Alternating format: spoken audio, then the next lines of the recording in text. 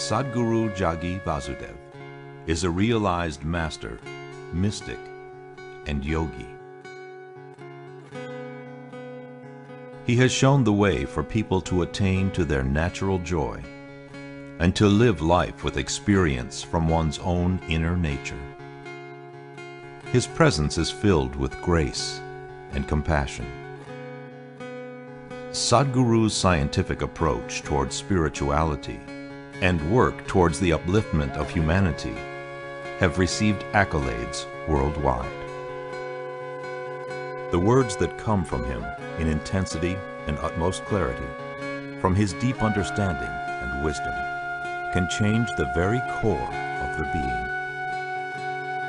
Belonging to no particular tradition, Sadhguru incorporates what is most valid for the modern person from the spiritual sciences.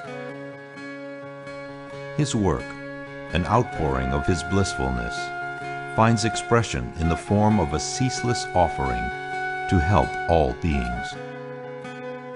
Available to all who are willing, Sadhguru's life is an invitation to the divine through individual transformation. Welcome to the silent revolution of self-realization.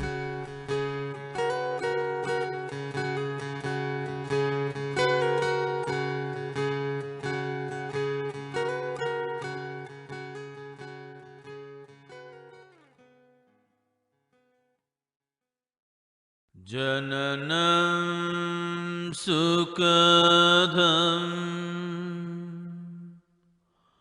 maranam karunam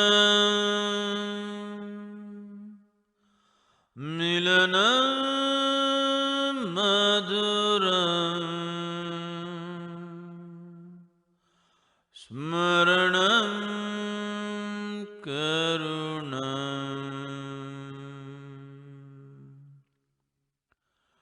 Jananam sukadham maranam karunam milanam maduram smaranam karunam Balavashyadiha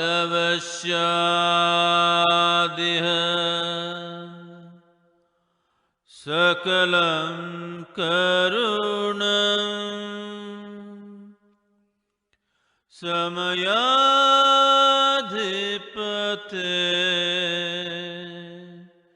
akilam karunam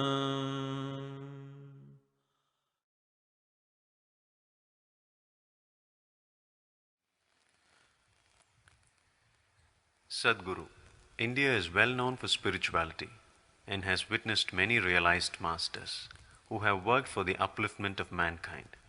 Even today, you are here amongst us and many other gurus are there. Still, India is in such a bad state. Why? India is the way it is right now because still it's in God's hands. Unless you take it into your hands and do something meaningful in this country, it will remain this way or get worse. Now, if you really are concerned about the national situation or your social situation, it's very, very important that you take it into your hands in a committed way and really do something about it. Some time ago, when I was just 15 years of age, I happened to read this passage by Swami Vivekananda. He said, "Give me 100 people who are truly committed, I will change the face of this country." It made me feel so ashamed. In such a large country, couldn't he find 100 people committed for what all of us want? A man like Vivekananda doesn't come every day. When he comes, he could not find 100 people. What a shame it is. Not for him, for us as a nation. Since that day I thought, at least as a tribute to Vivekananda, we must create 100 truly committed people. And today, I can say very proudly, and it's a very joyous for me to say this, that today we have hundreds of people who are truly committed to make this change happen. The change is beginning to happen, but not enough. It is not enough. What I see is 100 people are not enough. Today we need 1,000,000 people who are really committed. Only then something really worthwhile will happen in this nation. All of you who are here today, I request you, beg you and plead with you that in whichever capacity you can, in whatever sphere of life you are, please commit yourself to create a beautiful situation in this country, which is a part of this world anyway. Please do that, because without this commitment, thinking, people are saying this is all divine plan. Because your stomach is full, you can talk this kind of philosophy. If you had your stomach empty, you would have your own plan to get your food. Isn't it so? Now life is comfortable for some people, those people are saying it is all divine plan. Now, once you have taken one part of your life into your hands, you cannot leave another part to somebody. See, for example, one big bane in this country right now is the huge population. This is not divine plan, this is just irresponsible reproduction. That's what it is. This is not divine plan. With the help of medical sciences and so many other systems, you have taken your death to some extent into your hands. When you take your death into your hands, you must also take your birth into your hands, isn't it? When we have taken death into our control, should we not take birth also into our control? Now, you want death to be in your control, but you want birth to be in God's control. This will not work. Leave both to His control, He will maintain the balance. Once you have taken one, you better take the other also. The calamity that you see in this nation is not because of divine plan. The calamity is callousness of human beings. The calamity is non-committed way of existence. The calamity is irresponsible way of living. That is the biggest calamity. You said that calamity right, there is no calamity. How to love people who irritate us the most? How to love people who irritate you? Don't pretend to love them. Just understand that they're irritating you. Why they're irritating you? Simply because they are not the way you expect them to be. They are not the way you want them to be. And you also in the same breath claim that you believe in God. If you believe in God, the person who irritates you also happen to be a creation of God. And he seems to be such a masterpiece that he can just irritate the hell out of you. Isn't it? So, don't deceive yourself. Just see, irritation is happening because you have held as what is right and what is wrong, you have decided. This is the right way to be. If there's some other way, they will irritate you first, then you will get angry, then you will hate them, then you will want to kill them. These are all natural processes, simply because you are expecting everybody in the world to be like you. If everybody in the world were like you, could you be here? In your own home, if there was one more person like you, could you live in that house? Would it be possible? It's very good that everybody in the world are the way they are. Any human being you take here, this whole mass of people, they're absolutely unique, isn't it? Yes? They're absolutely unique. The person who is sitting next to you right now, if you look at them, you will see there is no other human being like this person anywhere in this planet. There never was one, there never will be one. This is an absolutely unique human being. If you recognize that there is only one like this, it is such precious material, how can it irritate you? Absolutely unique human being who is sitting next to you, please see. Just turn around and see, people sitting next to you are absolutely unique human beings. There isn't another one like that. And it is such a miracle for you that today you are sitting next to this human being who is absolutely unique. Never before, never again on this planet. Where is the question of irritation? You are blind, that is why you're irritated. You are simply blind to life. You have not opened your eyes and looked at life, that is why you can be irritated. Otherwise, how can anybody irritate you? What is the difference between mind and Atma?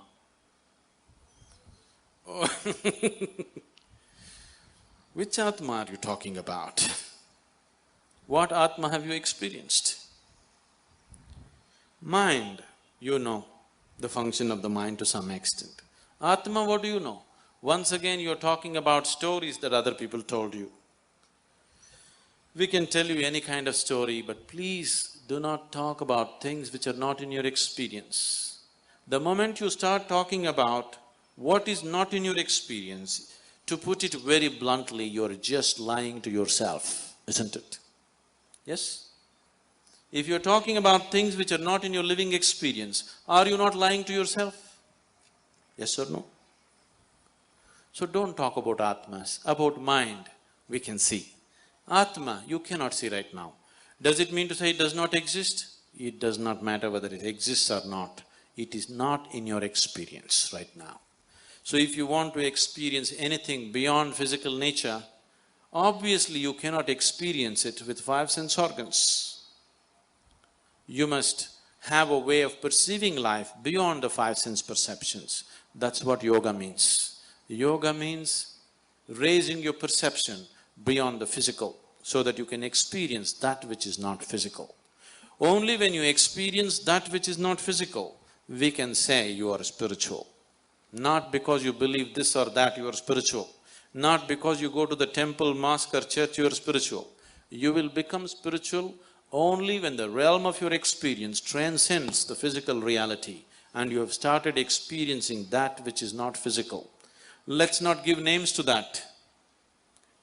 Let us just see, right now it is not in our experience, and let's create a longing that we want to know life beyond the present limitations of life. Naturally, there will be a way to know this. Sadhguru, someone is saying that he has met many jnanis, some of whom have attained to samadhi, and he has taken diksha from them. He doesn't feel that it has made any significant impact on his life. His question is whether it is necessary for him to attend your programs. Would that make any difference? Obviously, now don't think that you met many jnanis is not a qualification. It's a disgrace that you met so many and still you did not allow it to happen.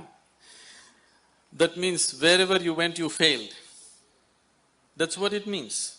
You met many people who even attained samadhi and still nothing happened to you means, please don't carry it as a qualification or a badge on your shoulder. It's a disgrace because nobody could awaken you because you must have been going to those places like a stone. I want you to understand now that if it has not worked, definitely it's time that you make one more attempt. We have many hard ways for hard nuts, soft ways for soft ones. So if you are a hard nut, we have ways for you. You please come. In modern life, we are going through enormous stress. Can Isha Yoga help us come out of this? Now, it is not a question of modern life or ancient life. Whenever people are in a state where they have no control over their inner situations, they will be naturally stressful. It is not because of external situations that you're stressful, it is just that your inner situations, your mind, your body, your emotion and your energy is not in control. That is why you're stressful. Definitely Isha Yoga will do miracles for you in that direction. There are so many gurus today.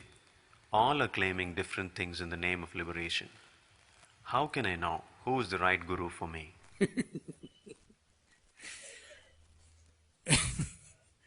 I am not claiming anything. Nor do I want to be your guru. No guru, if there is one, is ever desiring to be your guru, okay?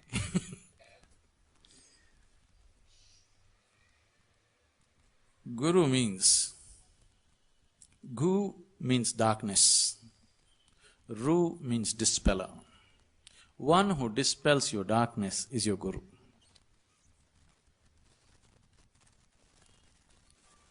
Now, he dispels your darkness not because he desires to be your guru.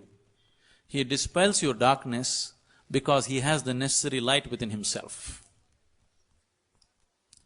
Now your question is, okay, there are so many of them,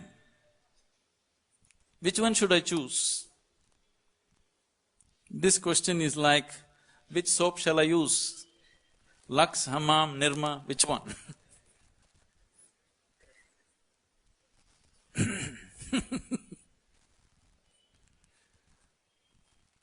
It's not for you to decide that anyway. Now the problem is, there are so many people in the world today who are just out there to provide solace to people. People are seeking solace, so solace is being offered. Those who offer solace to you, those who offer psychological comfort to you, you don't call them a guru because they're only taking you deeper into your ignorance. If you sit with your guru, if you're very comfortable, he's not your guru. If you sit with him, you feel threatened. Who you are becomes so insufficient in his presence. Who you are trembles in his presence, then he is your guru. In his presence, if you're comfortable, he is not your guru because he is only supporting your limitations. He is not threatening your limitations.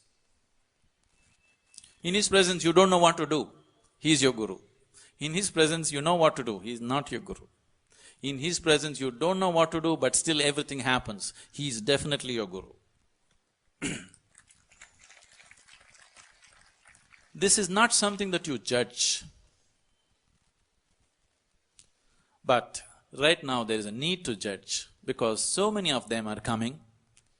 I don't know how many more people have spoken in the same grounds. I know every day they're barging into your homes through the television and claiming all kinds of things. Most of the time offering you solace, encouraging your limitations. Anybody who encourages and sustains your limitations, anybody who tries to make you feel comfortable is definitely not your guru. A guru is somebody who threatens you. A guru is somebody who destroys you the way you are so that you can become the way the Creator intended you to be. You don't seek a guru, first of all. You create a longing. You create a deep longing to know a guru will happen to you. You don't seek going about choosing which is a better guru. You don't choose. You just create a deep longing. What you call as guru will happen to you because guru is not a person. A guru is a certain space, a certain energy. It can only happen to you. It's not somebody you meet. It is not somebody that you shake hands with. It's not somebody that you bow down to. It is not somebody to whom you go and beg for this or that.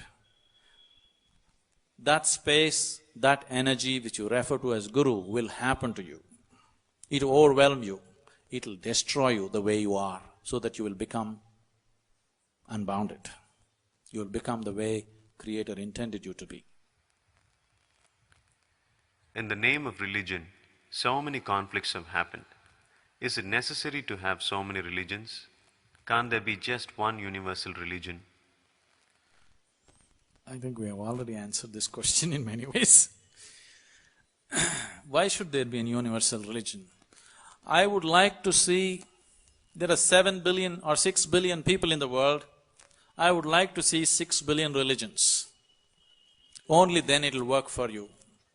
Because religion is a very intimate process. It's an inward process. It is not something that you do on the street. It is something that you do within yourself.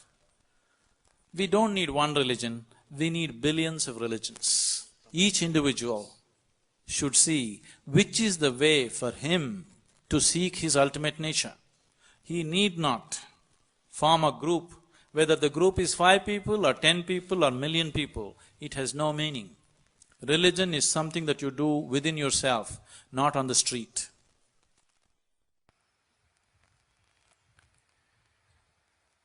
Sadhguru, what is dhyana?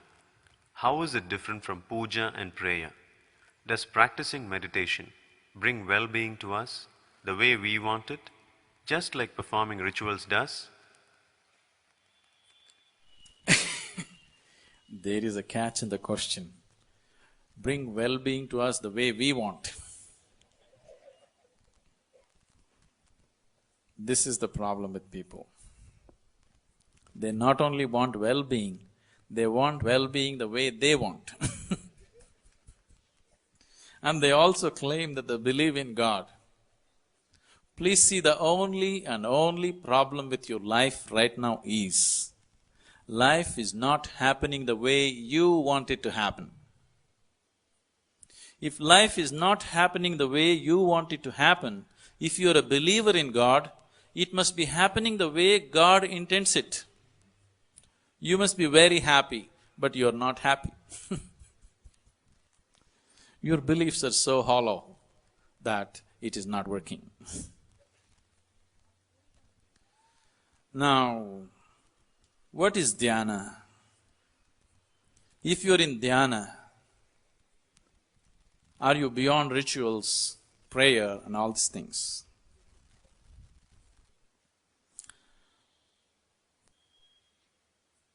Dhyana means to be beyond the limitations of your body and mind. When you exist here as a body, as a mind, your suffering is inevitable. If you're happy, it's an accident, I'm telling you. Because the process that you refer to as body, the process that you refer to as mind, is not in your hands. It is always subject to all the forces of duality in the existence. So, you being happy or unhappy, peaceful or not peaceful, is no more yours. It is just the situation which decides this. So, meditation means to transcend these two limitations of the physical body and the mind, so that you exist in that state where the body and the mind are not deciding the quality of who you are right now in this moment.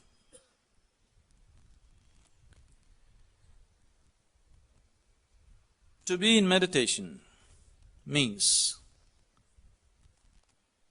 to be in that state.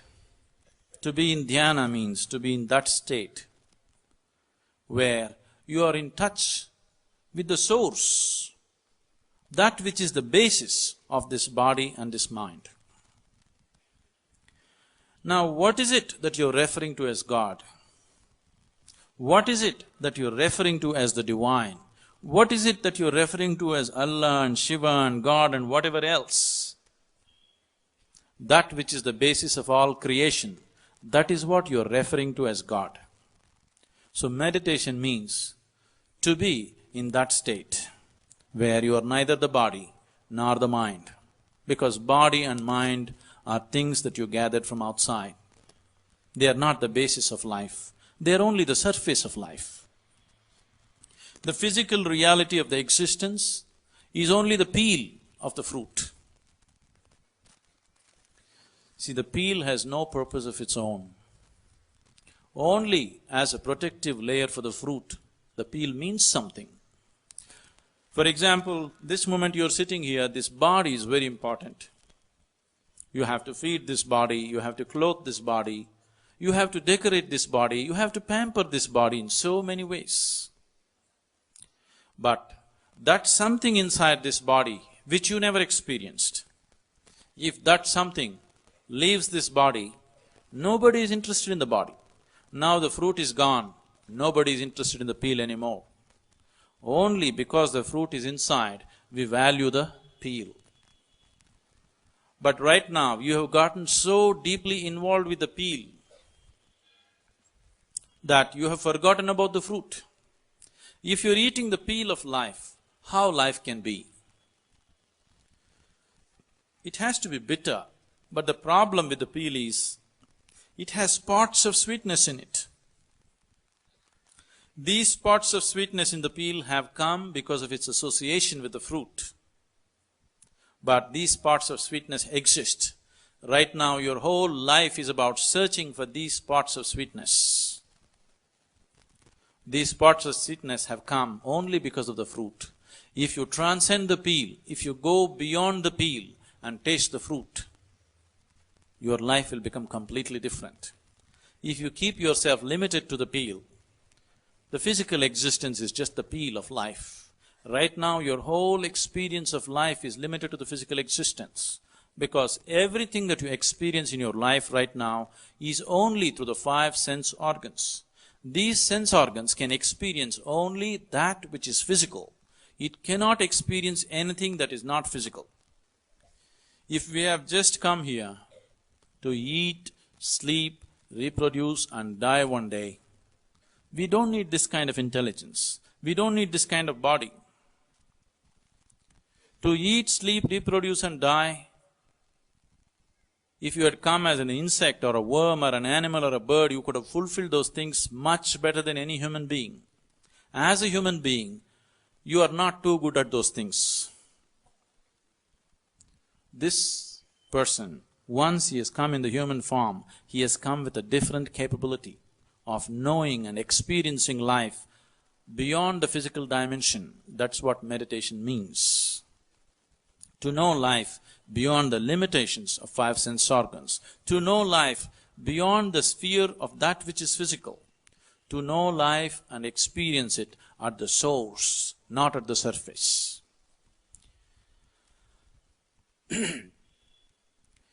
Is it not enough for me to pray? Your prayer is just 99% of the time is just an expression of your fear and greed. It has nothing to do with divinity. It has nothing to do with the source of life. It is very much the surface. Things that you don't have, things that you long for, things that you crave for, that is what your prayer is. You are just hoping God will give it to you. You are just hoping that you will earn your life little free. You are just hoping that you will get your life at fair price. It's not working, but fear itself is not going, even peace is not coming into your mind because of this. The difference, the fundamental difference between prayer and meditation or dhyana is, prayer means you are making an attempt to speak with God. By now, you must have spoken much. In all these years of speaking, probably you never allowed Him to speak. If you don't allow somebody to speak, so you do one thing. You go to your friend's house today after this meeting, sit there for half an hour, you do all the talking. Don't allow your friend to utter one single word. The next time you go and knock on his door, even if he's there, he will say he's not there. If you say 10 things, at least if you allow him to say one, there is a possibility of relationship. If you do all the talking, your friend will have nothing to do with you. That is what has happened between you and God. Even though He is very much present with you, He pretends as if He is not there, because He is afraid of you, because you do all the talking. So meditation means you stop your nonsense and listen. It's not the time for you to speak. You speak throughout the day. For some time in a day, you allow him to speak. Let's see what he's got to say. Are you a Shaivite? Does your path embrace every god and everybody? I think before I spoke, they wrote this question. Are you a Shaivite or a Vaishnavite? You are asking me which group do I belong to.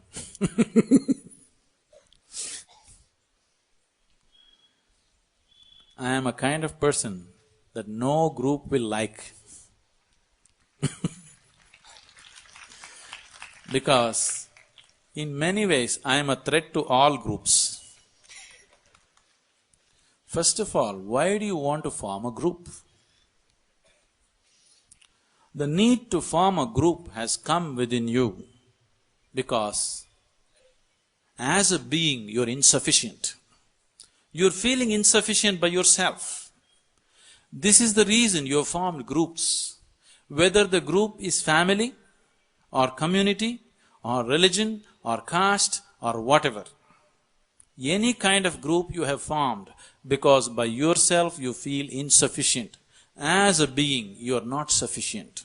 You have not found anything within yourself which is of such value that if it sits here, it is complete by itself. You have not found anything of substance within you. That is the reason why you are forming a group. That is the reason why you belong to your group. Whether you are a Vaishnava or a Shaiva, or you are this or that, the fundamentals, the psychology behind the need to form a group has come because of your insufficiency. You have not felt who you are.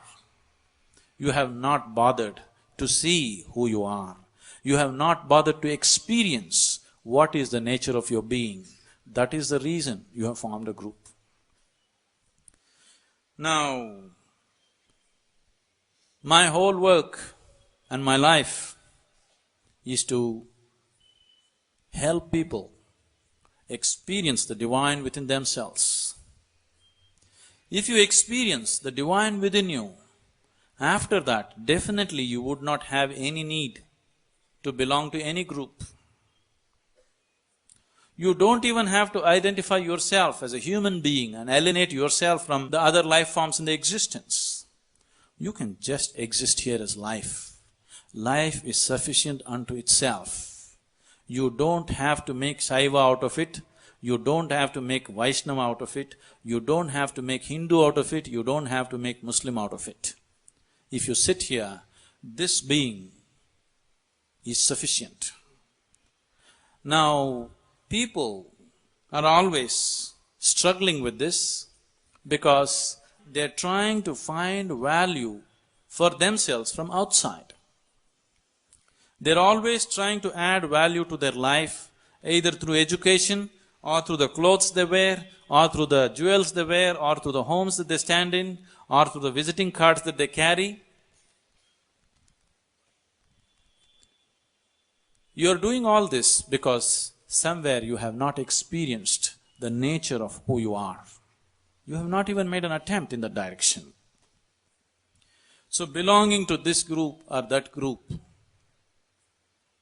only retards you. It doesn't matter which group you belong to, it retards you. If you are planning to form an Isha group, that will also retard you. The very reason carefully we chose a name as Isha is, Isha means formless divinity, that you can't identify with it.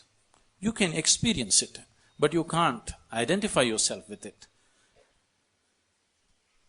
So the question of belonging to some group or the question of embracing different groups doesn't arise in my mind. Only if you see them as different, the question of embracing arises within you. When you don't even see what is sitting in front of you as different from yourself, the question of embracing it doesn't arise. The very fundamentals of spirituality is just this. If you begin to experience everything as a part of yourself, then we say you're spiritual. How can I experience everything as a part of myself? Because I am me, you're you. That's the reality. Today, modern science is proving to you beyond any doubt that the whole existence is one energy. There is no doubt about it anymore. The same energy is manifesting itself as mud, the same energy is standing there as tree, the same energy is barking as a dog, the same energy is sitting here as you, the same energy is what you worship as God. This is what modern science says. Your religions, whichever religion you come from, they have also been screaming the same thing. They have been saying God is everywhere. Whether you say God is everywhere or everything is one energy, is it different? It is just that Einstein likes to call it E, we call it Ishvara. We are saying everything is Ishvara. He is saying everything is E. It is not different. So if everything is that, why is it that you're not experiencing it that way? It is simply because you are deeply enslaved to the process of sense organs. The sense organs can experience anything only in comparison with something else. Only because you have seen darkness, you can feel the light. That's the nature of your eyes. Only because you have heard a situation where there was no sound, now you can hear the sound. If I feel this is cool, only because my body is warm, I can feel the coolness of this steel rod. Everything that you experience through the sense organs is only in comparison with something else. So once you are enslaved to the sense perception, once your experience of life is limited to the sense perception, naturally you experience the world fragmented into million pieces. You don't see the oneness of the existence. Now, if you transcend your sense perception, naturally you feel and experience everything as a part of yourself. Once you experience everything and everybody as a part of yourself, after that nobody has to tell you how you must live here. Nobody has to teach you to be good. See, from the moment you are born, people are teaching you moralities. Be good, don't harm this person, don't kill that person, don't rob that person. Suppose you experienced all the people who are here as a part of yourself, does somebody has to teach you such morality? Is there a need for such morality? So that is what spirituality means. If you have tasted anything which is beyond the physical limitations, you cannot belong to any group. See, that which is everywhere, with what will you compare it with? Once you have no comparison, you cannot experience through the limitations of sense perception. You can see it this way. Once it so happened, there was a philosopher fish. What? A fish, a philosopher? Yes, a philosopher fish. See, everybody is a philosopher. Please look at yourself. You are also a great philosopher. There is a drunkard on the street. You stop him and ask him why he is a drunkard. He has a great philosophy as to why he is drinking. Yes? Is it so? You stop a thief and ask him why he is a thief. He has a solid philosophy as to why he is into this. Everybody has solid philosophies to support whatever nonsense they are doing in their life. Without a philosophy, you cannot continue your nonsense. Please see. If you have no philosophy, you cannot sustain your nonsense. At every moment, you have to become aware. At every moment, you have to think, why should I do this? But once you have a philosophy, you can just continue your nonsense endlessly. So there is a philosopher fish. One day he is sitting in one place, very miserable, in great distress. Another fish came this way, looked at this philosopher fish and asked him, "Philosopher, why are you sitting like this? You seem to be in great distress. What is the reason for your misery?" The philosopher fish said, "Don't bother me. I'm in real trouble. What is your troubles, please tell me. The philosopher fish said, wherever I go, people are talking about oceans. I wanted to see the ocean, so I traveled in every direction possible, but I don't see the ocean. Where is it? Now the problem is, he is also a part of the ocean, that's the problem. If he was outside the ocean, he would have gone and seen the ocean. Now that he is a part of it, he has no way to perceive it. Right now, your problem with divinity, your problem with God is just this. You are breathing it, you are eating it, you are walking upon it. So you don't know. You don't know how to perceive, because your perception is limited to 5 sense organs, and it needs a comparison, it needs a background, it needs a foil, otherwise it cannot experience. You are my perfect mirror, you show me what I'm not. In the endless pit of what once was me, layer and layer you peel off me. The pain it is, but the joy it brings. So thank you for showing me what I'm not, for showing me what I could be. Thank you endlessly.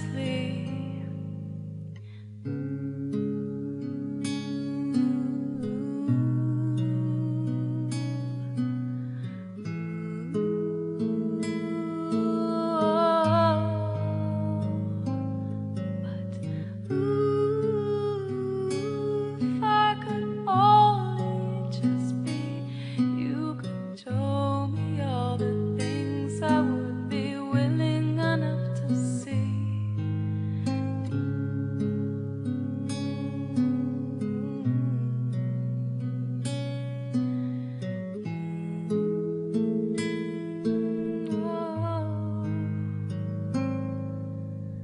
Thank you for all these things. I thank you for everything. I thank you, even for the things I'm not aware of.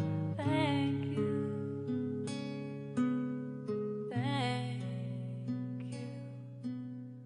Thank you.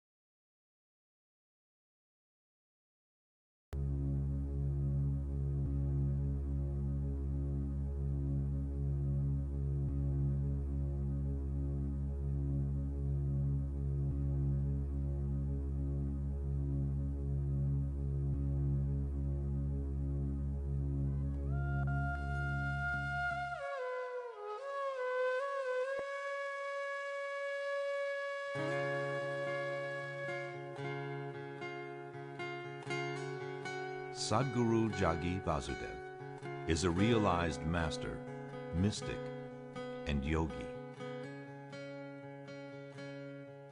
He has shown the way for people to attain to their natural joy and to live life with experience from one's own inner nature.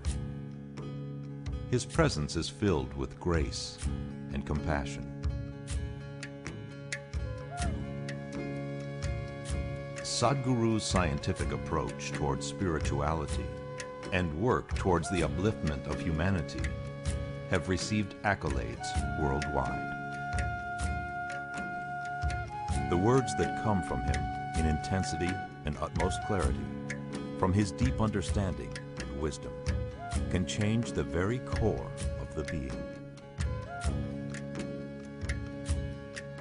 Belonging to no particular tradition, Sadhguru incorporates what is most valid for the modern person from the spiritual sciences. His work, an outpouring of his blissfulness, finds expression in the form of a ceaseless offering to help all beings. Available to all who are willing, Sadhguru's life is an invitation to the divine through individual transformation.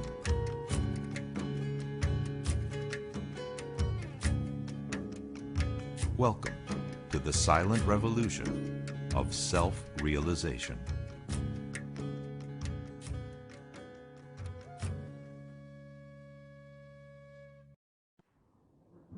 When you're unable to hear what somebody else is saying, your relationships will go bad.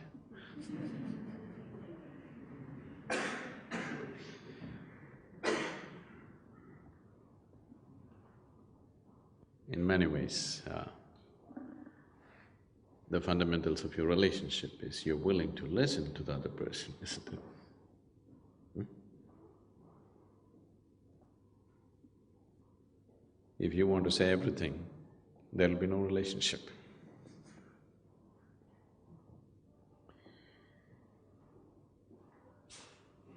Relationships. For most of you, the way you are right now, the quality of your relationship largely decides the quality of your life. Is it so? The quality of relationships that you hold in your life largely decides the very quality of life that you live. So when it is playing such an important role in your life, I think it needs to be looked at. So what is the basis of a relationship? Why do human beings need a relationship, first of all?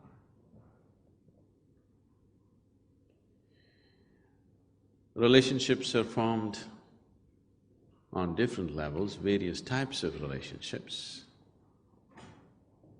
to fulfill different types of needs. The needs may be physical, psychological, emotional, social, financial, political, it could be any kind. But to fulfill various needs within a human being, relationships are established on different levels. Whatever the nature of the relationship, whatever the type of relationship, still the fundamental aspect is you have a need to fulfill.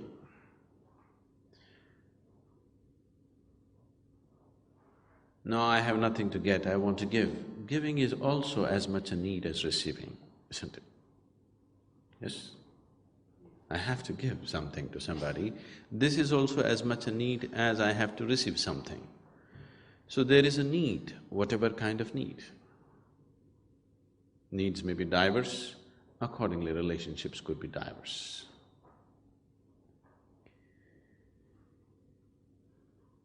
Now, the moment we form a relationship, wanting to fulfill a certain need, and if that need is not fulfilled, then relationships will go bad.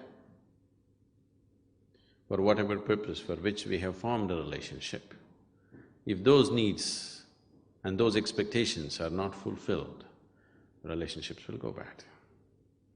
We may claim many things, but when your expectations are not fulfilled, it does go bad, isn't it? So instead of doing too much wishy-washy about it, it's best to look at it straight and see what is it and how we need to handle it.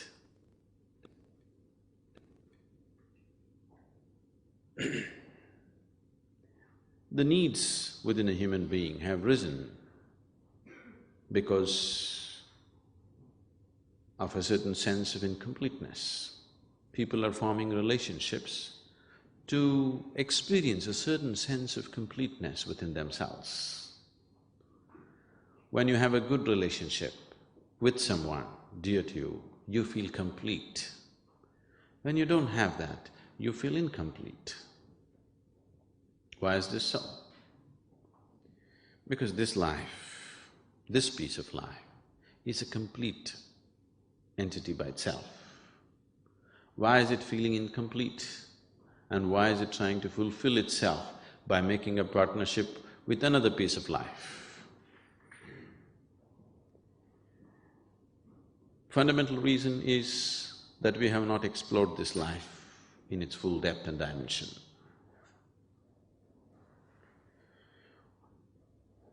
Though that is the basis, there is a complex process of relationships as such.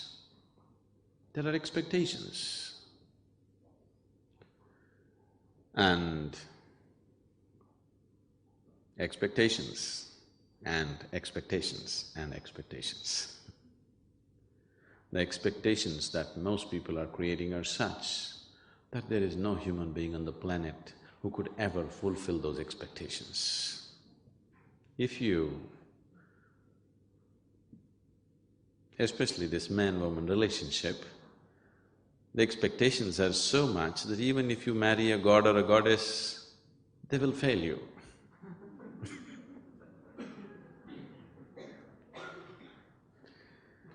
Because the expectations are so unrealistic that nobody, no human being can ever fulfill that.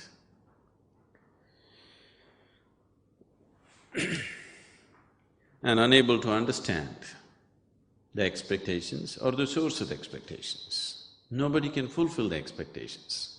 But if you understand what is the source of this expectation, you could form a very beautiful partnership. Are you okay? You're getting very serious with relationships. On a certain day, Jack and Jill, now let me use… I'm trying to just culturally change the joke.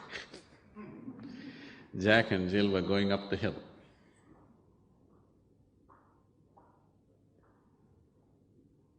And Jack had a bucket in his hand, a chicken under his arm, and a pitchfork and a rope, at the end of which there was a goat. And Jill said, "I'm feeling very nervous." Jack said, "Why?" "I'm afraid you may have your way with me. I'm alone with you." He said, "What do you mean? I didn't do anything and my hands are full." So she said, "You may put the pitchfork down, plant it in the earth, tie the goat to it, put the chicken down and put a bucket over it, couldn't you?"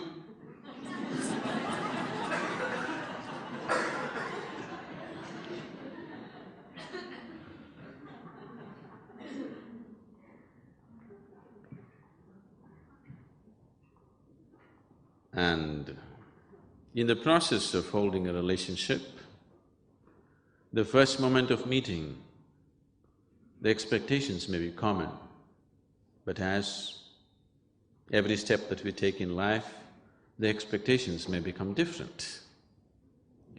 Because these expectations keep changing in people, they're not consistent and they cannot be. One person may be consistent with the same expectation throughout their life, another person's expectations may be changing because his perception and experience of life is changing. Now, relationships become great conflict. More conflict is happening within the four walls of the homes than is happening anywhere on the planet. Only thing is, bombs are not exploding, so you don't hear it. They may be giving each other silent treatment. It is happening because people's expectations are changing, and they're not changing at the same pace. They're changing at different pace. One person is changing fast, another person is not so fast about how to change their expectations. So if you go about doing management and circus with these things, there is no way you can gauge it 100% and have a beautiful relationship. If you try to mind read the other person and constantly try to fulfill their expectations, you will become a wreck. You tried those things, isn't it? You're trying to, outdo the other person in really wanting to fulfill all their expectations, you become a wreck. So, if you go like this, it's an endless circus. To some extent you have to do it, but that is not the basis of a beautiful relationship.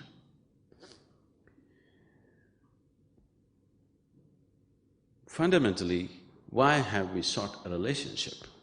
Because you find yourself that without a relationship, if you do not have any kind of relationship in your life, then you become depressed. So, fundamentally you're seeking a relationship because you want to be happy, you want to be joyful. Or in other words, you're trying to use the other as a source of your happiness.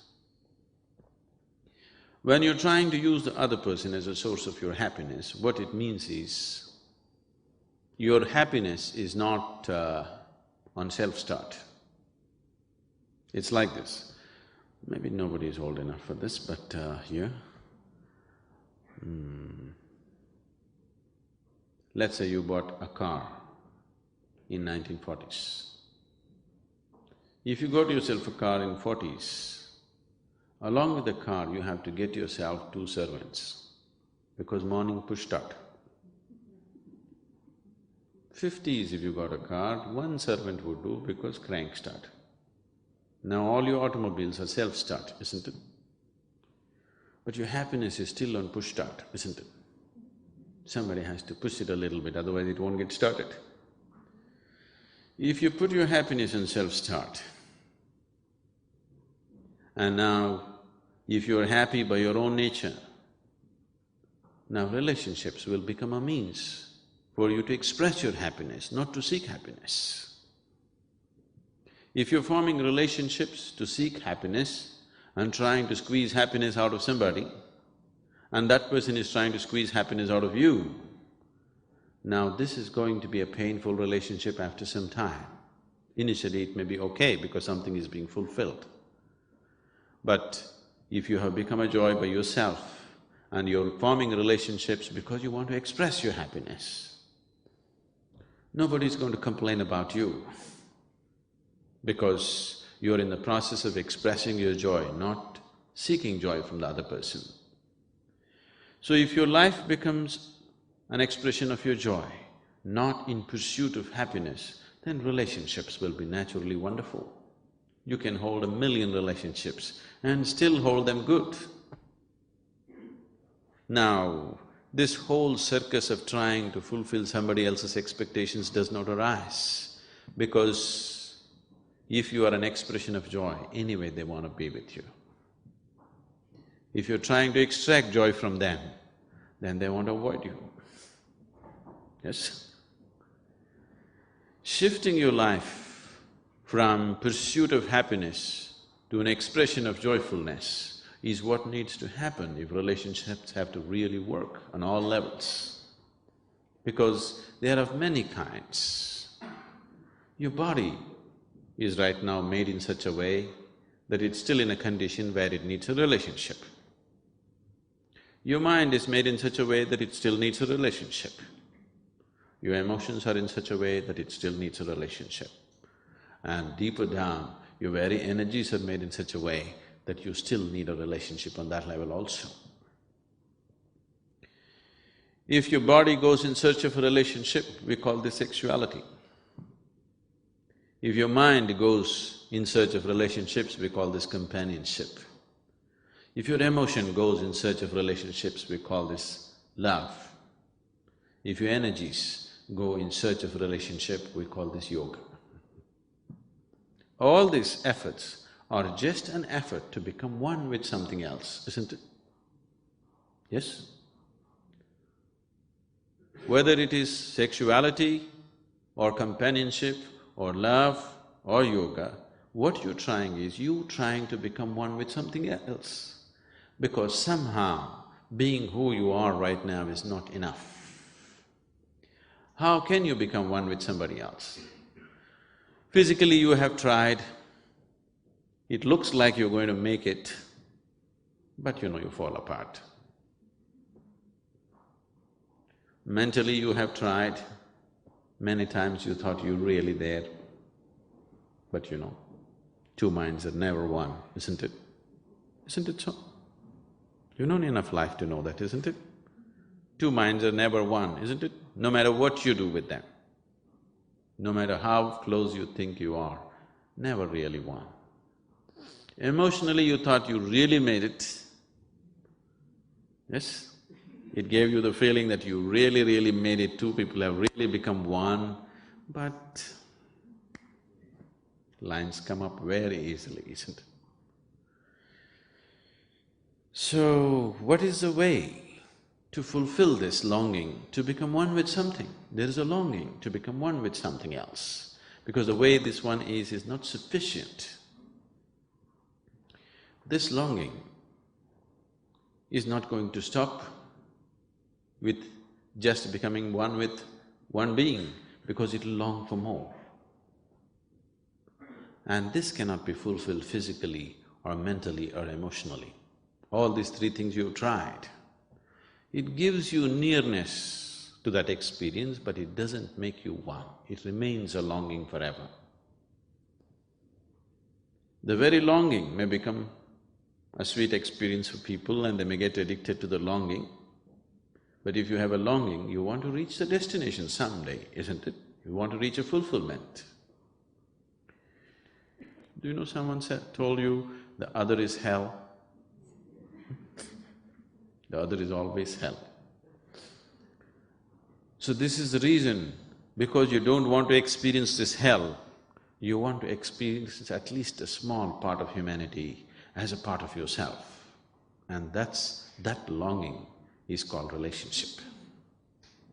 This longing to include somebody or the other as a part of your life is what is called as relationships, isn't it? So whatever is within the boundaries of your sensation, you experience as myself.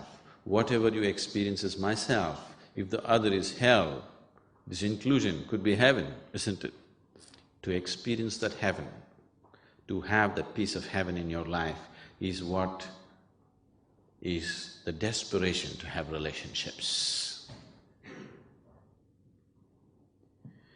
Now, if you have noticed that sensory body has a separate presence of its own apart from the physical. Now the whole system of yoga is about this. Yoga means… the word yoga means union. Whatever is the longing behind any relationship, either if you try through the body or through the mind or through the emotion, you will only long, you will never know that oneness. You will know moments of oneness, but it'll never happen. Now, let us say, if you can extend your sensory body to this whole hall and you experience all this life around you as a part of yourself, now the way you exist here is very different. Now relationships will only become a way of looking towards the other's need, not about your own, because you have no need of your own anymore. Once there are no compulsions within you and everything that you do becomes conscious, if the compulsiveness to have a relationship is over within you, now you will only act consciously. Now relationships will become a true blessing, no more a longing, no more a struggle. So trying this with your body, with your mind, with your emotion is fine, but it will not get you there.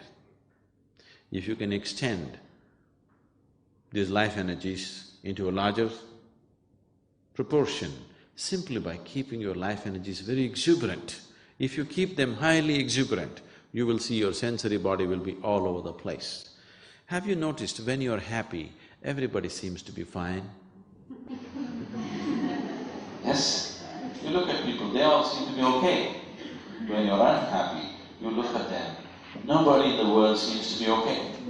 Have you noticed this? Yes?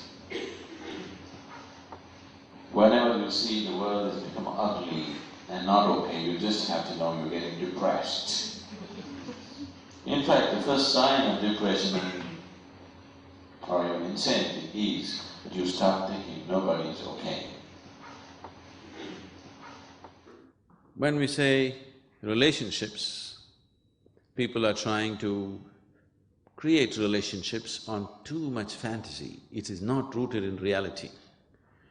What is in a fantasy state today can be a good one, tomorrow could be a bad trip.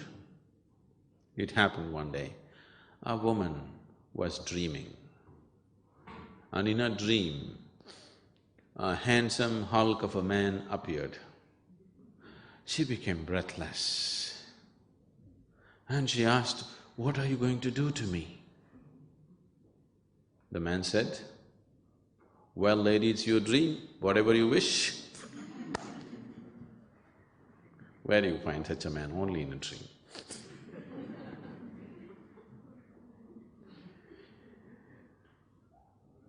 Lot of relationships are going bad not because you have something, any bad intention.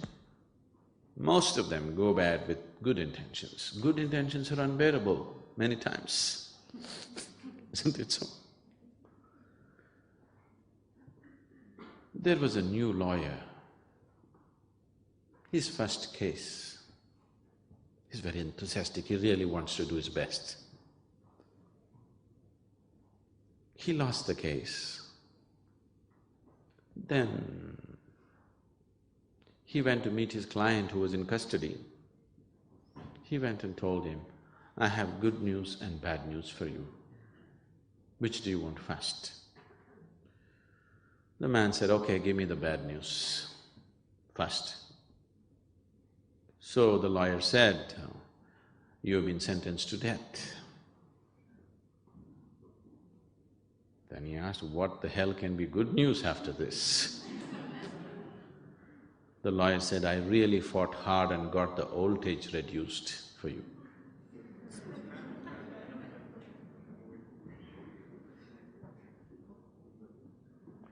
So good intentions can,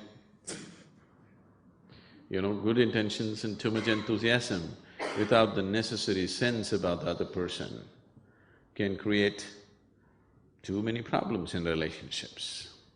Instead of trying to manage relationships, which is truly impossible actually, if you just learn to include the other as a part of yourself, and your life becomes an expression of joyfulness, not in pursuit of happiness, then you will see relationships have various colors, but every color of it could be enjoyed. Every color of it, every color and hue that it takes on could be just fine. But if you try to manage relationships with your brilliant management, you will see it'll just give you hell. The smartest people on the planet, or those people who think they're really smart, tend to have the most horrible relationships. Not essentially, but generally. People, somebody who's just simple, they have wonderful relationships. Because it is not a question of management. Nobody likes to be managed by you. You need to understand that. Yes? Nobody likes to be managed by you. When they realize you're managing them, they'll give you hell. In so many ways, they'll make your life miserable. Please see, for most people on this planet, it is not their enemies who are taking their life, it is their loved ones. Isn't it so? Yes? If your enemy is taking your life, there is some sense to it. But people care for each other, but they are the people who are taking each other's life, isn't it? Isn't it so? This is happening constantly. Generation after generation, people are going through the same things because they believe the other person has to be managed. You don't try to manage the other person. You see how to include the other person. then even if you don't understand what the hell is happening with the other person, still it is okay. You don't have to understand every damn thing that the other person is. It is the inclusion that the other person is seeking, not really that you have to understand every maya, every thought and every emotion. In fact, they'll feel threatened if you understand everything. Isn't it? People will feel very threatened if you seem to understand just about everything. They'll get scary. People are not looking for understanding, though they claim they're looking for understanding, what they're looking is for inclusion, isn't it? It is inclusiveness that you're seeking in a relationship. Understanding could be very threatening. So, managing relationships is not what needs to be done. You need to understand, first of all, why you need a relationship. Somewhere there is some sense of incompleteness. If you take away this, if you attain to that state within you, which has nothing to do with the other, then you will see every other wants to be with you. Everybody wants to be with you because your need is gone. This is the funny thing about life.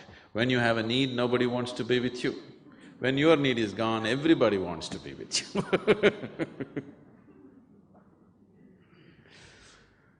you. It's only when the flower blossoms, the bees will come.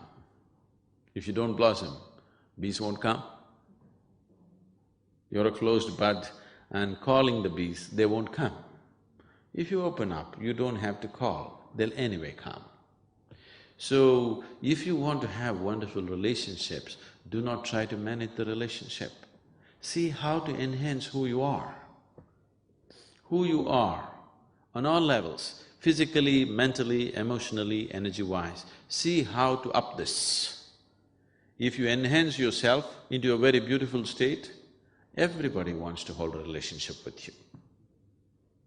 Instead of enhancing this one, you're trying to manage this.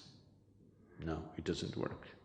So, if human beings have to really have wonderful relationships, first and foremost thing that they need to do is how to take this to its ultimate possible level right now. If you keep yourself in the best possible way, in body, mind and emotion, do people want to be with you? Yes? Do people want to be with you? Definitely, isn't it? Now, you don't keep yourself well in any of these levels and you expect people to be with you, now you become a burden. Now the other is hell.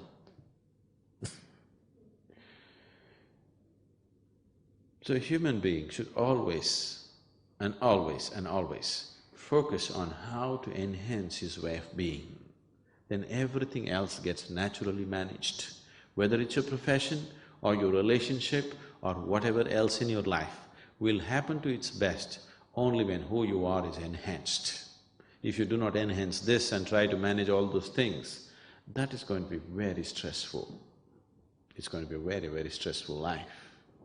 Relationships probably are causing the maximum amount of stress on this planet. Am I right?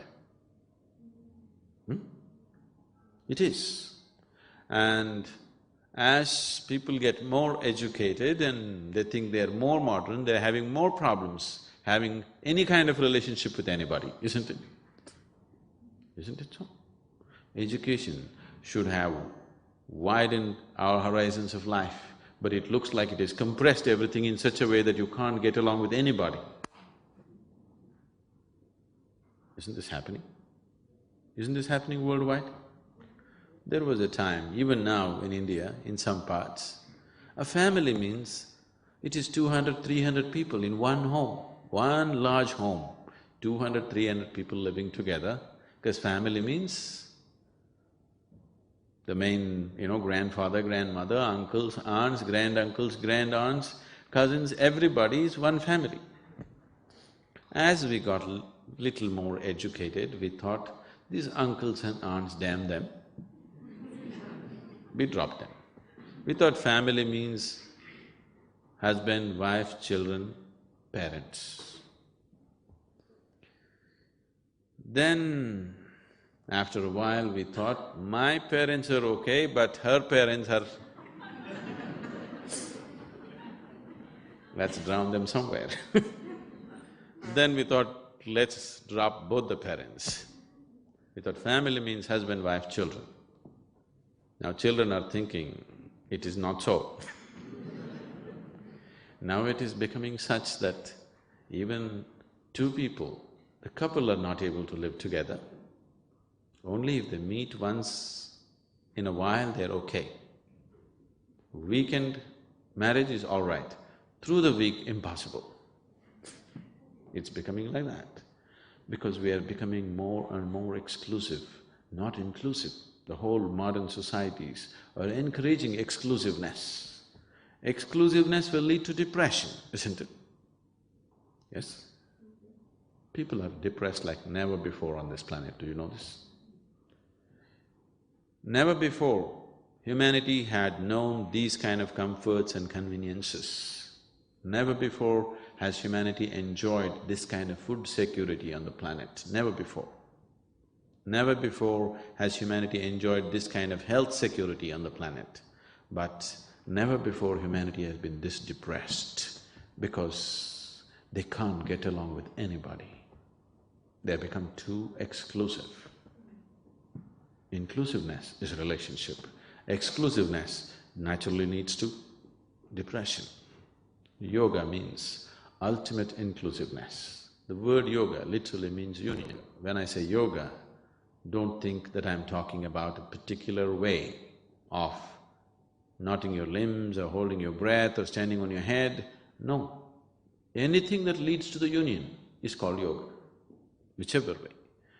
So there are… how many ways are there to reach to your ultimate union with life or with everything?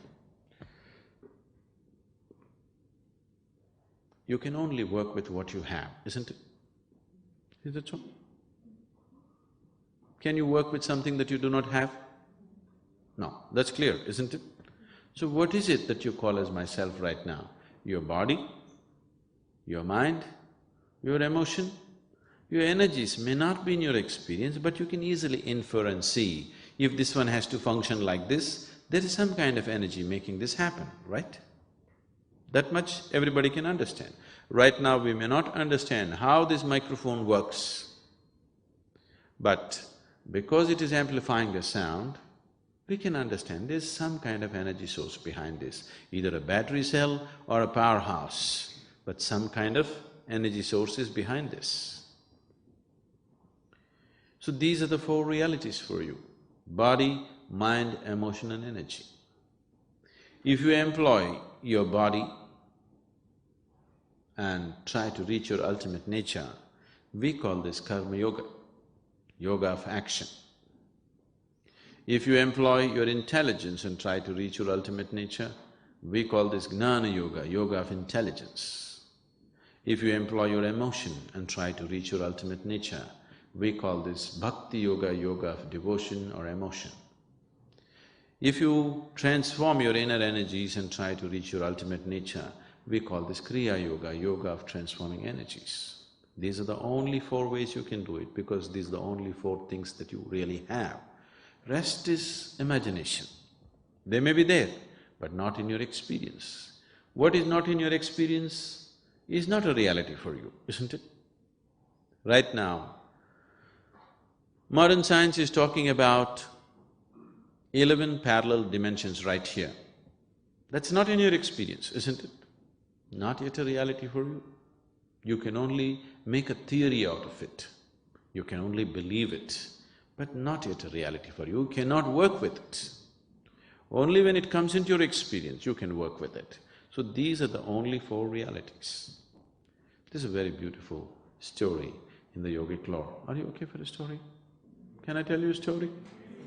I seek your permission because the moment I say once upon a time, many people think it's bedtime. Because that's the only time they heard that word, once upon a time, before 3 sentences are over. So once upon a time, on a certain day, 4 men were walking in the forest. Among these four men, one is a bhakti yogi, another is a jnana yogi, karma yogi and kriya yogi. That means yoga of intelligence, yoga of devotion, yoga of action and yoga of transforming energies. These four people can never be together. But today they were walking together in the forest. Why I'm saying they can never be together is, somebody who follows the path of the intellect, he of course thinks everybody is dumb, stupid. Especially the devotees who are doing Ram Ram or whatever else, they look utterly stupid for the man of intellect. Isn't it so? Yes? People are bowing down and praying and calling for God, these people look utterly stupid for a man of intellect. So he thinks they're just idiots. But somebody who's on the path of devotion has pity for everybody, because when God is here, instead of holding his hand and walking in absolute freedom, all this nonsense with your mind and your body and all the yoga and everything is just stupid. He has pity for everybody because just instead of riding on the lap of God, why all this nonsense? Karma yogi, the man of action, he firmly believes all the others are just lazy people who are trying to find an explanation or an excuse for their laziness. Because if you want something to happen, you got to do it. Yes? Because you're lazy, you're unwilling to do, you're finding all kinds of philosophies. He has disdain. A Kriya yogi has absolute disdain for everybody because after all, the whole existence is energy. If you do not transform your energy, what is going to happen? Nothing. Everything is just empty talk. So these four people cannot be together. But today, they were walking together in the forest and a rainstorm broke loose. And to escape the rain, they started running. Then the bhakti yogi, the man of devotion, said, in this direction there is an ancient temple, we could go and take shelter there, because he knows the geography of temples. So they ran in that direction. After some time, they came to this ancient temple. The walls had collapsed long ago, just the roof and four columns were standing. They went in, and the rain and the storm picked up momentum and started lashing from every direction. To escape this, they went closer and closer to the center. In the center, there was an image of God. And there was no other place to sit because rain was lashing from every direction. To escape this, all the four of them just hugged and huddled around this image of God. Suddenly God appeared. The first question in everybody's mind is, why now? So much yoga we did, so much worship we did, you did not come. Now when we're just trying to escape the rain, why now? Then God said, at last you four idiots got together. I was waiting for this. So if you want to get somewhere, all these four aspects, body, mind, emotion and energy has to function together, only then you get somewhere.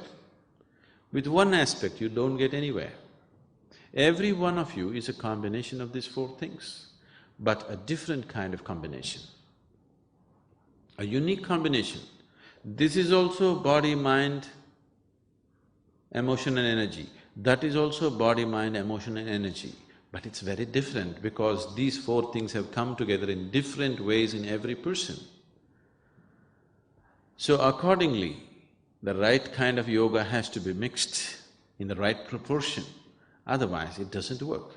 I give this person one kind of yoga, if I give the same to that person, it will not work because he is a different combination of the same four ingredients. It is because of this, in the yogic traditions, so much stress has been laid about having a live guru because he will mix the right kind of concoction. Unless it is mixed properly, even if it's the best thing, it doesn't work. What is working wonderfully for one person is not working for the other person because it is wrong prescription. Medicine is good, but wrong prescription. So, if these four things are handled properly, only then this one moves ahead. What these four dimensions mean is head, heart, hands and energy. Is there anybody here who's just one big head, no heart at all, no hands at all, no energy? Or one big heart, not the other things? You're a combination of these four things, isn't it? Each one may be a unique combination of these four things. Because each one is a unique combination of these four things, relationships cannot be managed. Relationships can never be managed because each one is a unique combination of these four things. If you handle these four things properly, you can include the other as a part of yourself. In this inclusion, all the differences are okay.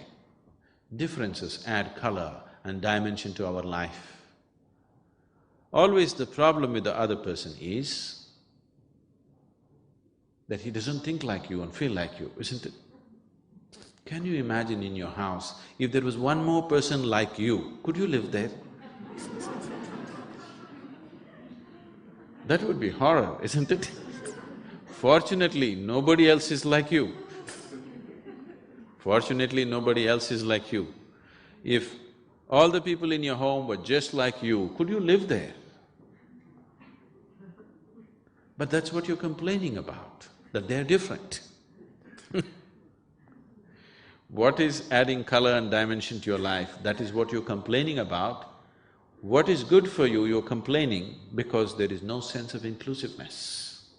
If you have included the other as a part of yourself, all these differences you could enjoy. See, now the very fundamentals of this man-woman relationship is a man seeks a woman and a woman seeks a man because they're different, isn't it? Yes? Because it is different. If they were just like you, it's no good. In every way they're different, in body, in mind, in emotion, they're different. That's why you seek them, isn't it? If everything was same, then you didn't have to seek them. But after you get together, now you expect the other person just to be like you, to think like you, to feel like you, to act like you. This is a disaster if it ever gets fulfilled. Fortunately, nobody fulfills it for you, but if it ever so happens that your expectation is fulfilled, that's going to be the biggest disaster. You must be very glad lot of your expectations are not fulfilled. If they are, you're finished. Please look at it. If all your expectations are fulfilled, your life will be a much bigger disaster than it not being fulfilled, isn't it? So relationships are a longing for inclusiveness, and if you approach it as such and include the other as a part of yourself, however they are, whichever way they are, they will be just fine with you. They'll be just wonderful for you. But if there's no inclusiveness, if you stand away and look at them and study them and see how to manage them, then whichever way they are, they're impossible. They're just impossible. You know, we have programs, regular programs going on for the last 16 years in the prisons in South India and also in a few prisons in United States. I have a lot of friends who are in. And about 20% of our time and energies are spent in the prison. And all the South Indian prisons, it's mandatory now that our programs go on regularly. So, people keep asking me, Sadhguru, why are you spending so much time with these criminals? Yes, they have committed all kinds of acts. These are people, if you look at their history sheets, there are murders, rapes and drug addiction and a million other things, every kind of thing that a human being can do and cannot do, there's been done. If you let these people out tomorrow morning, maybe 50% of them, at least 50% of them will repeat the same things. It is so. 50% of them may look for alternative way of living, at least 50% of them will repeat the same thing. This is how they are. But when I'm with them, they're just wonderful guys. They're absolutely lively, exciting and wonderful people. It is just that.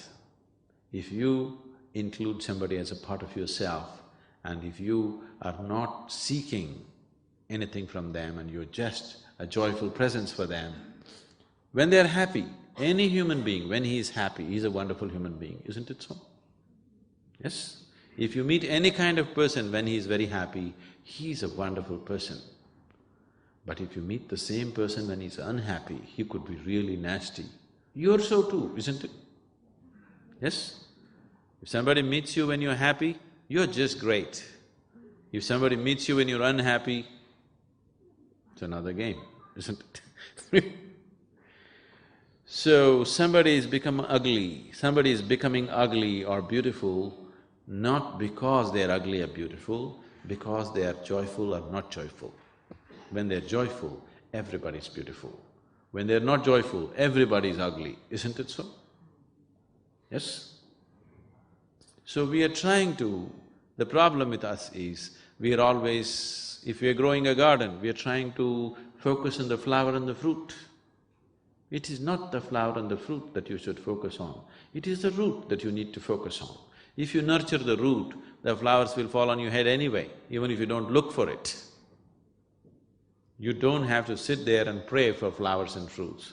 If you nurture the root, flowers and fruits will anyway happen. That's so with the garden and that's so with your life. Rather than nurturing the roots, you're constantly seeking the flower and fruit. Flower and fruit will not come if you do not nurture the roots. You can only dream about it. Dream is all yours, but that is also not true. You cannot dream what you want, isn't it so? Please look at the tragedy of life. People cannot even dream what they want.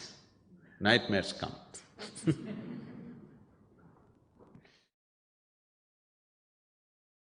You are my perfect mirror, you show me what I'm not. In the endless pit of what once was me, layer and layer you peel off me. The pain it is, but the joy it brings. So thank you for showing me what I'm not, for showing me what I could be. Thank you endlessly.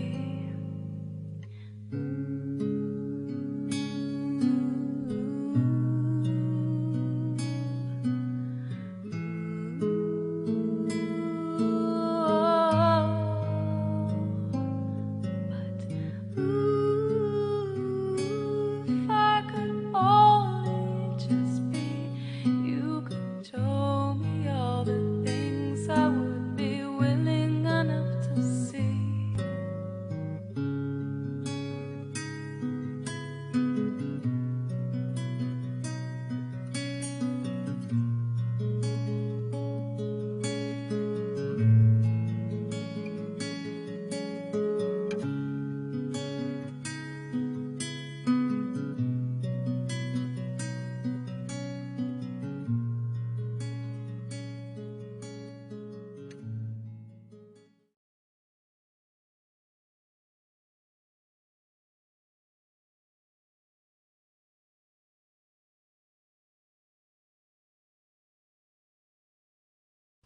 place of death.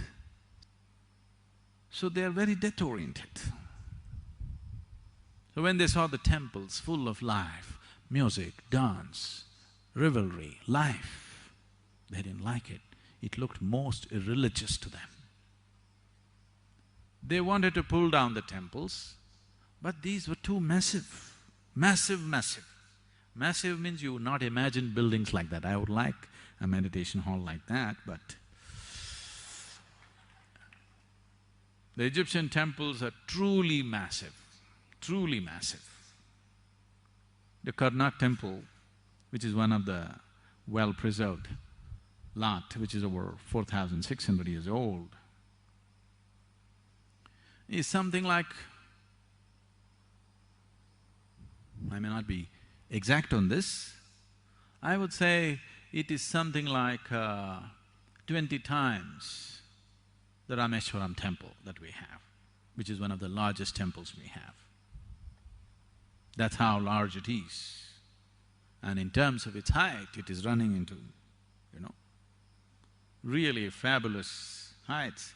Above all, what kind of devotion must have driven these people 4 millenniums ago to handle rocks like this? Some of these pylons which they have made, which have made them stand up, which have been transported hundreds of kilometers down the river Nile and erected, they are stones which weigh over 400 to 500 tons, running to 27 meters tall. What kind of devotion must have driven these people to do this kind of work? No machines, no trucks, no cranes, just human beings. It takes phenomenal sense of devotion and sense of purpose for anybody to do this. And today French historians are writing that Egyptian culture was connected with the Vedic culture 7,000 years ago. And the builders went from here, from this land. This you can see in Baalbek temple in Lebanon, which is once again about 4,200 years old. Once again, it's a fabulous, fabulous feat. They don't have any granite in the area, so they brought it from Egypt. They transported it across what is now Suez Canal, and they brought it up through Syria and climbed up the mountains, which is over 350 to 360 kilometers of climb on the mountain, and they put it up there, a huge temple, a Phoenician temple which was built almost 4,200 years ago. And here you will see lotuses hanging from the ceiling. A lotus in Lebanon, there is no such possibility because these are Indian sculptors. So there is history in Lebanon which clearly says Indian elephants, Indian labor and Indian sculptors came and worked here. And the most amazing thing for me was, I saw a 16-pointed stone. Even today when we do the Guru Puja is essentially, in the yogic parlance, it is known as Shodashopachara. That means 16 ways of treating a guru. That's what Guru Puja is. So usually we have a Guru Puja stone which we still don't have in the ashram because of whatever. We're still putting up the stones, the standing ones. This 16-pointed Guru Puja stone, which is prepared traditionally in a certain way, is essentially from the yogic culture. It cannot come from anywhere else. You will see a proper Guru Puja stone with all the necessary symbols and everything in Lebanon, which is over 4,000 years old. So today, lot of French historians have published many aspects of history. So pyramids are just one aspect, but they have become very popular because of very death-oriented people. The temples of Egypt should have been celebrated. And the defacement of these temples, who did such a crime? Even a caveman, if he walks into this temple, he cannot help being overwhelmed. The columns are standing 27 meters tall. Hundreds of them, not one or two. Even if a caveman, without any sense of aesthetics, walked into this place, he cannot help being overwhelmed. You don't need to be an artist. You don't need to be a connoisseur of art. The crudest human being, if he walks in, he will be overwhelmed by what's been done there. Nobody can miss it. This is the way to build a temple, that nobody can miss it. Temple is not for one specialized sadhaka, that nobody should be able to miss it. That's how overwhelming it should be. And the structure and the ambience of that is as important as the energy of that place, because otherwise people will miss it. They built the right kind of temple as a temple should be built.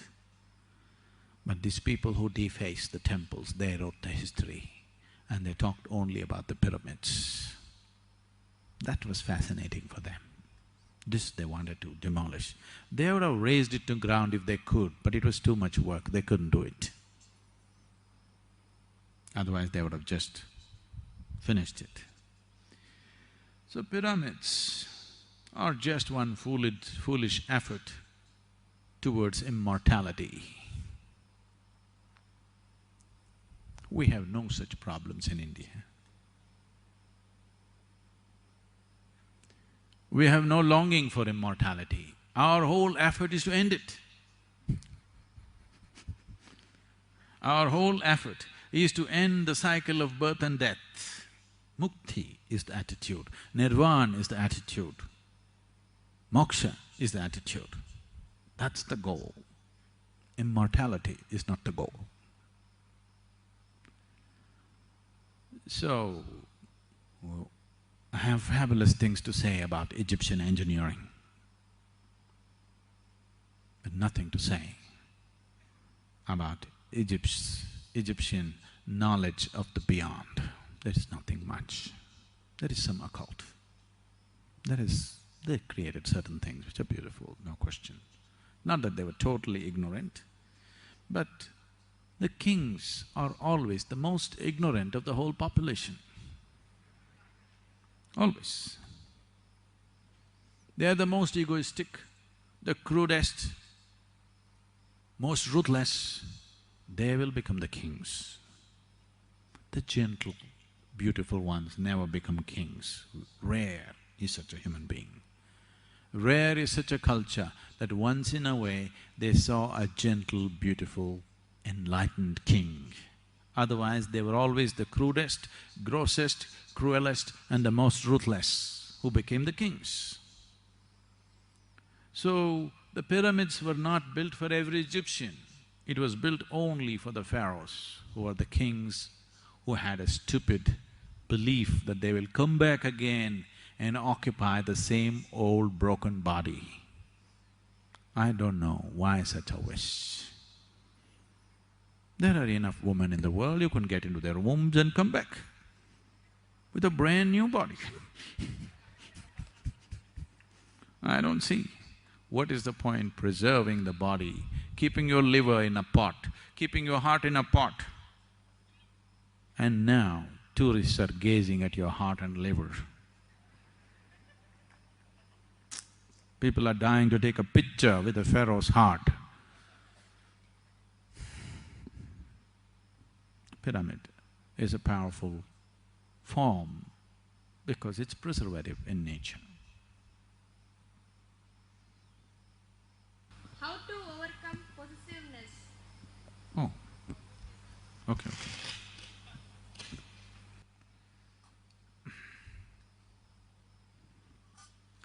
Don't try to overcome possessiveness.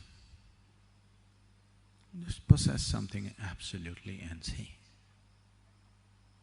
Once you know the pain of being possessing, trying to possess something, once you know the pain of that, the pain will heal you of possessiveness.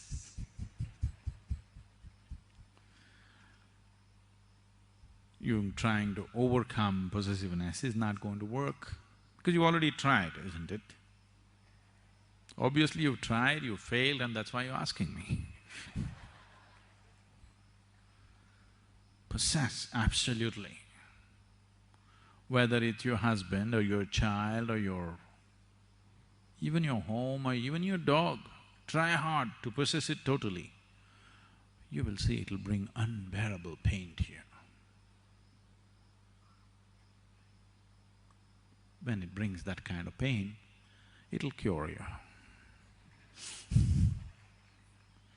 So, why is it that you want to possess?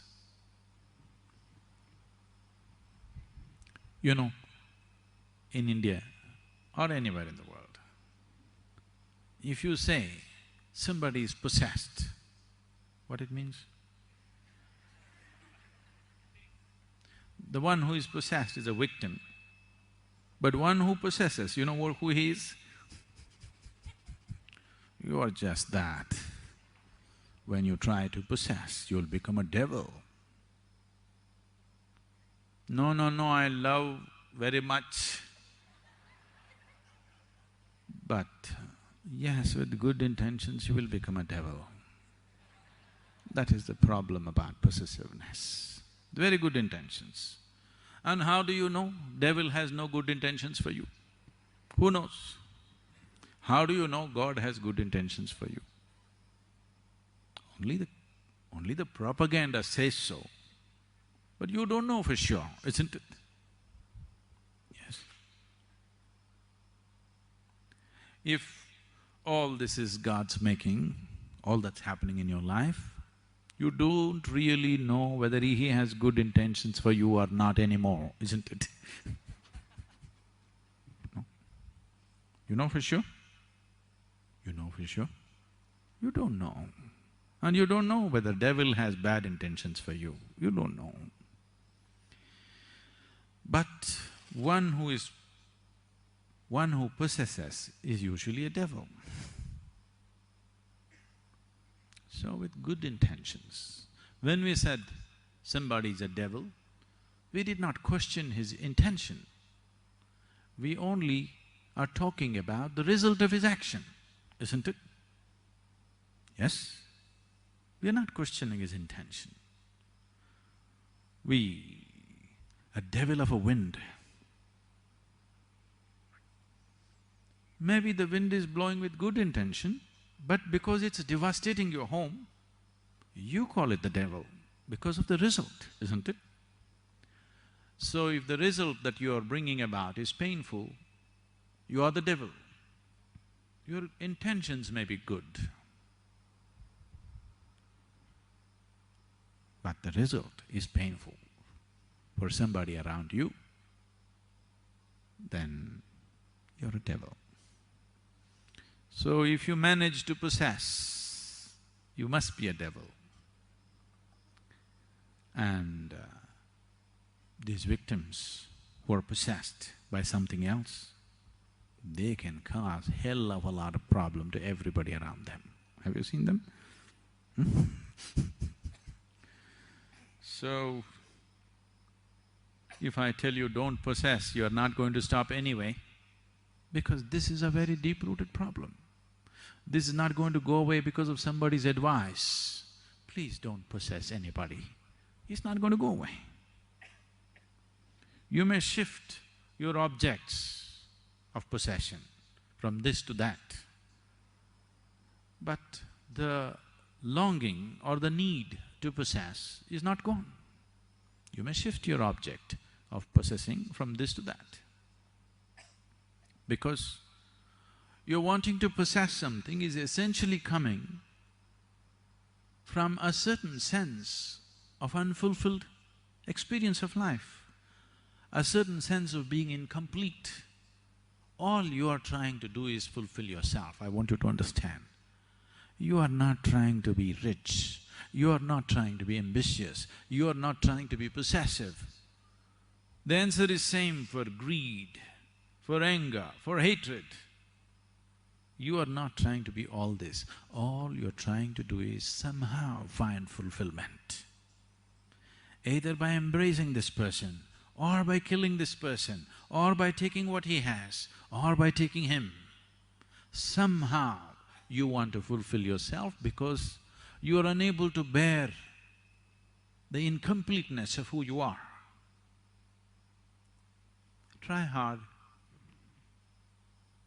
it'll not get you anywhere. So all I'm telling you is, you try everything.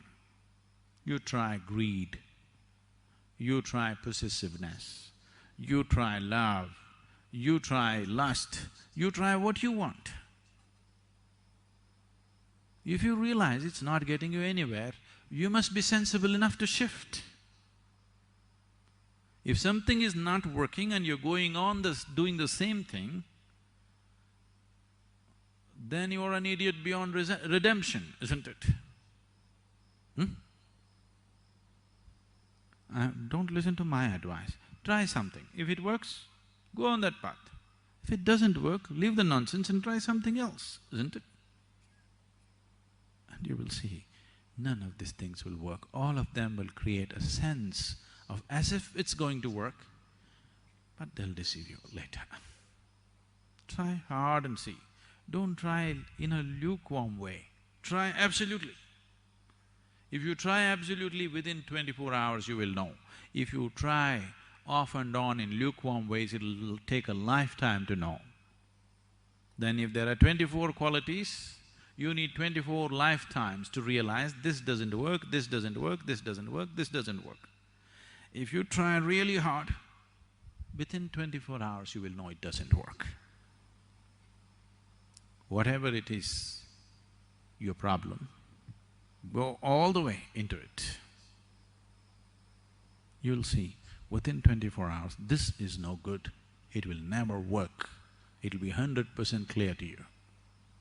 Once it's clear to you, I trust your intelligence. The only thing that I trust is intelligence, because life is intelligence. The tree is blossoming, it is a certain intelligence. The very earth that you walk upon is intelligent, the air that you breathe is intelligent. One way of looking at life is just an explosion of intelligence. What you call as creation and what you refer to as the creator is the ultimate intelligence, isn't it? That's the only thing you can trust right now. And that'll function only if you go all the way. If you go like this, it'll give you a false sense of comfort and solace. You can carry on with these stupid things for a whole lifetime. You know it doesn't work, but it's not intense enough. So give yourself absolutely to whatever nonsense you're doing. Very soon, within a day, you will know it doesn't work. It doesn't work. If you realize it doesn't work, I believe you will shift. Am I wrong? Can I believe that you will shift? Something doesn't work and you're sure it doesn't work, you will shift. Fulfillment, completeness is not going to happen by getting this or getting that. It'll only happen when this piece of life is alive to its core, that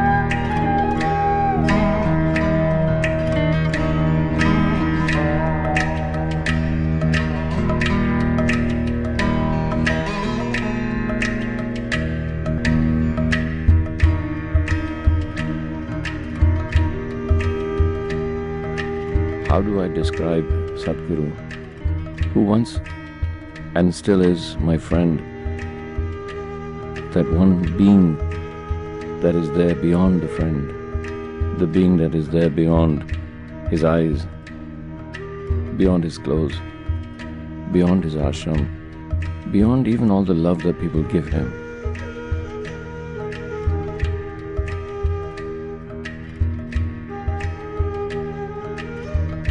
When I walk with him and I hold him, I feel he's a child.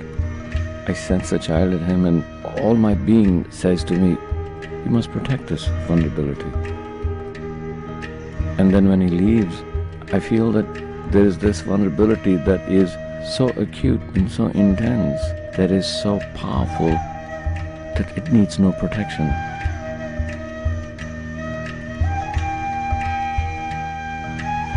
By bearing himself, by giving himself to everybody and everything in every act of creation around him, and merges with that which is eternal. And in that merging, there is no need for protection, except in my mind. How do I protect him? So the experience of being with Sadhguru can only be described in one very inadequate, misunderstood word called love. Love not in the form that we all look at it, but love as in complete surrender. Love as in complete compassion. Love as in compassion not for every other being, not for any time, but for every act of creation. When you get into your world, people ask you, is he your guru? And I say, no, that's just a word. Is he your friend? Of course he is, but that's just a word. Is that an ashram? Yes, it is, but that's just a word. Is Sadhguru a man that is bringing peace to the world? Yes, he is, but that's just a statement. Beyond statements, beyond love, beyond words, beyond even yearning, there lies somewhere there an access point to something that is eternal.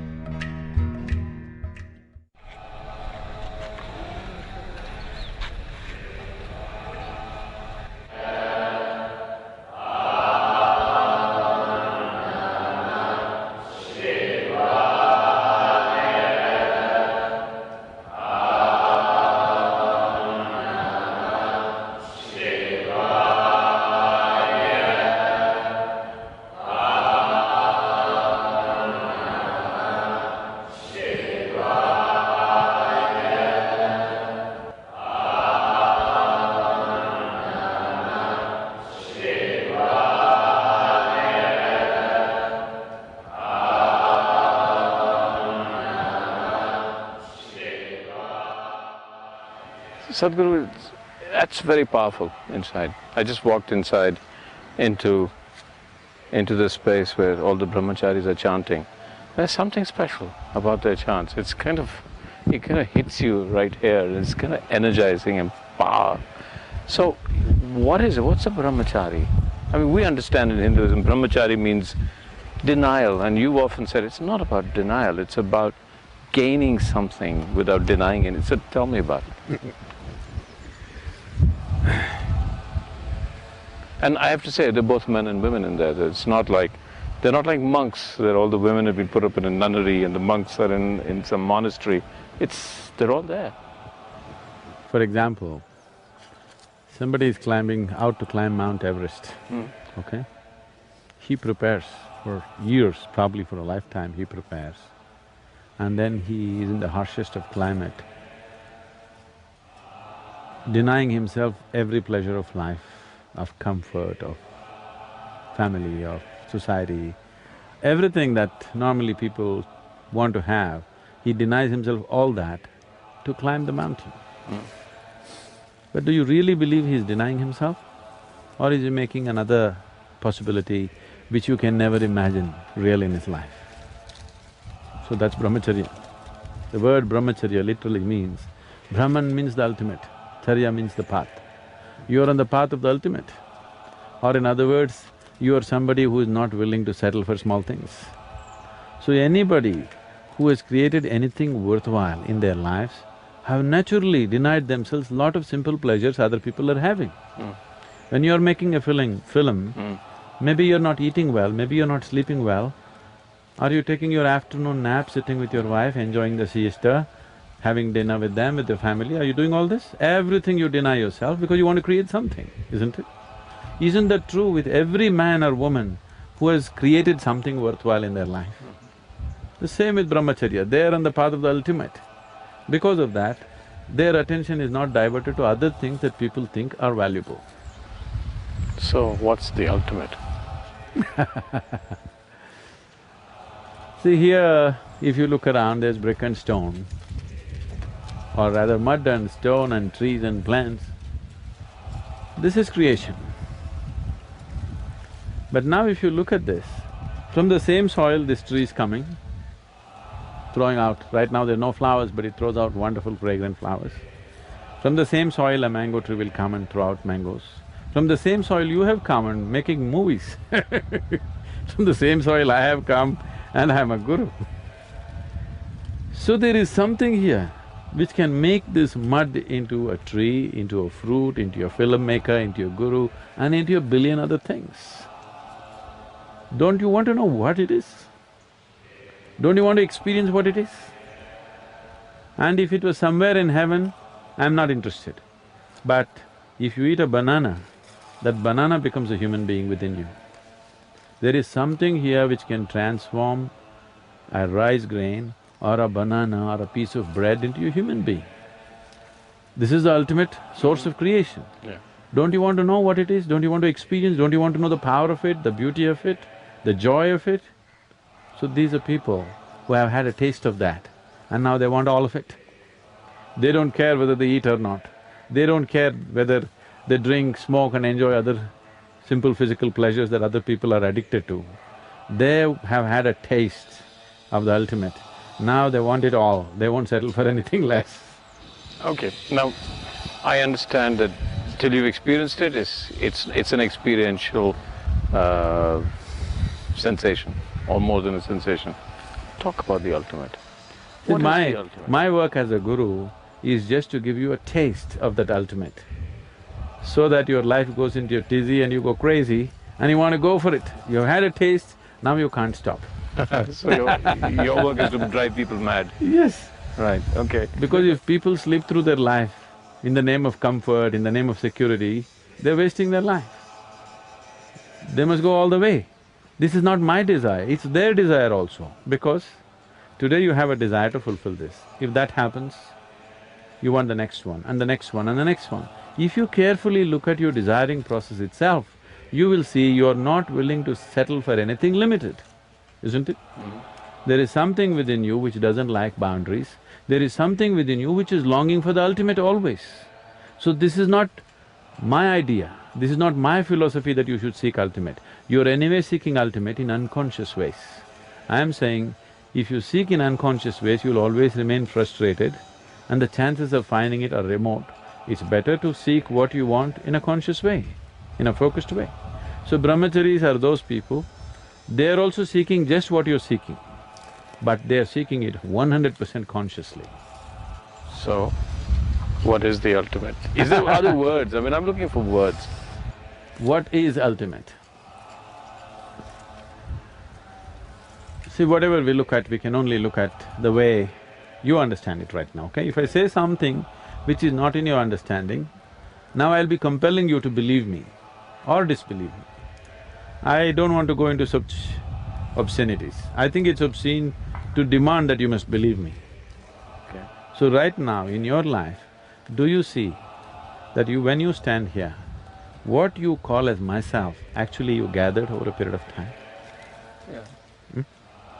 In terms of your mind, it's a huge heap of impressions. In terms of your body, it is a heap of food that you have eaten. So you gathered this. What you gather can be yours. Can it ever be you? No. Then what is the you beyond yours? What's the… So, you're existing here without even knowing what is me. So this me, right now we will go this way, this me is the ultimate. This me is not a simple me. This me can make a piece of bread into a human being, a banana into a human being. This is not a simple thing. This same me which can make a banana into a human being also created the whole cosmic scape. It's not a different me. So the choice is just this, either you can exist here just as a piece of creation, or you can exist here as the very creator himself. That's the ultimate, for now. There's more to it, but for now. So why does everybody expect a guru to perform miracles? Yeah, I mean, this is the whole thing. At one point, if I go and say I met Sadhguru and I had this amazing experience and… You must tell them he is a real miracle because he eats a banana and he makes it into a human being. You must tell them. What better miracle do you want? So they have not understood the magic of eating a banana, or anything for that matter. So what you're saying is everything is a miracle in any case. See, either there are two ways of looking at life. If you have eyes, if you look at it closely, everything is miraculous because there's not one single atom in the existence that you can fully explain. So it's miraculous. Another way is, everything is happening, the whole physical existence is happening between cause and effect. Everything can be explained if your perception is deeper. Either nothing is a miracle or everything is a miracle. In your mind, if one thing is a miracle and another thing is not, you are in ignorance. Yeah. So even miracles are intellectual ideas that are boxed, separated See, from… anything that you cannot understand is miraculous for you. If you did not understand how electricity works, and if I just touched that wall and light came on, you would think either I am the messenger or the sun or himself, isn't it? See, right now, I can take you there and show a great miracle for you. You will see mercury solidified. Mercury is to be liquid. According to modern science, you can solidify mercury only at -32°C. I'll show you mercury, which is solid. You can measure it weight to volume. You will see it's pure mercury, because there's no other substance on the planet which can weigh as much as mercury, so you can't fake it. You cannot fake it. You will see just a 23-inch tall ellipsoid, which weighs 682 kgs. Nothing else on the planet can weigh that much, unless I imported something from somewhere else, which I have not. This is just pure plain mercury. But it's solid, in room temperature. Is that miracle enough? But it's not a miracle, I can explain the science of it. Now I know this is not what it's about, but for us mere mortals, it's very fascinating sometimes when I hear that in the brahmachari way of life, just the physical abilities, the energy levels that these people have, all the brahmacharis have, and what I've heard about, there's that mountain right there, and which would probably take me, what, 6–7 hours? No. 8 hours? You could do it in 3–3.5 hours. They'll do it in 35–40 minutes. So, because I've seen them, while I've been here, I've seen some of them, well, yeah, other than the volunteers and the the meditators, but I've seen the brahmacharis, they never sleep. When I go to bed, and when I'm forced into bed because I stay awake a lot at night, they're still awake. And then when I come in the morning, they're like as fresh as anything, teaching us yoga, working everywhere. And then I try to play football with them. And they're the most energetic football players. I mean, okay, so they're younger than me, but I've seen football players, the kind of energy they exhibit without sleep, without rest in this brahmacharya. And then I saw one of them eat, and I said, "What are you eating?" And he said, "Well, and it was just soup and a few grains, and that's all they were eating." So tell me, what is it? Tell me about that energy that comes from this way of life, the way of lifting your energies. What does it do to you physically? See, the energy that you have right now is not all about the food that you eat. Sunlight, air and water you drink is actually contributing for more than 60% of the energy that you have. I think there is a whole misunderstanding. I know if I say this, it would be very, very controversial because humanity has invested so much in the other direction. We are always thinking of energy as nourishment, food nourishment. People are constantly calculating how much iron, how much magnesium, how much this, how much that. And every I'm day not… there's something new. Yes, I'm not saying that's not needed. Definitely that's the chemical ingredient of the body.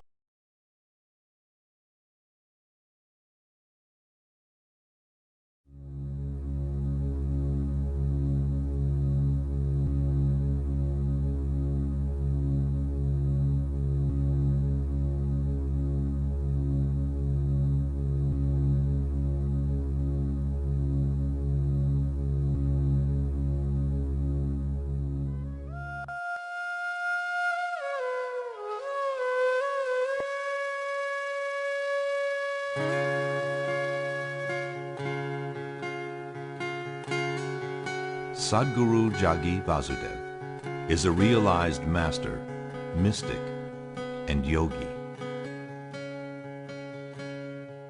He has shown the way for people to attain to their natural joy and to live life with experience from one's own inner nature.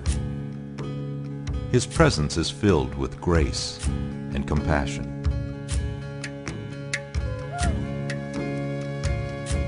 Sadhguru's scientific approach towards spirituality and work towards the upliftment of humanity have received accolades worldwide.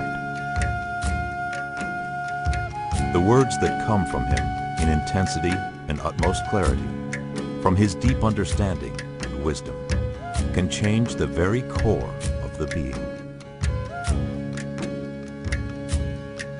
Belonging to no particular tradition, Sadhguru incorporates what is most valid for the modern person from the spiritual sciences. His work, an outpouring of his blissfulness, finds expression in the form of a ceaseless offering to help all beings. Available to all who are willing, Sadhguru's life is an invitation to the divine through individual transformation.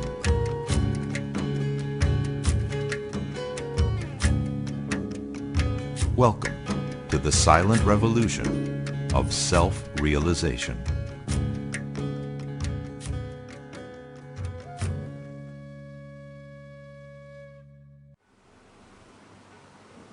You should tell me, what should we talk about? Enlightenment. I'm sorry? Enlightenment. Enlightenment? My basic question is, what does it feel like? What does it feel like?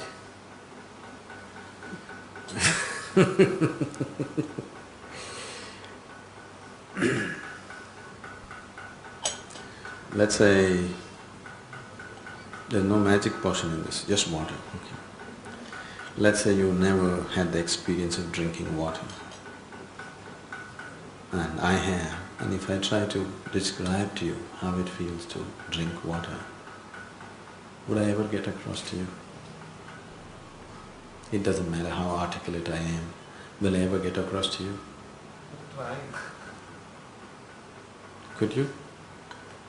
Could you describe to a man who has not ever had the experience of drinking water, what it really feels like to drink water? Something as simple as this. It won't get across, isn't it? So anything which is not in your experience, if people talk about it, it doesn't matter how articulate they are, how they come out, invariably it only leads to a misunderstanding. So let's not talk about how it feels, let's talk about technically what it means. Good stuff. That you can understand, I know. If I say how it feels, I will end up saying things which… because whatever you speak, when we use language, I have to take care that I'm logical, isn't it? What you're referring to as enlightenment is not a logical process. It's well beyond that. So if I speak illogically here, would you sit with me? You won't. You won't, isn't it? Next 5 minutes if I speak illogically with you, you'll want to leave, isn't it so? Yes. You will sit here only if I speak logically. That means you have made it very clear to me, don't talk enlightenment. Okay, we'll talk about it, not… So what is it that we are referring to as enlightenment?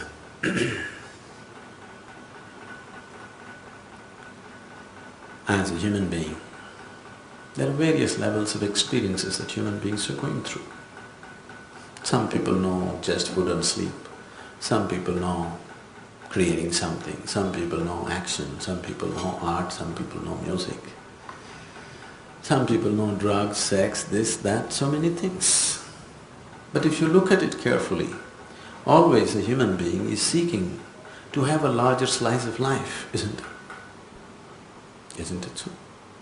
Whether he's out to make money, or he wants to have pleasure, or he wants to go to heaven, it doesn't matter. Whether he wants to go to the temple or to the bar, he is still trying to have a larger slice of life. That's the only intention, isn't it so? To enhance the present level of life to something more. So the whole effort is to have a larger slice of life. So you have had pieces of life, some of them have been good, maybe some of them bitter, but you have had a certain slice of life. Suppose you had the whole pie for yourself, I would call that enlightenment. You're not seeking pieces anymore. You become very greedy. You want all of it. Everything that can be known, experientially, you want to know it right now. If you do manage it, that's called enlightenment. Is it very difficult? Not at all. The most difficult thing about enlightenment is it's too simple and it's the most obvious. Because it's so obvious, the whole world misses it. If it was somewhere up on the moon, by now everybody would have gotten it. But the problem is it's right here within you, that's the whole problem.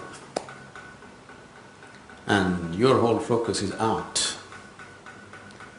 Why it is out is, right now, your whole perception of life is only through five senses. Yes? Everything that you know right now has entered you either by seeing, hearing, smelling, tasting and touching. This is the only way you know the world, isn't it? This moment if you shut down these five agencies of senses, you'll have no experience of life or of yourself. This is what is happening to you when you fall asleep. When you fall asleep, this one is very much alive, the body is alive, the mind is on, the world is on, but all of them have disappeared in your experience simply because the five senses have just shut down, that's all. So sense organs are the only means of experience for you right now. And sense organs in the very nature of things are outward bound. See, you can hear the fan obviously, but even if you drop a pin, you can hear it. So much activity in this body, can you hear it? No. If an ant crawls upon it, even the breeze from this fan you can feel it on your skin. So much blood flowing inside, can you feel it? No. So sense organs are essentially outward bound. Because of your dependence upon the sense perception, turning inward and knowing the inner dimension seems to be so out of reach. That's only because you do not have the right kind of instruments or right kind of vehicle to turn inward. It is like you want to eat a laddu, but you want to eat it through your ears. Very difficult, quite impossible, isn't it? You just have to understand it can only go here, it can't go here. So enlightenment is that difficult, understand? It never seems that easy. Huh? It never seems simple. I'm saying it's that difficult. Even if you use both ears, still the laddu won't go. Even a piece of it won't go. But if you just use the right inlet, it goes. It's because people do not make the necessary effort to find which way. They want to go the way they know. It looks impossible. It is like you're riding a bullock cart, but you want to go to the moon. Somebody gives you a horsewhip and tells you, really whip the bulls, you'll get there. You won't get there. The reason why it's become so difficult is because too much nonsense has been spoken about it. If nobody had said anything about it, many people would have found their way. Too much nonsense has been said about it and a whole lot of confusion created.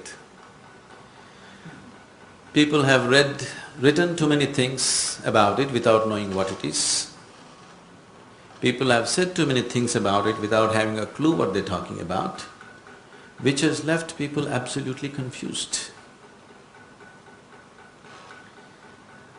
At least, if people shut up, human intelligence is capable of knowing this. Because if you have an uncluttered intelligence, if a human being grows up with an uncluttered intelligence, when I say uncluttered, if your intelligence functions without being identified with anything in particular, then knowing the inner dimension becomes a natural process.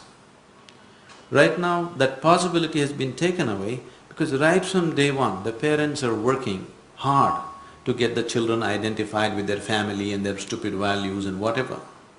The teachers are working super hard. You okay for a joke? I'm supposed to be serious? No? On a certain day, a bull strayed into the forest. He saw lush green grass and he went grazing, inside. He went deep into the forest. A few days and weeks living there, he grew fat on food and no work.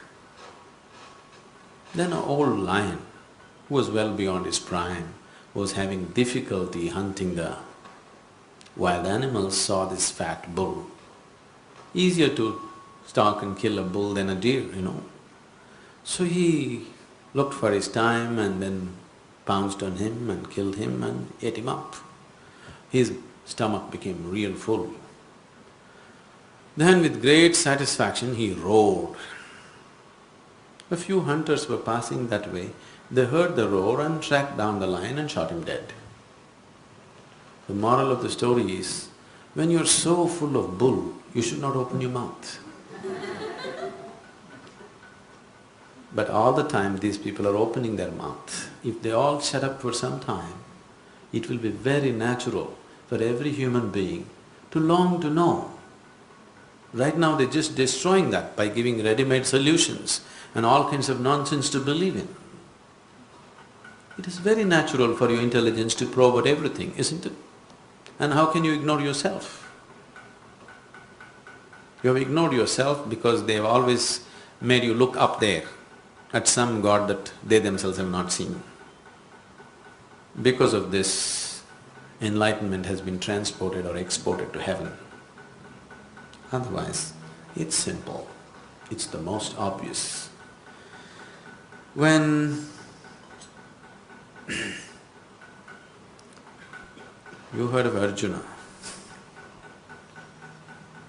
So when Krishna went on talking truth, Arjuna said, where the hell is this truth that you're talking about? Where is it? Because if I ask you, is it here, you say no. If I ask you, is it there, you say no. At another time, if I ask you, is it here, you say yes. If I ask you, is it there, you say yes. What is this nonsense? Where is it? Tell me where is it, I'll go get it. He's a warrior, So Krishna laughed and said, the ultimate truth about life is at the tip of your nose. Now there are many schools of yoga who are intensely focusing on the tips of their noses. You try focusing on the tip of your nose, within 2 minutes you'll get a headache, you'll not get enlightenment. So all he's saying is it's the most obvious. The problem is it's here, but your senses are set there. So you just need a little bit of turning around, that's all. There's this line that I often go back to in the Bible about many being called but few chosen. It seems like a very unfair spiritual process, it's like a very undemocratic process. So the line I think is about many being called but few chosen. I would say many being called, but few choose. Few choose to really come. It's not few are chosen, just a few choose to take the step. People ask me how many steps. Just say, I tell them, take one step. And there is only one step. You have taken 1,000,000 steps outward, just one step inward, that's all it takes. But you can't take a step inward like this, you have to turn around and take it. But you're not willing to turn around because you made investments on the outside. It is not that if you turn inward, you lose the outside, it is not so. It is an uncalled for fear. And once again, this fear has been nourished by all kinds of misinterpretations of spirituality. People have always told you if you turn spiritual, you will leave everything and go away. If you turn spiritual, your residence has to be in a Himalayan cave along with the rodents. It cannot be in Bombay. Yes. So an inward step has nothing to do with Himalayas or with Mumbai. It's got nothing to do. Mumbai and Himalayas is a choice of residence, that's all. That's an outward thing, it's nothing to do with your spirituality at all. You like to live in the mountains, fine, it's up to you. It has its advantages and disadvantages. You like to live in Mumbai, it has its advantages and disadvantages, isn't it? It is just that for a long time, all those people who wanted to… because there was no process of divorce in India, a lot of people chose spirituality as a way to leave their family. Okay. Because there was no honorable way of leaving your family unless you said, I'm going spiritual. So it's an excuse that a lot of people have used for a very long time. I don't think now you need an excuse, do you? But I don't find my inside a very nice place. You have never seen your inside. What you are right now calling as inside is your mind. Your mind is not inside. Your mind is just society's garbage bin, isn't it? Everything in your mind you picked up from outside. Everything that is in your mind is just what you've been exposed to, isn't it so? Isn't it so? So your mind is not inside, your mind is outside. Processing also. We do some processing of that garbage. You do some I processing. choose to come and sit and listen to you, but I won't choose to go and… Yes. See, you have no choice about what you take in. You have choice about what you make use of and what you don't. Yes? But even that choice is not really a choice because that choice is also set up by something else that's gone in earlier. So you really have no great choice about it. Everything, the content of your head and the content of your body, both were collected from outside, isn't it so? You understand what I'm saying? This body you slowly accumulated. How? Just by eating food, isn't it? The content of your mind also you accumulated, just by your exposure and the impressions of what enters you through the 5 agencies. And these 5 agencies that you're using to collect the impressions of life around you, they are not reliable at all. When I say they're not reliable, one thing is, people have always told you, seeing is believing. Seeing is not believing, you know very well, everybody sees what they want to see, isn't it? Does everybody see the same thing? No, everybody sees what they want to see. Everybody does not see what is there. And going more fundamental into the very process of vision itself, even that's not reliable. Why is this so? That even something so fundamental is questionable is, sense organs were opened only to serve survival. They are sufficient instruments of survival. But if you're seeking something beyond survival, now you're talking enlightenment, which is not a survival process. Once you're looking at something beyond survival, then sense organs are no good. You have to have another dimension of perception. So the whole process of spirituality is just about enhancing your perception. Unfortunately, if I use the word spirituality, people think they'll have to do Ram Ram or go sit in the temple or in the church or mosque, or they have to give up their food or they have to give up their clothing or something. It's not about that, it's about enhancing your perception. The only way to know is by enhancing your perception. Everything else is just belief, isn't it? And what you believe is immaterial, because if we work hard enough on you, we can make you believe any damn thing. We know that very well. We just have to work hard enough on you. We can make you believe the weirdest of things in the world if we work upon you right from your childhood, isn't it so? Haven't you seen enough of life around? You know that So what you believe, whatever it may be, is of no existential value. It may have social value. When you talk about enlightenment, you are not talking about social or personal dimension of life. You're talking about an existential dimension of life. If you have to be open, if you have to know life in an existential way, the only way is to enhance your perception, not by thinking it up, not by philosophizing, not by discussion, not by believing. Only with enhanced perception can you receive life, can you know life. There is no other way to know life. So enlightenment means a heightened level of perception in an ultimate way. If your perception is full on, you receive everything that can be received and know life in its totality. We would call that enlightenment. Now that you asked, how does it feel?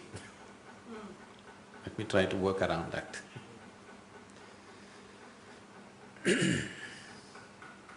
Fundamentally, it would… technically, I would say, enlightenment would be like this. If you sit here, your body is here, your mind is out there, what is me is always away from these two things. You can use the body, you can use the mind, but what is you is always a little away from these two things. If you look at life's experience, the biggest limitation upon you right now is your body and your mind. But the only two possibilities in your life are also your body and mind. Yes? The only possibility to exist here is just your body and your mind. At the same time, the biggest limitations upon you are also your body and mind, isn't it? The source of all suffering that any human being may know is his body and mind, isn't it so? Is there any other suffering? All the suffering in the existence, all the human suffering on the planet, the manufacturing unit is in your mind, isn't it so?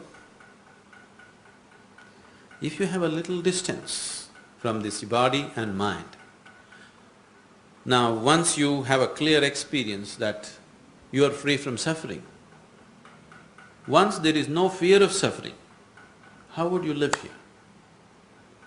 Every step that you take right now is half a step, because there is a fear of what will happen to me, what will happen to me, what will happen to me. If you carefully observe your life, I would say, for a majority of the population, at least 90% of their life is dedicated to their security. Their life, the steps that they take in their life are not being taken in search of joy or love or freedom or anything. It is always in search of security, isn't it so? Yes? When you're constantly in pursuit of security, what you're doing is you're in pursuit of death. Because life is never secure. It doesn't matter what you do, how much insurance you have, how much bank balance you have, how many thousand people you have around you, tomorrow morning you may just fall dead. Yes? We're not wishing it, but it can happen, isn't it? It's happening to so many people. It can happen to you or me tomorrow morning, isn't it? So as long as you're a physical body, as long as your life and the experience of life is limited only to the physical and the mental, living with fear and being constantly security-oriented is unavoidable. It's inevitable. That's the only way you can live. So if your experience of life transcends the limitations of the physical, now physical and mental are there in your life, but you are never a part of it. You can use it, you can enjoy it, but you never become that. If this freedom is attained, can you imagine how you will live? Unbridled life, isn't it? You can play with life any way you want, but life cannot leave a single scratch upon you. Is that a good description of enlightenment? Is it worthwhile? It sounds right. Huh? It sounds frightening also. Frightening what? when you're enlightened, does that person become like vapor? That you begin to see that you begin to see that everything is like Maya and illusion, and everything fades, and people who, if someone you love gets enlightened, would they also see that you're meaningless and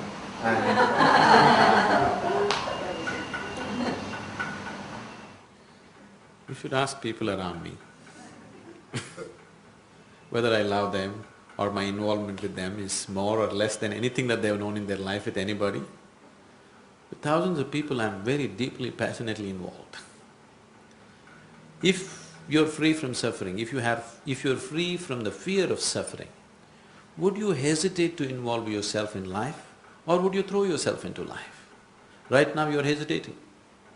Right now most of you are made like this, if somebody suddenly smiles at you on the street, you hesitate. Why is this man smiling at me?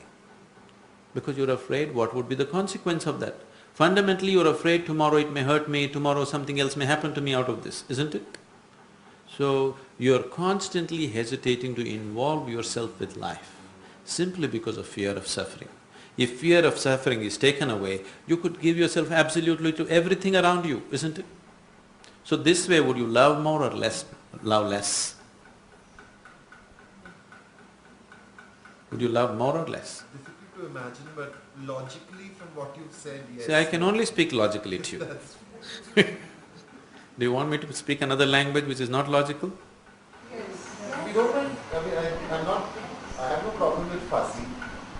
I have a problem But with still logic. If the world is Fuzzy logic. organized like that, is it organized? If it's illogical, then I don't mind illogical, but is it illogical? See, logic means to carry on any kind of logic, you need you and me to have a logical speech. When you say enlightenment, you're talking about one. Now, the modern science is a logical development. But today, physics has reached a point where it's no more logical, because the scientists have made too much investment in logic and they're unwilling to admit that they're turning illogical, they're giving the name fuzzy logic to their illogical nonsense. They're afraid to admit that their logical ways have no further scope to pursue science. That's the reason these kind of words have been coined. If you're fuzzy, how can you be logical, tell me? To be logical, you must be like a knife, isn't it so? Yes or no? If you want to be logical, you must be like a knife, cutting everything into pieces. If you're fuzzy, how will you be logical? So fuzzy logic itself is illogic, isn't it so? The very terminology is illogic. So right now, science is beginning to realize that logical way of approaching things is limiting.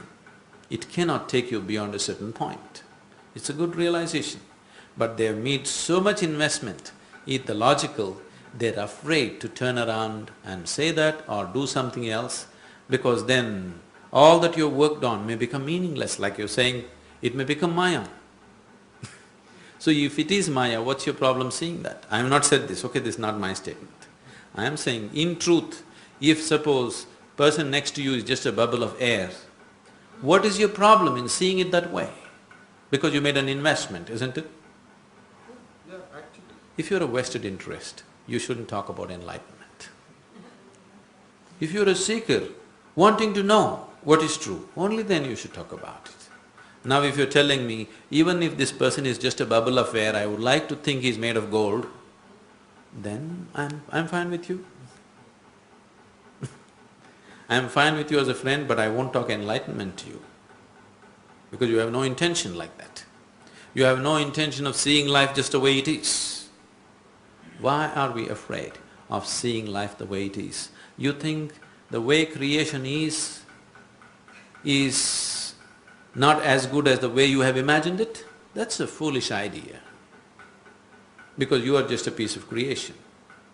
Whatever you are imagining about life, the way creation is must be far more beautiful than the way you are imagining it, isn't it? Because you are just a tiny speck of creation. If you can think up so much, what created you must be much, much more, isn't it so? At least is it logical to see it that way? and I see my mind as a fractured, fissured place with great capacity for violence. And therefore, extrapolating from that, my inventor could well have been demented. And the whole world, the whole of creation might not be benevolent. And that frightens me. So that's why I want him to be not a bubble of air. Now, you need to understand this. Only the fundamentals of life were created by whatever you refer to as the creator. The rest of it is your creation. If you have a demented mind, that is definitely your creation. You already told me that no matter what information gets into me, I still have a choice of processing it the way I want. So right now, if it has processed itself to a corner where it's become violent, whose creation is this? Whose creation is this? It's your creation, isn't it? So it's got nothing to do with the creator as such. Whatever the existence right now around you, whatever you have seen, whatever created this, is it far beyond your intelligence and imagination? Yes? Is it well beyond it?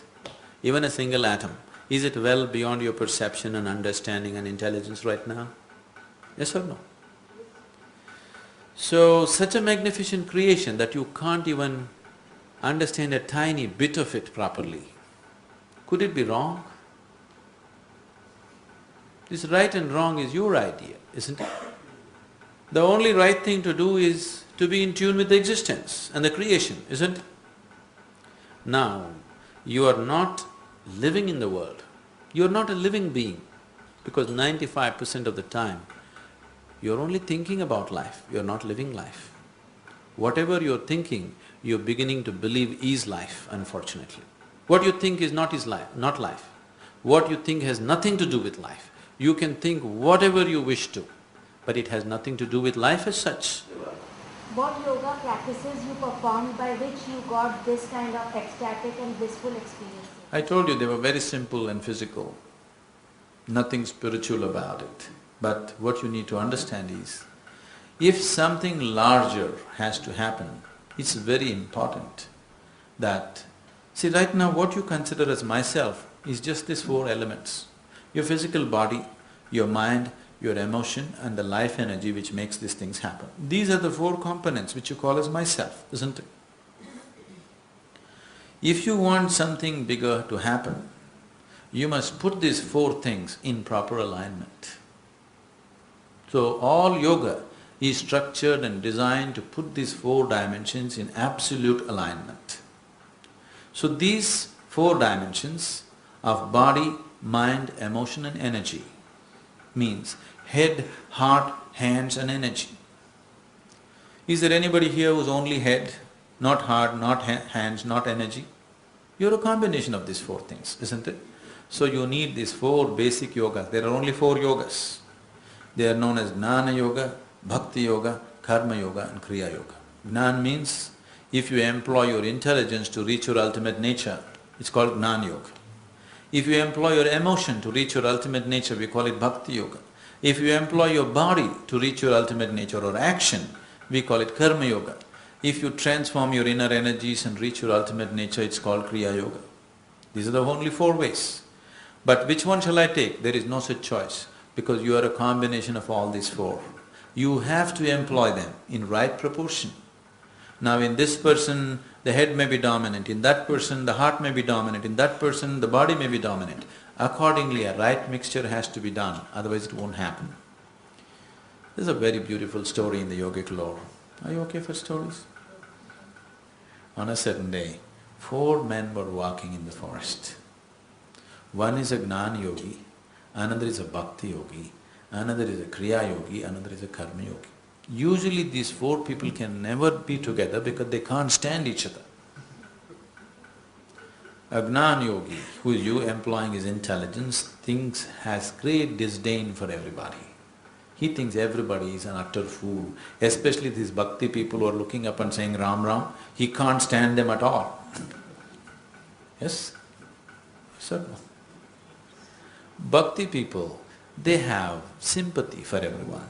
When God is here, instead of just holding His hand and walking all this hair splitting and nonsense, this yoga standing on your head, holding your breath, twisting your body, just utter nonsense. Just call for God's help and it will happen.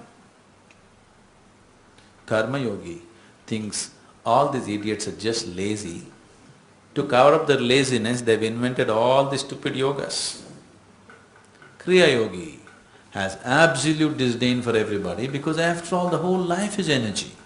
If you don't transform the energy, where is the way? So these four people can never get along together. But today they were walking together. Suddenly a rainstorm broke loose. So they started running looking for shelter. Because the bhakti yogi knows the geography of temples, he said, in this direction in the forest there's an ancient temple, let's go there and get some shelter. They all ran there. They know all the geography of temples in the country. So they ran and then they found the temple. The temple was in a dilapidated condition, just the roof and four columns were there were no walls, all gone long ago. The storm became more and more severe and started lashing from every direction, so they went closer and closer. In the center of the temple there is a lingam or whatever is a symbol of Shiva. They had no other place to sit to escape the storm, so they just hugged the lingam and sat, all four of them. Not out of any love for God or anything, just to escape the storm. Suddenly God appeared. In all their four minds, the immediate question was, why now? So much yoga we did, so much sadhana we did, you did not come. Just now, when we're just trying to escape the storm, here you are, why? So God said, at last you four idiots got together. I've been waiting for this moment for a long time. This is the biggest problem. If these four dimensions are not in alignment, nothing big can happen. You're trying to drive your car, one wheel pointed this way, one wheel pointed this way. You know what a torture you will be? That is the torture right now that you see in people. Their mind is this way, their heart is this way, their body is somewhere else, their energy is somewhere else. How do you expect them to travel smoothly to any destination for that matter? Yoga, what we are referring to as inner engineering, is just to align these four wheels in such a way that you travel smoothly. Right now, you're in the direction of hell, it doesn't matter. Once your car is going well, you can just make a U-turn in no time, isn't it? But you have this torture of a vehicle where four wheels are pointing in four different directions, which way will you go? You cannot go any way, you will just get sucked in and pushed by situations. Your direction is not decided by you, your direction is decided by the situations in which you live. That is the life of a slave, isn't it? Why is there so much talk of the human being's enlightenment? And why is the human being being given so much choice to be selfish and not be useful, like everything else is in the universe? See, even the earthworm is not thinking of being useful. Earthworm is also greedy for his survival. He wants to eat as much as he can, he wants to reproduce as much as he can. With what little he knows, he is very selfish. Yes? But his selfishness, we are taking advantage of it in some way to our selfishness. So all creatures, they are structured in such a way, they are not thinking of serving anybody. Don't think the tree outside is thinking of giving flowers to you, it's just trying to reproduce. Yes? It is trying to attract the bees and the birds and reproduce. It is not trying to give flowers to you to do puja in your puja room or wear it in your hair or smell it and feel wonderful about it. It is not at all concerned about you. It is striving for its survival and reproduction, isn't it? Isn't it so? You are giving it all kinds of meanings in your head. But all life, every creature, a plant, animal, insect, worm, is only striving for its survival. But because the creation is such that one striving for survival eats up another one and makes another one survive out of that, The whole process is a chain and it happens. You know the food chain and all that stuff. Why human life needs so much attention is because we are human beings. Earthworms may be having a meeting right now talking about their enlightenment, okay? But their methods won't work for you. Because we are human society, we are sitting here and talking about human enlightenment. So it's not just that we are paying so much attention to our lives, they are also paying enormous attention to their lives. They are not ignoring their lives. But what is the distinction is, animal life is still compulsive. In yoga, we look at life as happening in three different dimensions. This is called Mruga, Manusya and Deva. That means animal nature, human nature and divine nature. Animal nature is well established. Divine nature is very well established. What you call as human is not established. This moment you can be godlike, next moment you can be like a brute. You are swinging between the two. Sometimes you are near to this, sometimes you are near to that, isn't it so? Look at yourself and see in 24 hours' time how many swings you make. This moment you're wonderful, next moment you're nasty, next moment you're beautiful, next moment you're ugly. Isn't this happening to you? Yes? So you're constantly swinging. There is no such thing that you can point out and say, this is human nature. Humanity is a flux. They can become anything they want. No other animal has this freedom. So this life, which was in that compartmentalized animal nature, has now evolved into a status where it is no more restricted, it can become anything it wants. This is a freedom, but this is what human beings are suffering right now. What people are suffering is not their bondage, what people are suffering is their freedom. That's why it's so tragic. If you're suffering your bondage, that is fine, but you're suffering your freedom. See, if your life was fixed up like animal nature, you wouldn't be suffering so much, isn't it? For example, let's say a tiger is born. He is not sitting there and planning and calculating how to become a good tiger. Just find enough food, he will become a good tiger. Yes? Gobble up as much food as you can, he will become a good tiger. He has no such fears and insecurities, will I become a tiger, will I end up as a house cat? These kind of problems don't exist for him. You are born as a human being. To become a good human being, how many things you have to do? And still you don't know. After all this, you still don't know where you belong, isn't it so? Compared to another human being, you can say, okay, I am better than him. But by yourself, you do not know where you belong. Because what you call as human being is not established. You are left free by nature. This is a tremendous possibility. Later, nature left you free like this, trusting your intelligence, that naturally you will seek higher, not the lower. Because there is something within you which is always trying to seek the highest that you know, isn't it? If you know money, you want to be the richest man in the world. If you know power, you want to be the most powerful man in the world. If you are an arty person, you want to be the most artistic person in the world. Whatever you know as life, it is very natural for you to seek the highest in that, isn't it? So whatever you expose yourself to, you want to go there. So this is a natural urge. So this urge has been put into you and you've been left free to become whatever you want with the trust that you will anyway go for the highest. But right now, human beings are going about as if they want to disprove that. So, the talk about human enlightenment has risen only because of this unstructuring of life for you. If it was very structured, as it is for every other creature, we wouldn't be talking to you about enlightenment, we would be talking to you only about survival. And survival and survival. But now that your life has been slightly unstructured, you can make yourself into anything that you wish. This moment, if you are willing, you can make yourself very joyful and pleasant. This moment, if you want, you can make yourself very unpleasant and something else, isn't it so? So the choice is always there every moment. Most of the time, you are not exercising this choice because you're existing in a compulsive way as a reaction to many things around you.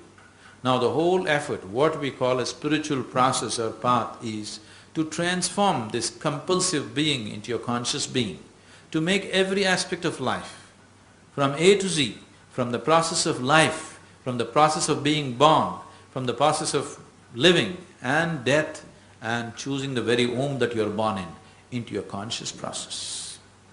Everything, life and death, into your conscious process. That is what spiritual path means. You are my perfect mirror, you show me what I'm not in the endless pit of what once was me. Layer and layer you peel off me, the pain it is, but the joy it brings. So thank you for showing me what I'm not, for showing me what I could be. Thank you endlessly.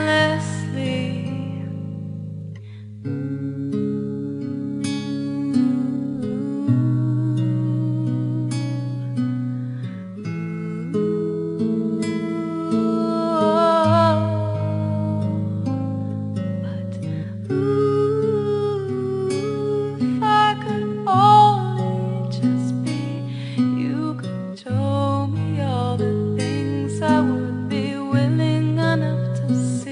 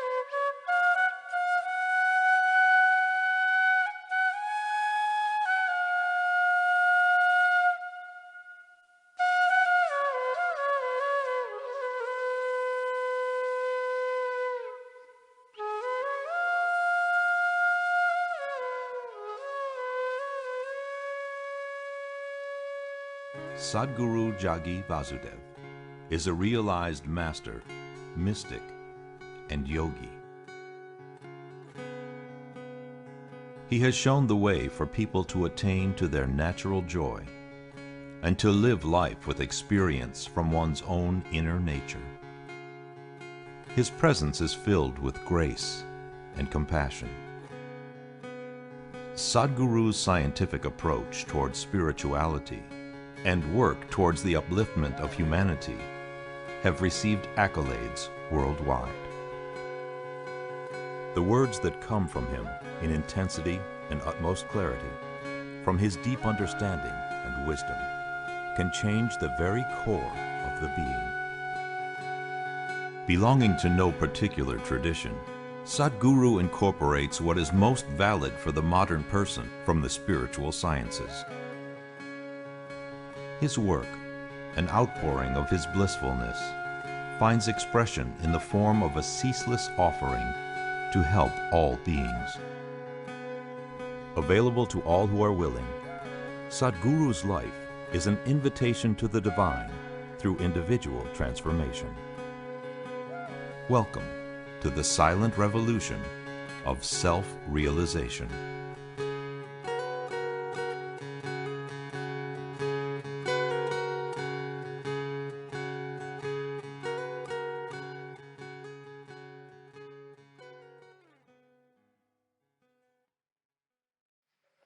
why certain spaces are created particularly for spiritual growth, to sustain and nourish spiritual aspirations, which is innate in every human being. Why such a space is needed?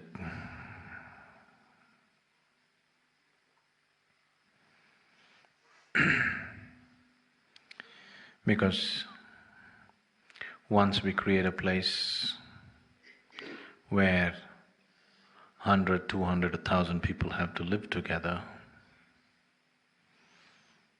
it comes with its problems. You cannot avoid the problems. If you have to put 1,000 people in one place, with common areas where they have to share and interact and collide on a daily basis.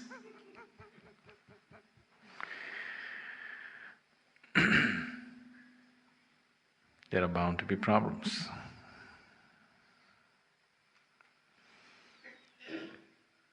And these problems that come because of a lot of human beings living in one particular space are very essential for one's growth. In the sense, like today morning the teachers meet and we were looking at this. A couple of generations ago, everywhere, but especially in this culture, people lived in large families. Even today, there are few families like that, 200, 300 people in a family. If 200, 300 people have to live in one house, where every moment you're close to each other in so many ways, even the air that you breathe you have to share with people around you. It takes enormous balance and maturity for a person to go through those situations without getting too entangled in irritations and agitations and anger and hatred. Very easily people can get into intense states of anger and hatefulness when people live in close proximity. It is also a possibility for enormous amount of love, compassion, caring, but the other thing is also very much possible. As I don't want to blame everything on education but to a large extent, because the way the modern education is being imparted, slowly living with people is becoming more and more difficult. So initially family meant mother, father, grandmother, husband, wife, children, uncle, aunt, their children, their children, their children, their children, you know, a huge group of people. Then slowly as we became more and more capable of being irritable, more and more unacceptable within ourselves, more and more individualistic, then we thought family means me, my parents, husband, wife, child. Then slowly we thought family means… we dropped father, mother, the family means just husband, wife, children. Slowly it's going further, in Western societies it's reached a certain point. In large Indian cities also it is going in that direction. Today family means just you. Even two people cannot exist in the same house for long periods of time. Either they have to break up or they have to go away and come back. Of course, they have fashionable names for this. Oh, we need our own space. There's a whole wide space in the existence. Why you need your own separate space? But always I need my own space. So what is it that needs this space? What is this that is constantly clashing with other living beings around us? Definitely this being is not in conflict with anybody. It is only the limited things that we have identified ourselves with which can be conflict with somebody else or something else. Anyway, once a person says, I want to grow spiritually, he is talking in terms of throwing away all limitations and reach towards boundlessness. So if that has to happen, creating a social situation which is a melting pot for everybody, where the situation is such that it is never sufficiently organized so that you don't clash with each other. It is just enough organization so that you're constantly clashing with each other, but still learning to love and care and give the best that you can to everybody around you. This is a carefully crafted situation. Just to keep it sufficiently confused, not allowing it to go into absolute chaos, but enough confusion to frustrate you constantly on a daily basis. Enough confusion to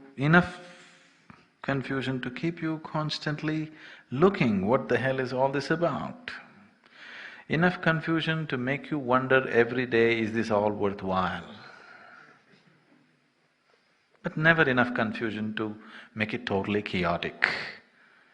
Never enough organization to eliminate all confusion and everything crystal clear, no.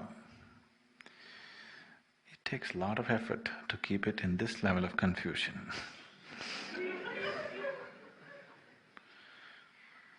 And if this is taken away, if people become too settled into their situations, if it becomes too organized, there will be no spiritual quest in you. You will become comfortable, settled in your own positions, established as certain types of identities. So, creating a place like this, every aspect of it has been carefully engineered. Maintaining that balance is a huge feat, because one day if you don't attend to it, it may go into total chaos. Or if you allow very organized people to take care of it, they will organize it so much that it becomes like a corporation, where it becomes productive, but human beings will disappear and will manufacture machines out of human beings. So just keeping it at the right balance is a difficult feat. I hope always in future also, people who live here and manage this place will manage it with necessary dose of confusion, necessary dose of disorganization, at the same time never allowing it to collapse. No situation collapses an Isha. Have you noticed? People of all situations well, but at the same time every situation is in confusion.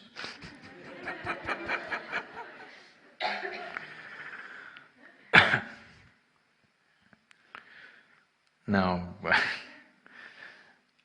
only when people are thinking and looking and constantly not knowing where they belong, their ability to imbibe what is offered to them is best.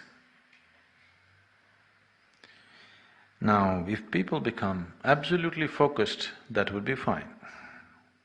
But that focus is rare. People only tend to become settled. Settlement means no moment. Now, living among these people with a certain dose of confusion constantly can become extremely frustrating for some of you, that you keep wondering if the whole effort is worthwhile. That is why, to offset all this confusion, to offset this disorganized way of approaching things,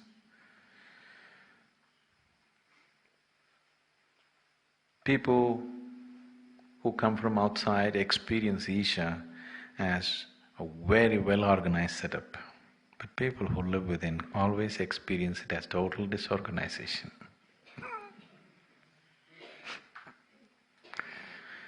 People who come from outside, they always believe our programs, our situations are very wonderfully organized. But people who live here always believe everything is absolutely disorganized.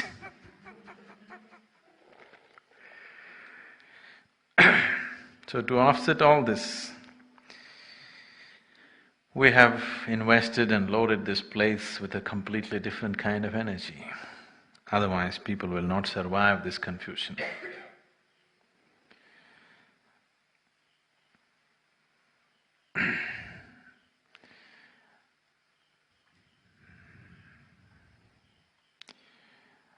When I say loading this place with a certain energy, I think many of you should be aware of it, though you don't have a clue how it happens. Right now, if you want to experiment, you just stand 20 feet outside the fence, sit and meditate. Walk into the fence, sit and meditate, it'll be different. Because we've invested enormous amount of energy to keep this place the way it is. If one allows themselves to melt into it, wonderful things will happen. If you fight it, it'll torture you in every possible way. Because this is not something that you can grasp, this is not something that you can master, this is not something that you can reject. Either you melt into it or you suffer. That's the only way it is. Because the whole spiritual process means just that you're willing to melt away your individuality to experience the universality. If you don't want to melt your individuality, then you should not talk spirituality. You should not seek spirituality because you don't know what you're talking about. If you're just seeking spirituality because it's an in thing in the society right now, then it's a wrong thing to do because you don't know what you're playing with. When you say, I want to become spiritual, you're saying, I want to break all my limitations of being individual. I want to become unbounded. That's the statement when you say, I want to be spiritual. But you want to be spiritual and you want to maintain your limitations. You wear your limitations like decorations around your neck, then you will simply cause suffering to yourself. When you cause suffering to yourself, unfortunately and invariably, you will try to infect others around you. Some of you are doing this constantly. Now,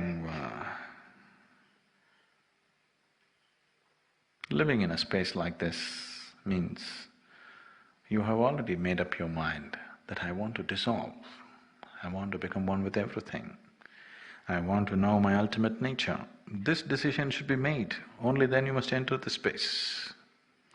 If this decision is not made, now there are many of you who made this decision on one level. On another level, now when you get entangled with your limitations, when you're at rest, oh, I don't know any spirituality, I don't care for spirituality, I'm here because, I love Sadhguru, that's why I'm here. I don't care for spirituality. Now,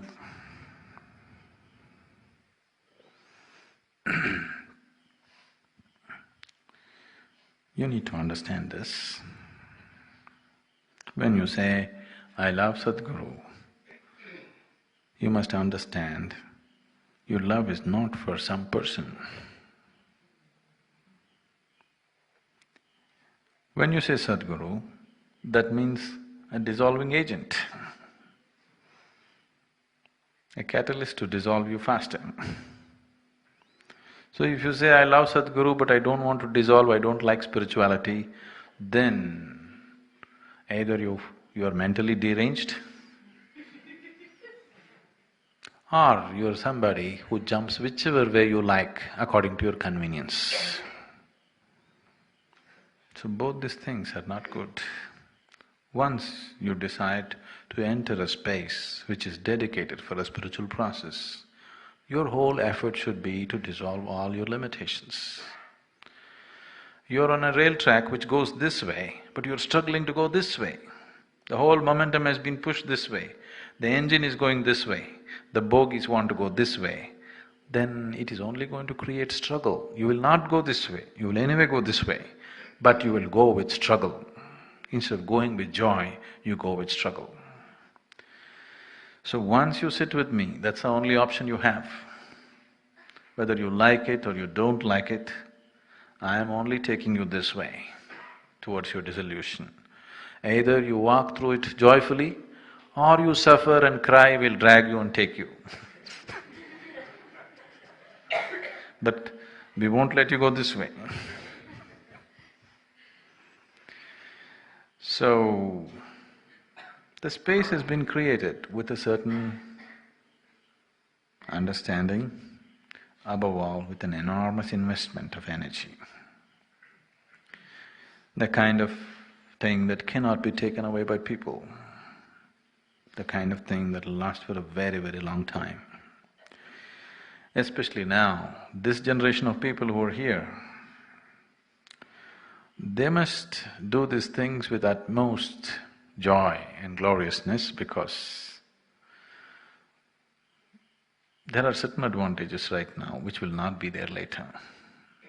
The energy will be still there, the guidance will be still there, but there are certain advantages now that will not be there later. At least nobody will tell you jokes. Whether you cry or laugh, it'll be yours in future.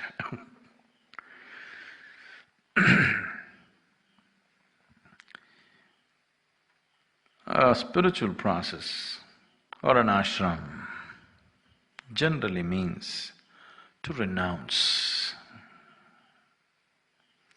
The moment I use the word renounce or renunciation, people think in terms of how to give up the mother-in-law, how to give up the wife, how to give up all the things that we don't like. How to get rid of something that is burdensome in our lives. This became a joke. People used to travel to Varanasi in India because it's considered to be the holiest of the holy places. When you go to Varanasi, you are supposed to renounce. That was the idea. But people, as usual, have their tricks. So, today there is a custom or a practice going on.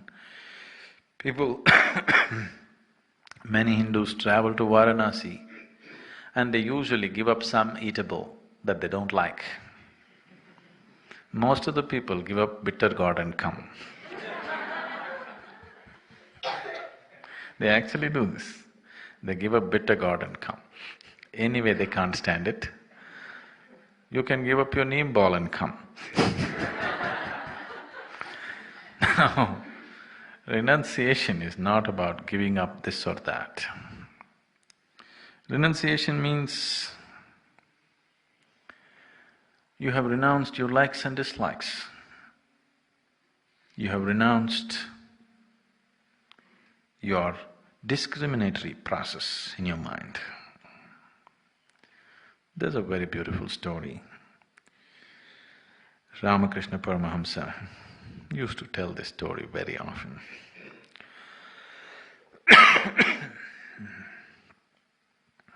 As I was saying, it has been an age-old custom in this country When people attain to a certain age, they renounce everything and go away. Once they reach a certain stage in their life, everything that's precious to them, their wealth, their home, their children, their relatives, all that meant something to them in their lives, to walk away from that. And they usually make a trip to Varanasi, Kashi. So old people at the age of 60 generally walk away. The idea is to travel to Varanasi and to travel to many other sacred places which are places of pilgrimage and die in the process of travel. Or sometimes, if life doesn't leave you, you come back very old. Let's say from here to Varanasi is about 3,000 and odd kilometers.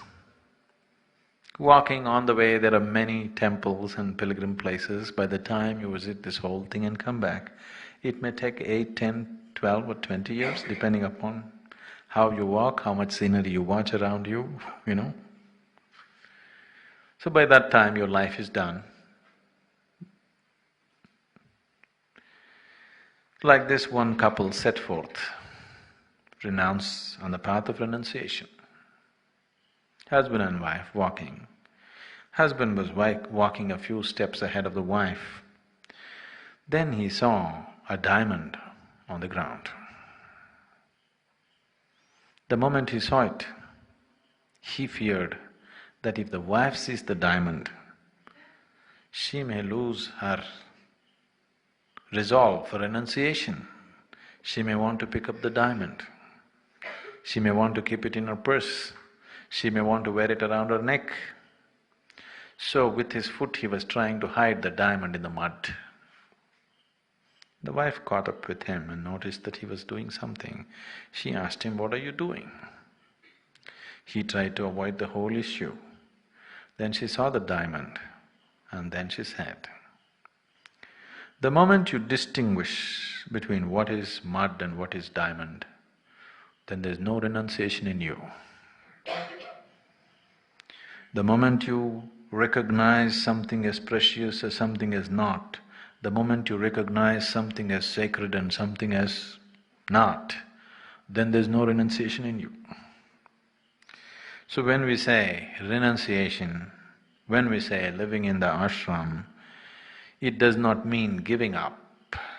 It just means that you are capable of involving with every aspect with the same intensity, with the same sacredness. There are two ways. Either you see everything as absolute nonsense, that's one way. Or you see everything as sacred, that's another way.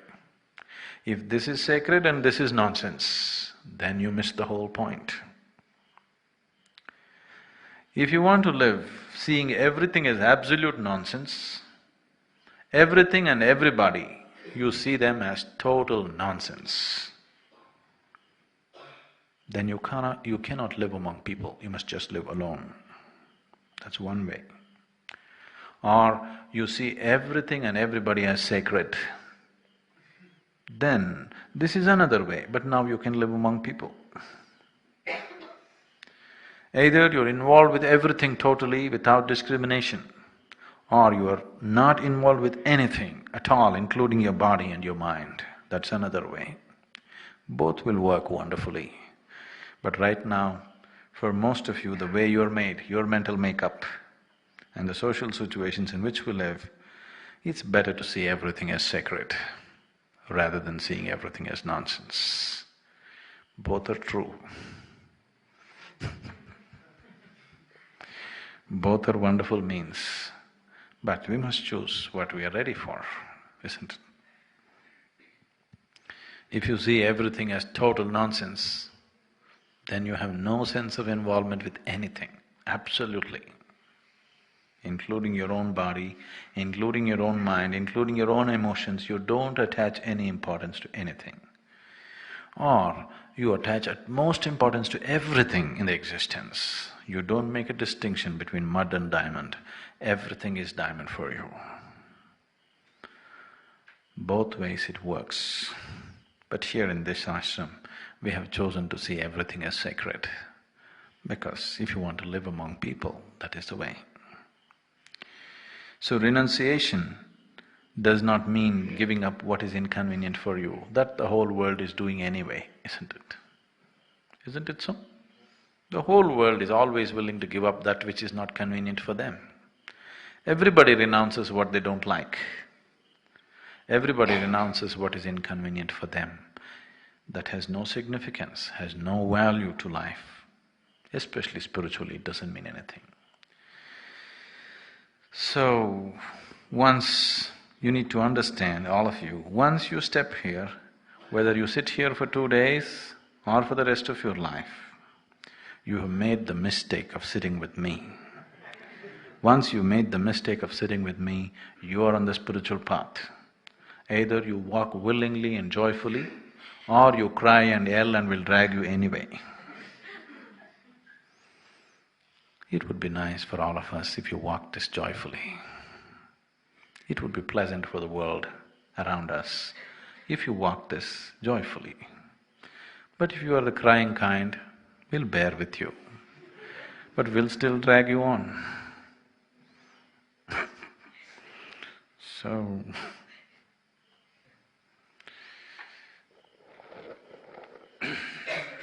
any questions?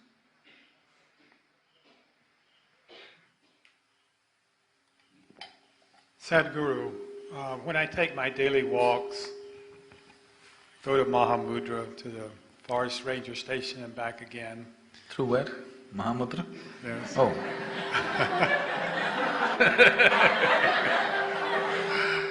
I never thought that was a walking place. As soon as I step outside the ashram, there's a very distinct and strong energy shift that I feel. And I wonder what's going to happen when I go back to the States. Could you talk about the difference in this energy shift and why it's so? I know that you've said before that construction workers that come here to work benefit from this place, even stray dogs. And I wanted to know… I didn't mean you, okay. That's really… And I wondered if you could elaborate on that. Okay.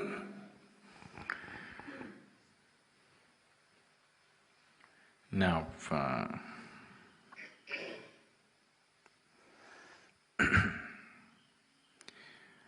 the energy space that is created here, you can take it with you even if you go to Mars.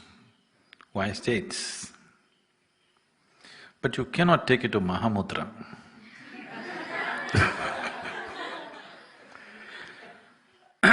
Because obviously, you know this restaurant which is so close by, obviously you're going there because you want a break from the ashram. In your very attitude, you want to get away from this place, that's why you're going to Mahamudra. You can take it to Mars, but you cannot take it to Mahamudra. That's the beauty of the whole thing. So whatever is available here, like you say, you notice a difference. Now, this energy, this space, this support, you can take it anywhere you go. But Mahamudra, no. Not because there is something wrong with that place. It is just that you are going there because you want to escape this. If you want to escape, you escape. What you will escape is just everything that is possible within you. You will escape from that. You will develop strategies of self-defeat. The whole world is busy doing it. Because when I say the whole world is busy setting up strategies of self-defeat, just look at the way people die in the world.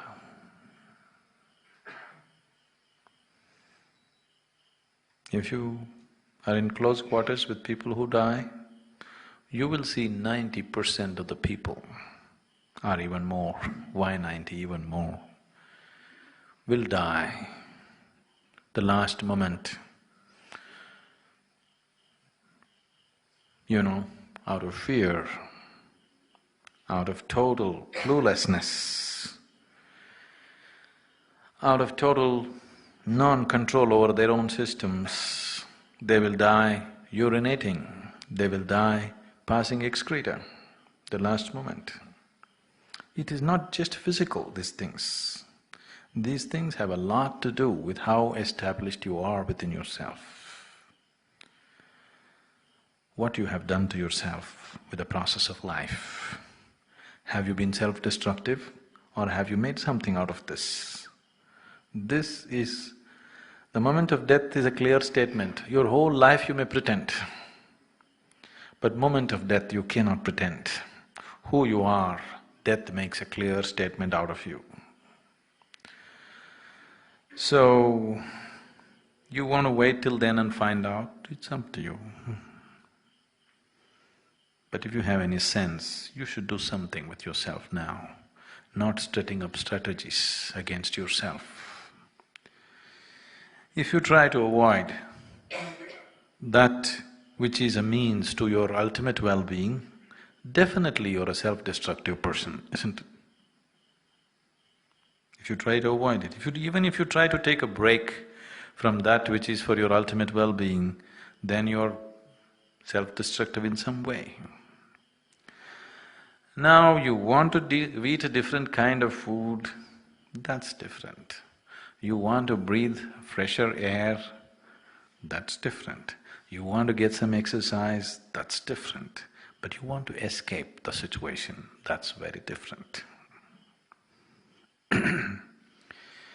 So that's why I said, this space, this energy, you can take it anywhere you go, but only Mahamudra. You can't take it when you're trying to escape it.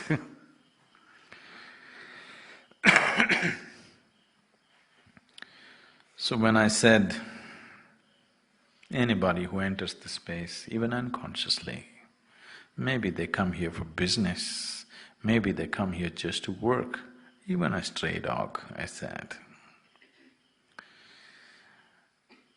I know we can very easily pass this off as coincidence or maybe so many other explanations. But if you do not know this, every other farm in this area, see, we are not so large, it's just a small piece of land in terms of animals. Every other farm in this area, with all the securities and electric fences and everything, they have been broken in by animals, wild animals like elephants and other animals. Not once have they done that to the ashram. As you know, our electric fences, ours especially, doesn't work all the time.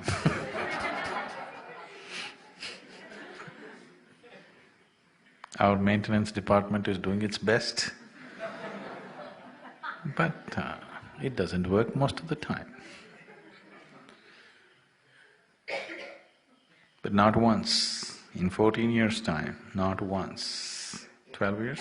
Okay, whatever. Not once have they come. Even if they came through the gate, went out of the gate.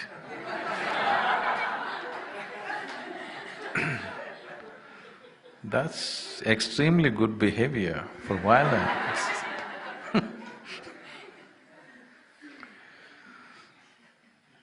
I'm not saying they have all become meditative, no. But in some way they're influenced, or maybe they don't like our food, so maybe they're going to Mahamudra.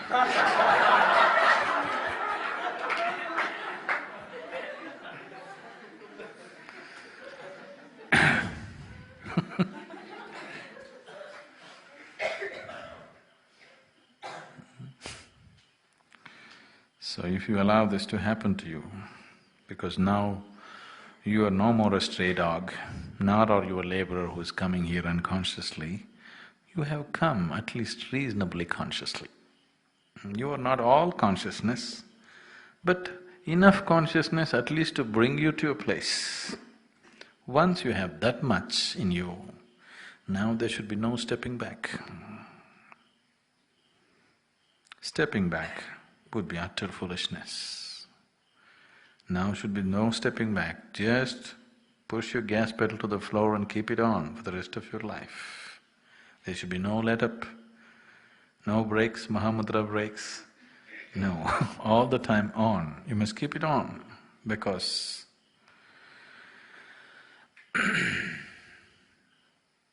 what many beings take lifetimes of sadhana to get to, we're trying to create a situation where it should happen to you in this life. So, it needs undivided attention, otherwise it won't happen. Well, what should I do? What should I do? What you do is not the point. How you do everything is the point.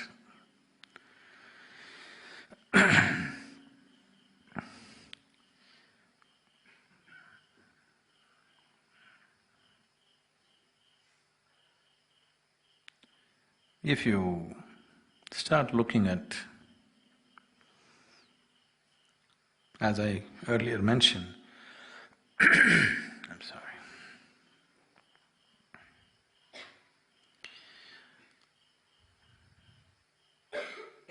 See, living among 100, 200 people on a daily basis, interacting with them on a daily basis, when so many people are there, you know you have to bear with so much.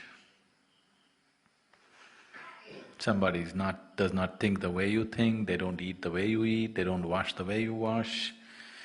You know, every aspect. There is every aspect which could irritate you and upset you. People don't think, feel and understand the way you do it. Every human being is different in their own way.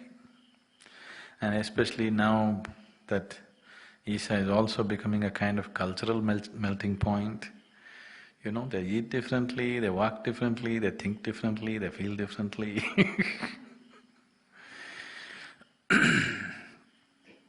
If you give in to this, then living together with such a large group of people will lead to insanity.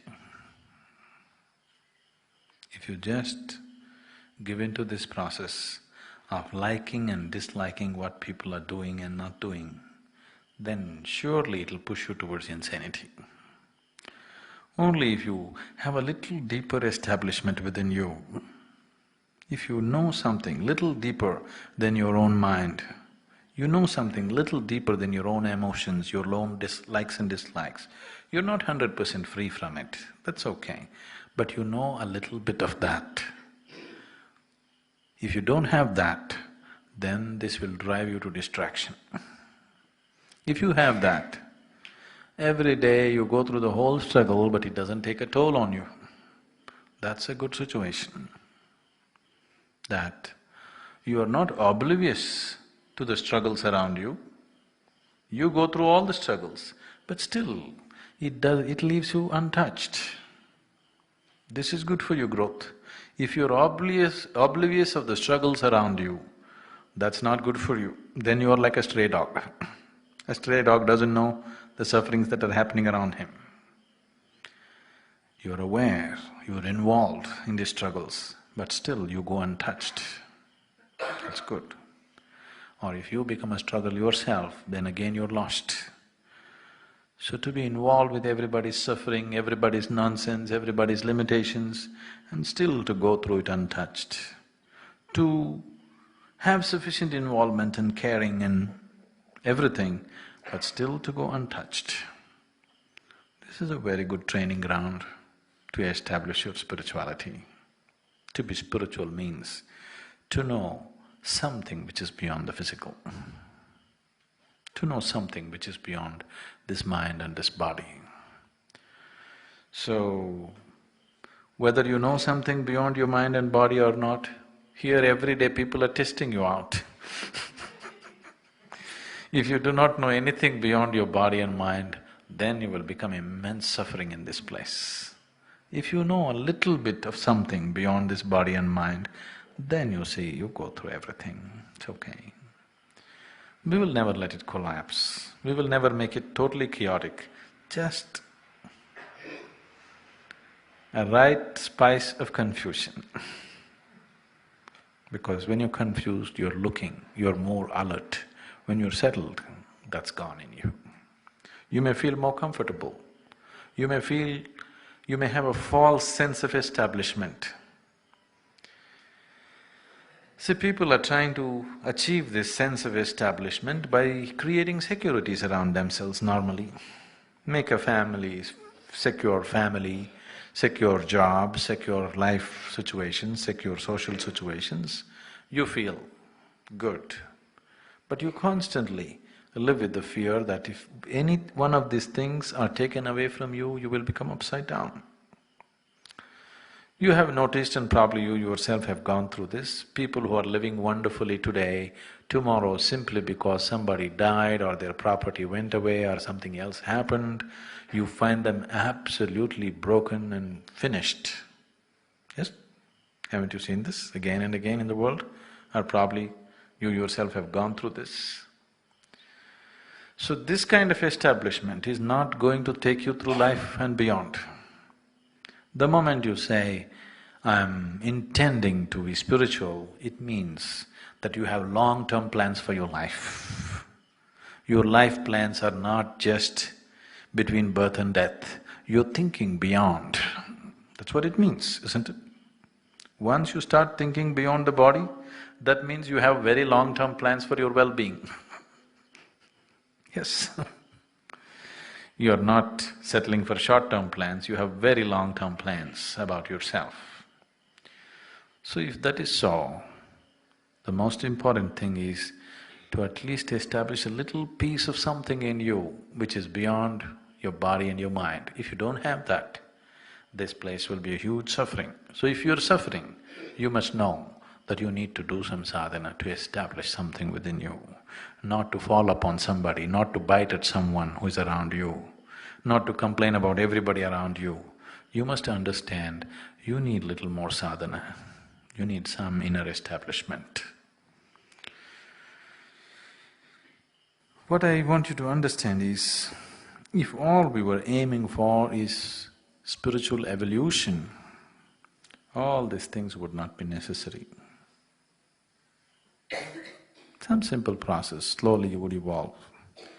We are doing all these things where if you are not in the experience, if you look at it, seem to be violent and insensitive. We are doing all these things because we are not looking for evolution. We are seeing how to mutate you from one dimension to another, quick. If we are seeking evolution, we could have slowly done it. All these kind of drastic methods wouldn't be needed. I would become even more drastic by nature, by my understanding, and left to myself, I would be maybe many-fold more drastic. But this is how much the social situations allow. If you go one step forward, there'll be too much problems. So, in a certain way, I'm terribly held back because there is an outside society which we have to face and which we have to be in tune with to make things happen here peacefully. And now all of you have become your own kind of society. So you don't need any external… you're not reading newspapers or magazines, so no outside gossip is coming. But you have sufficient gossip inside the ashram, isn't it? Isn't it so? So this has become a society of its own. So even this society, unfortunately, is not 100% open to everything. Even here you have to do things carefully. That's very unfortunate, but that is the realities of life. I'm not a dreamer, So, we're just doing work just to the extent. If you push it little more, there are many people here who will get very upset about little things. So to maintain this social order and the larger social order, it's a huge compromise. The outside society situations we can't change overnight, it's not in our hands. But if this society becomes more mature, more understanding, more centered within themselves, not bothering and meddling with what's happening with somebody else, I could become a little more drastic, become a little more forceful, make growth a little more compulsory. Even now it's compulsory, but I could make your growth so much more compulsory that you cannot escape it if you allow me a little more freedom as to what I can do here and what I cannot do here. Don't bring all the limitations of social living that exists in the outside society into this situation. Here at least, let people be the way they want to be. We don't, we don't deviate from for what purpose ashram is set for, established for. If you create a situation that nobody deviates from for what purpose this place is established for, then making this a much bigger possibility than what it is becomes a reality. But when people keep deviating from the basic purpose for which the ashram is established, using the situations for their own purposes, then the whole possibility comes down. But I know when 100 human beings live in one place, all these problems exist. I'm not averse to it. I'm not afraid of it, nor do I want to run away from it. But if we lower that, we can make the possibilities little more compulsive, little more compulsory to grow.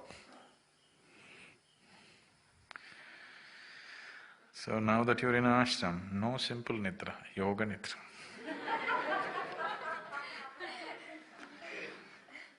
You don't know what's yoga nidra? Nidra means sleep, yoga means you know. So, when you sleep, you simply sleep. Don't try to do any funny things with it. Like I was telling them in the morning, I know you have been told before you go to sleep, somebody tells you sweet dreams. Okay, nightmares.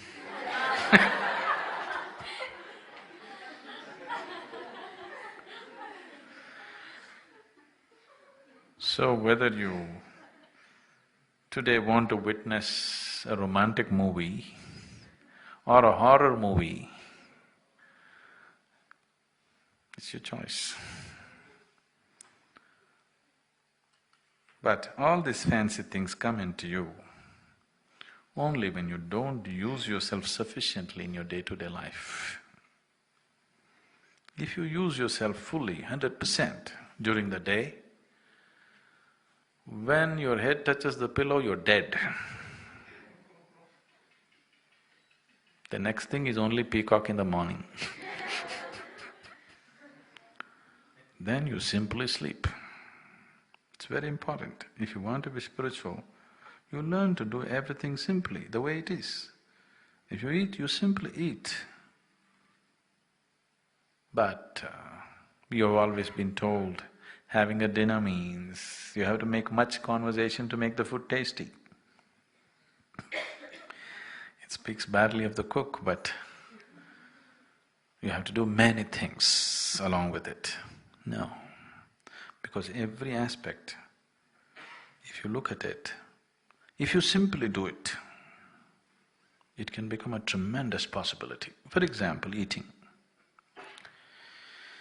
Eating means what? Taking a little bit of food, which is a piece of earth, taking a piece of earth and making it into yourself, not a small process, a tremendous process, isn't it? Something that is not you is becoming you. It is the very basis of your spiritual longing is just this. You want to experience everything as yourself. The very basis, the engine that fires the love in you, the engine that fires the sex in you, the engine that fires all the emotions in you, all the greed in you, all the ambition in you is just this, that you want to experience something which is not you as yourself. And that is there every day when you eat your food, isn't it? Something which is not you is actually becoming you. If you pay enough attention to the simple process of eating and simply eat, nothing else, just eating, you will see eating is an explosive process. And how can you talk to somebody else? It is such a big process. So when you sleep, just sleep. Leave your yoga alone, leave your spirituality alone, you just sleep like already, many of you are already doing, that's good. Yeah? You are my perfect mirror, you show me what I'm not. In the endless pit of what once was me, layer and layer you peel off me. The pain it is, but the joy it brings. So thank you for showing me what I'm not, for showing me what I could be.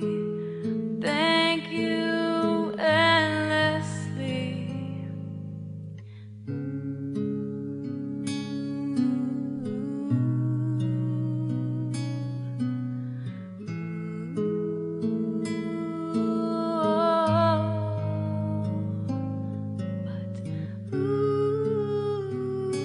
If I could only just be, you could show me all the things I would be willing enough to see.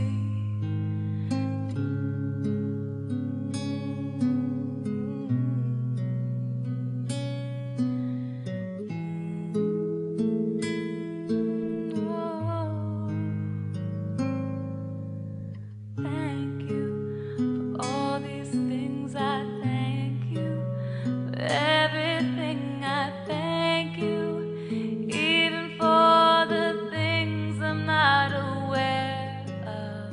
Thank you. Thank you. Thank you.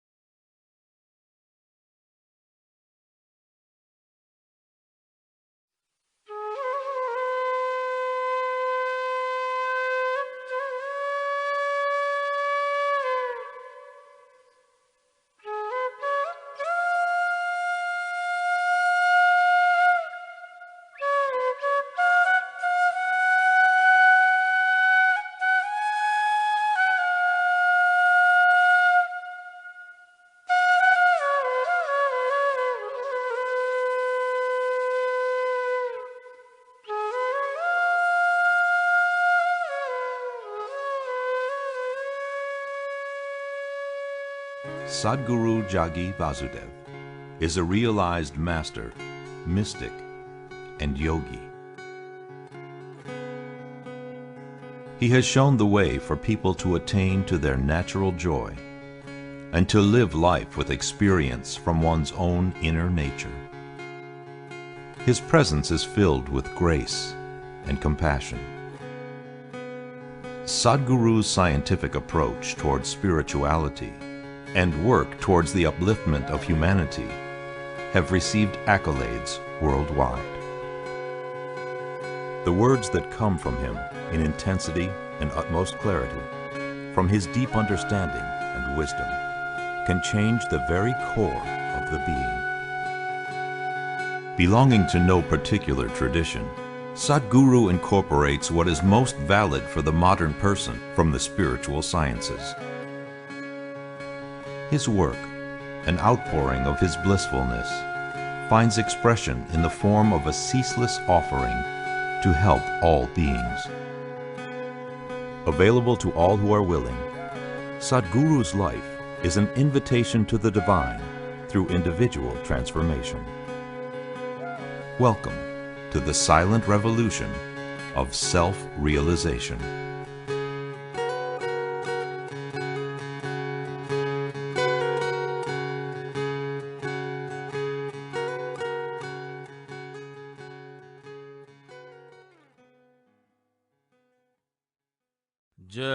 Jananam sukadham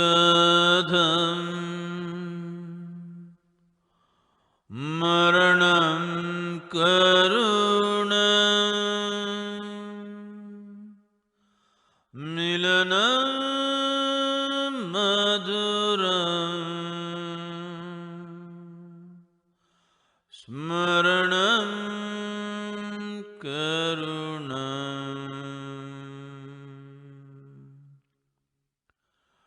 Jananam sukadham maranam karunam milanam maduram smaranam karunam Balavashyadiha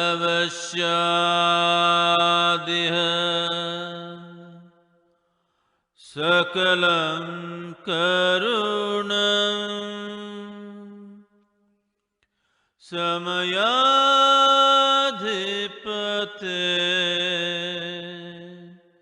akilam karunam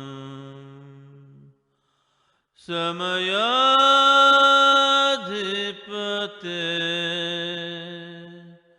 akilam karunam.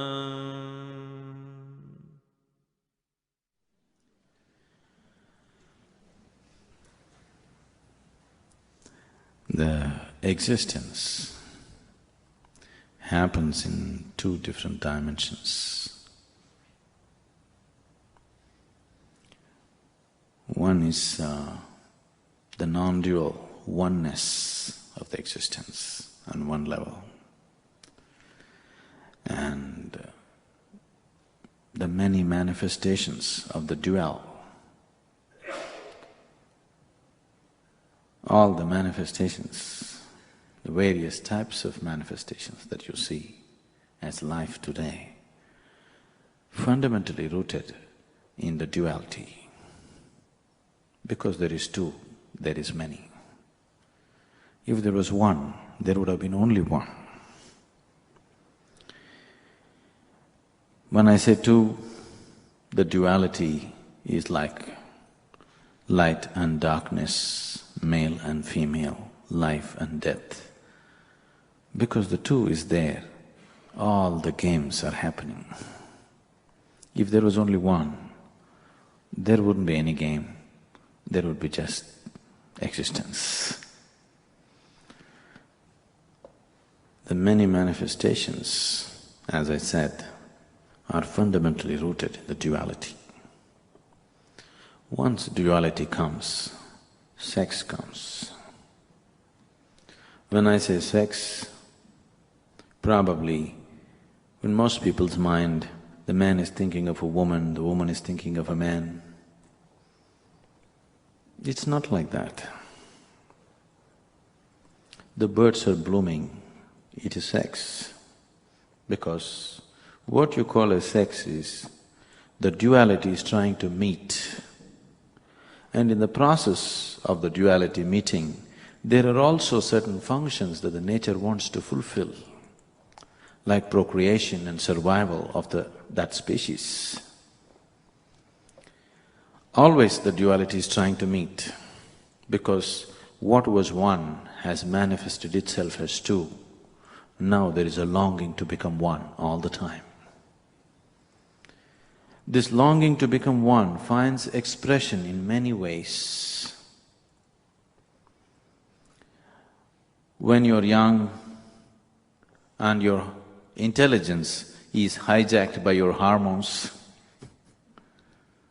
sex will be the way, physical sex will be the way. When you become middle-aged, when your intelligence is hijacked by your emotion, then love is the way. When you transcend all this, then if you seek the same union in a much higher level of awareness, then we say it's yoga or the divine. There are many names. Now, these two energies, which in the human race we are calling as male and female, which in every way we are referring to the same way, always constantly trying to come together.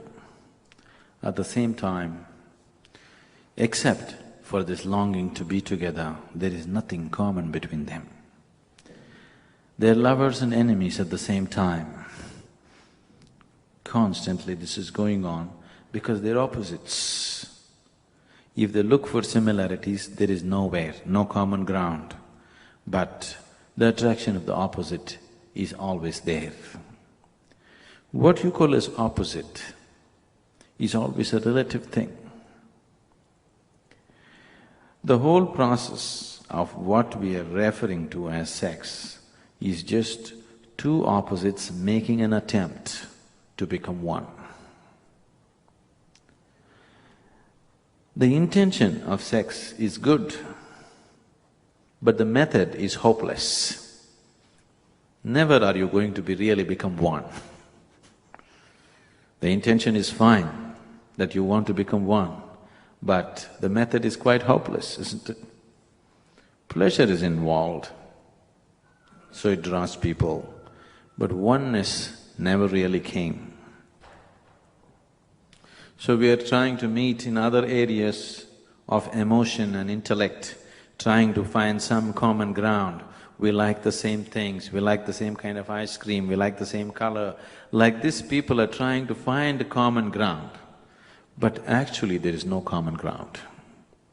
Unless you understand that there is no common ground, it is just that you learn to enjoy the opposite. It just becomes a hopeless thing. To make a simple physical act beautiful, we have invented all kinds of decorations around it.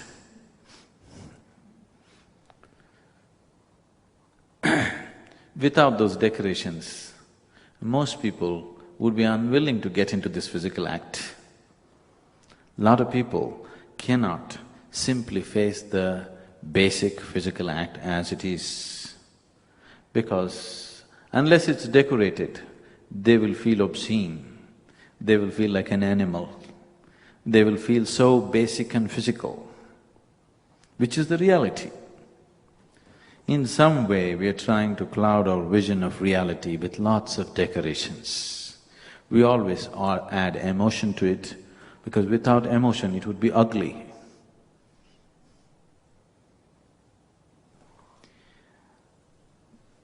Today in the modern world,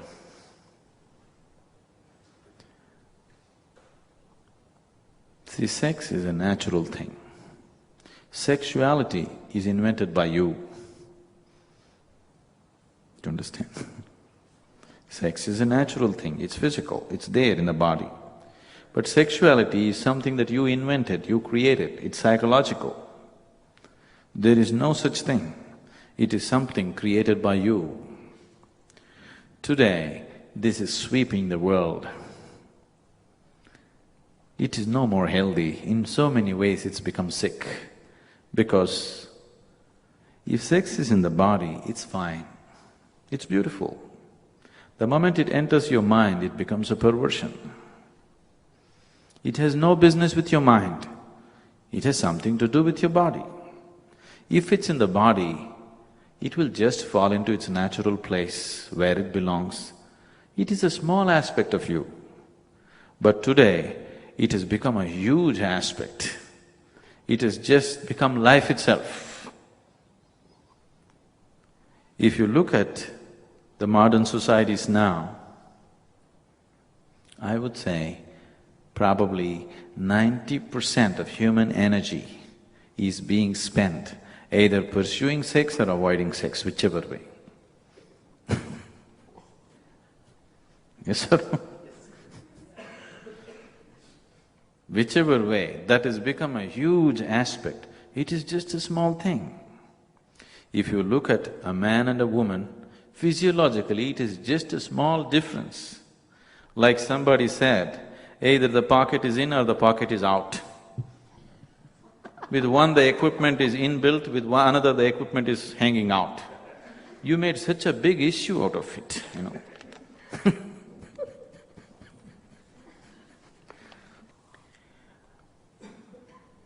This simple physical process, we are trying to make it so many things which it is not.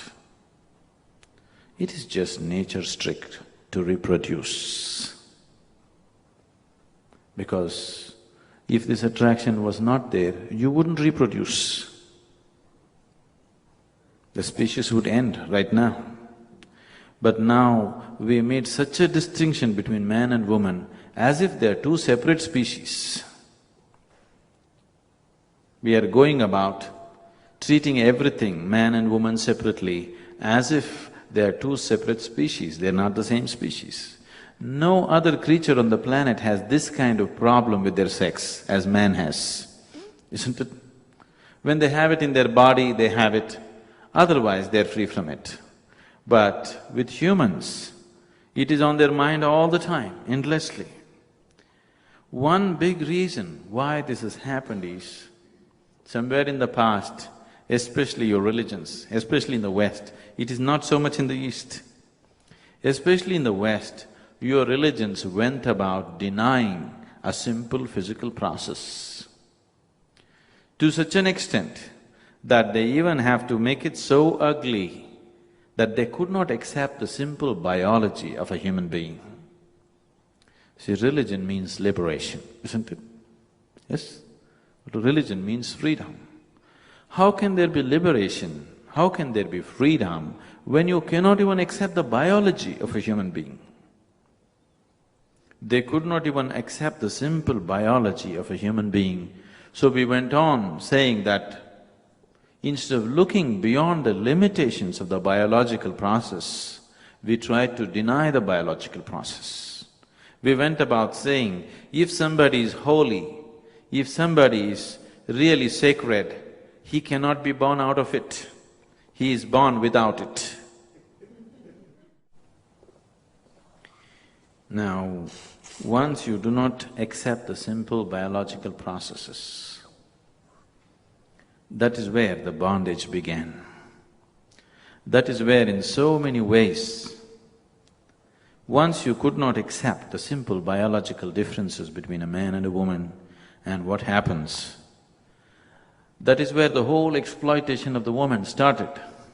If we had no problem with our biology, then we would not make a distinction between who is who. Everybody would be known for what they're worth, isn't it? Now, whether somebody was born to you a virgin or a prostitute, what's your problem? What the man is worth is all that it matters, isn't it? So whether somebody is a man or woman, what's your problem? What that person is worth, that's all that should matter to you. Only because you could not accept the simple biological processes, that's where the distinction, that's where all the exploitation started. And unfortunately, these few religions always denied simple biology of life. You don't have to make the biology sacred, nor do you have to make it filthy. It is simply there, it's life. It is through that you exist. It is neither filthy nor is it sacred, it's just life. if you know how to live it, without decorating it or without making it ugly, it has a beauty of its own. Now, the biological process which you're referring to as sex is simply, fundamentally, it's reproductive.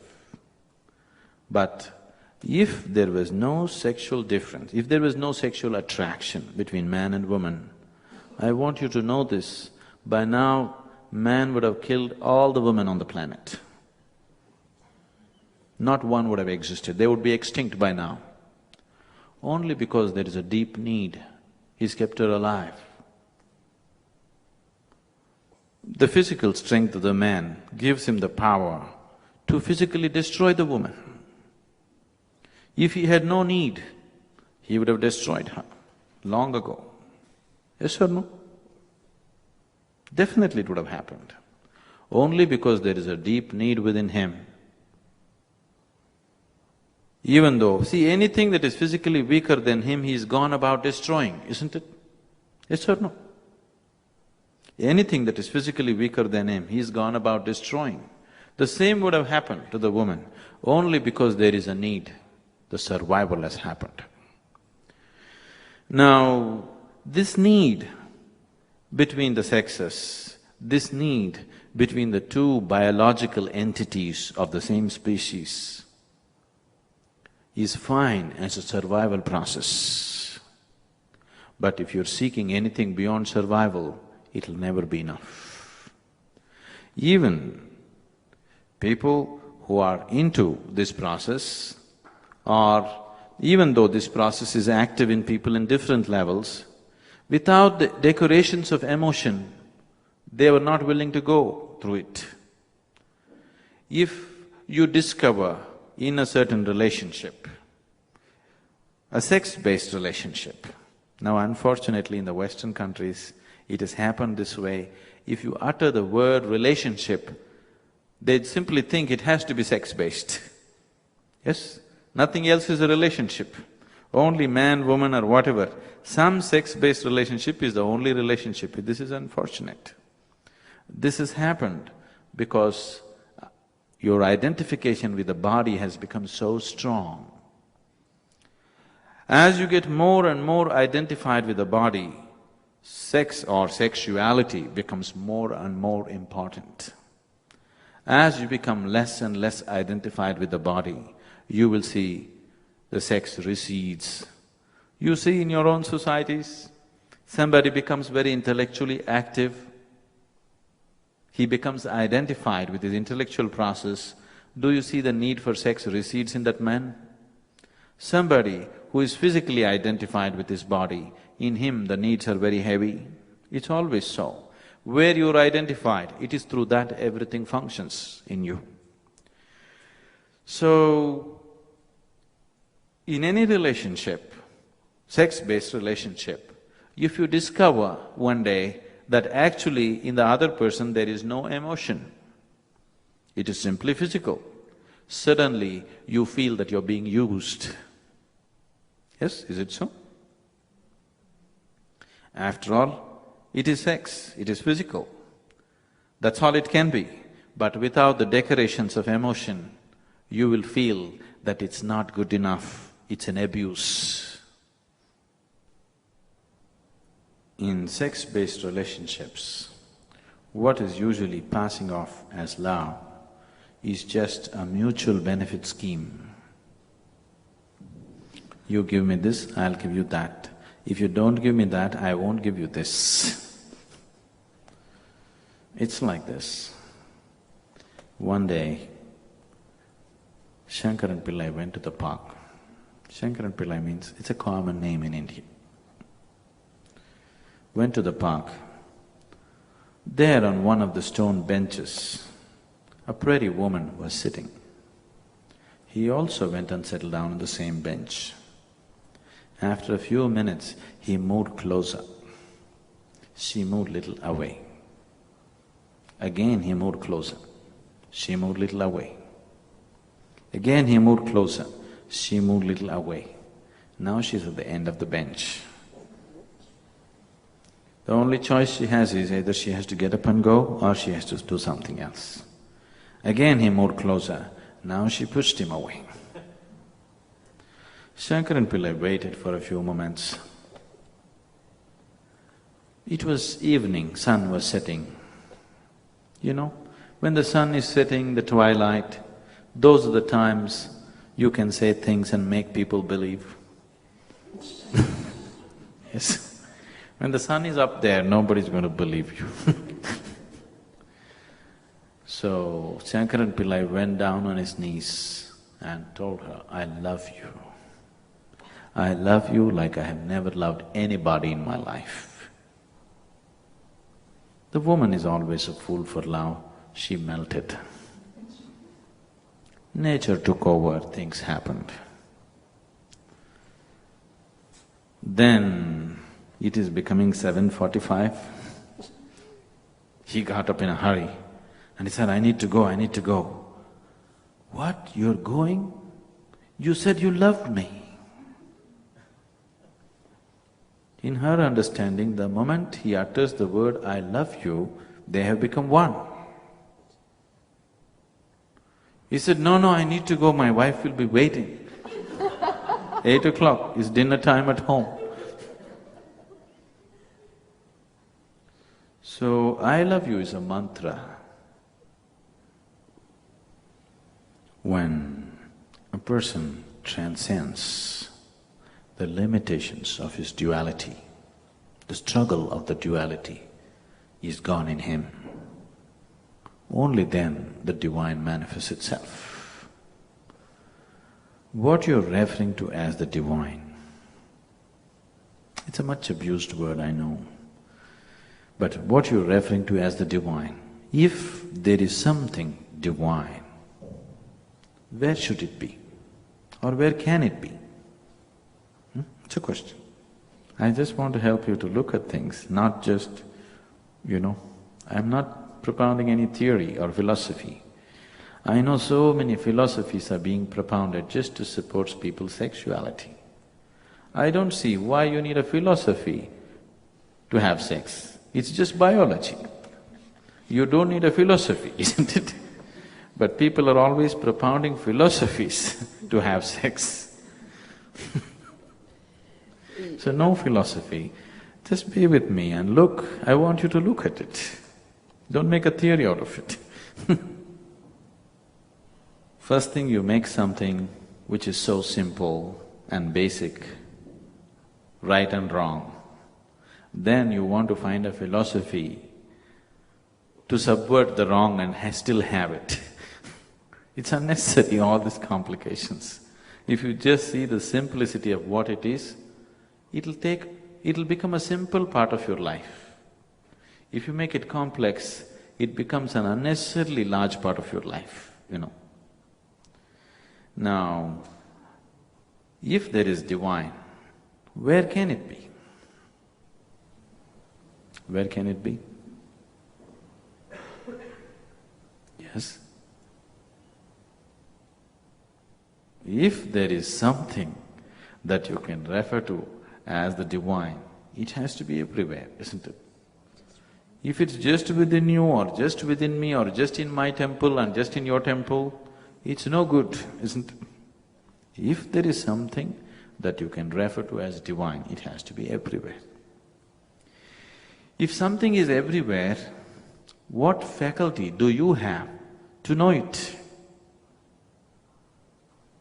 Yes, what faculty do you have to experience something which is everywhere?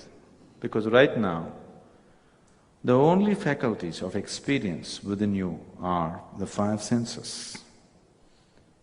The 5 sense organs cannot experience anything if there is no perspective or if there is no comparison. See, only because there is darkness, you know what is light. If there was no darkness, you wouldn't know what is light, isn't it? This is the way your eyes are made. Only because there is silence, now you know what is sound. Otherwise, your ears wouldn't be able to perceive. Your sense organs always perceive everything in comparison, always in bits and pieces. It does not perceive anything in its totality always it perceives just one side of everything. Please see. Is it so? Right now if I show you my palm, if you see this, you can't see this. If you see this, you cannot see this. This is the way your eyes are made, isn't it? Once there was a philosopher fish. What a fish, a philosopher? Yes. Is there anybody who is not a philosopher? Everybody has a philosophy for whatever they're doing, isn't it? If you want, you just go to the drunkard on the street, ask him, why are you drinking like this? He has a solid philosophy as to why he is drinking. Yes, sir? You stop a thief and ask him, why are you a thief? He's got a solid philosophy as to why he's a thief.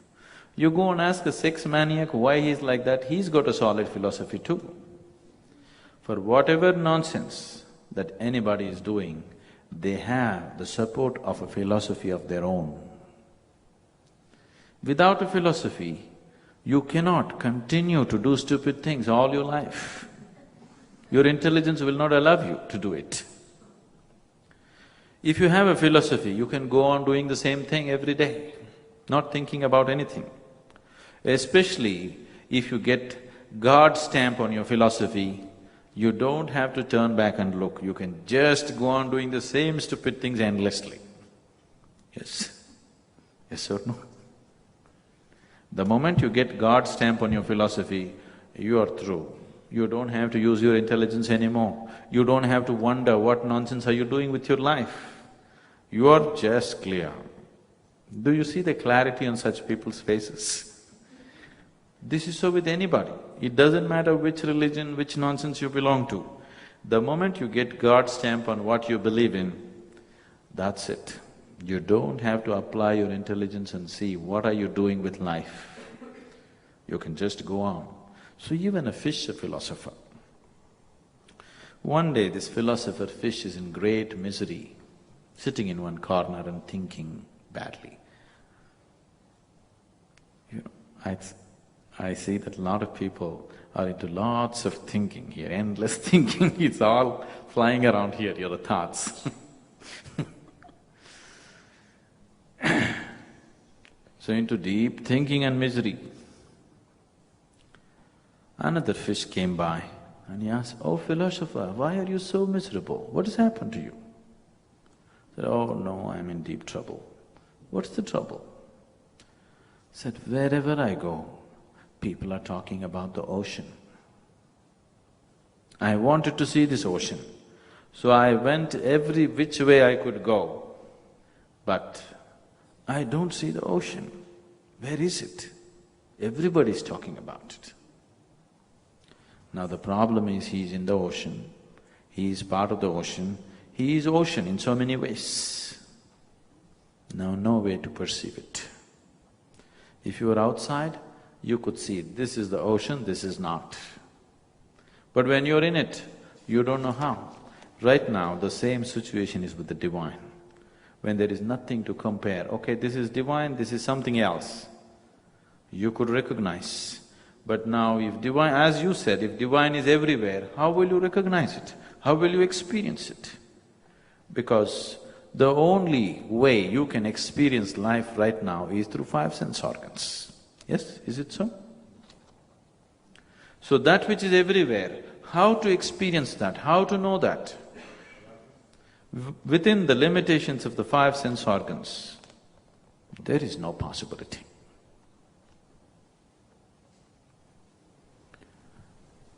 Now, seeking the divine is not something that you have to start as a project now. From the moment of your birth, the seeking is happening, but unconsciously. It is just that the choice that you have is either you can seek it unconsciously or you can seek it consciously. If you seek it unconsciously, we can call it sex. One expression of unconscious seeking of the divine is called sex, one expression of it. If it becomes a conscious expression, If your seeking finds a conscious expression, then we call it a spiritual process. Generally, if it is looked at as a science, then we say it's yoga. I know probably in your mind yoga means twisting your body this way or that way. No, the word yoga means to become one. That's what love means, that's what sex means, whether you're seeking it physically or emotionally or truly seeking oneness beyond all these limitations. If you're seeking it beyond all the limitations of your body, emotion and thought, then we call it yoga. If you're seeking it with the physical bodies will always remain two, no matter what you do. Yes? All kinds of weird things people are trying to do in the name of sex, because somewhere they want to find some unity, but it won't happen. A few moments of fake unity will come and then people fall apart. It is bound to happen, isn't it? Physical entities can never become one. It doesn't matter how much they try.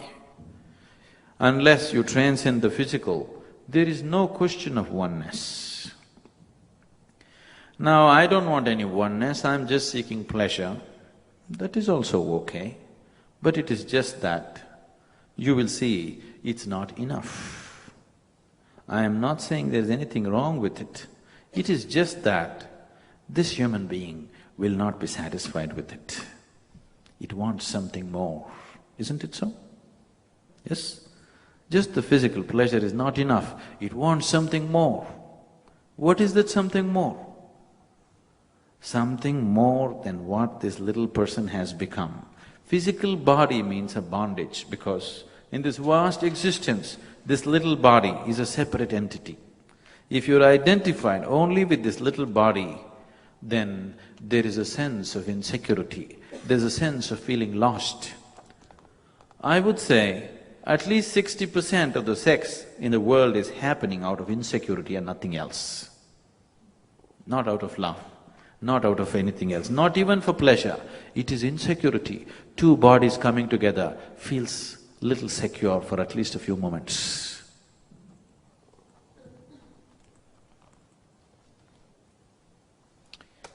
Do you see, most relationships, sex-based relationships are made because otherwise people are lost by themselves.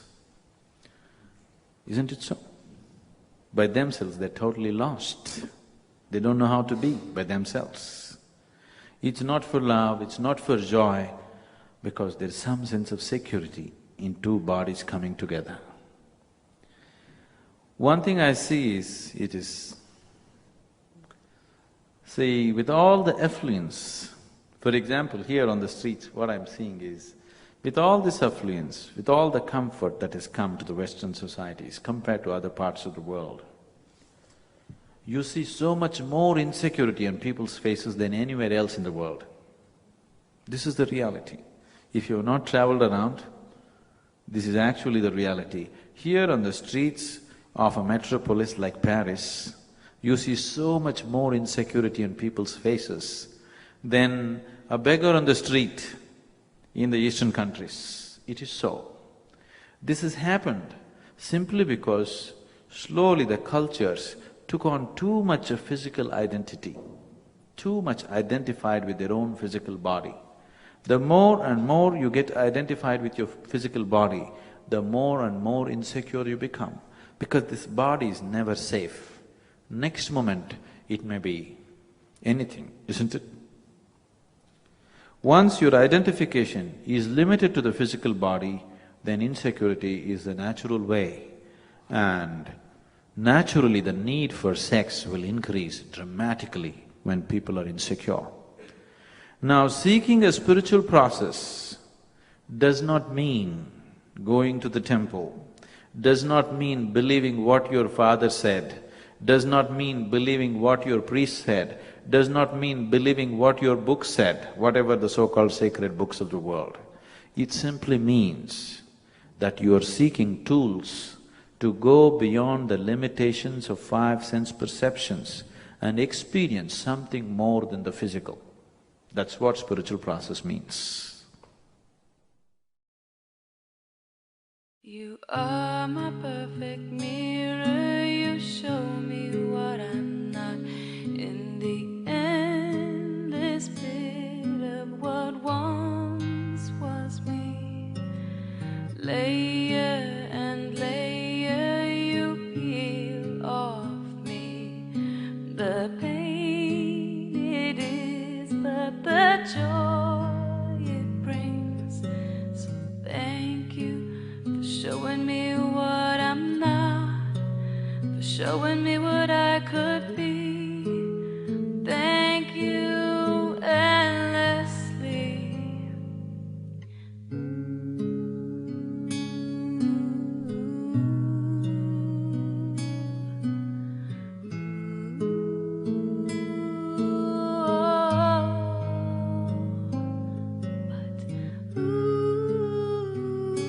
If I could only just be, you could show me all the things I would be willing enough to see.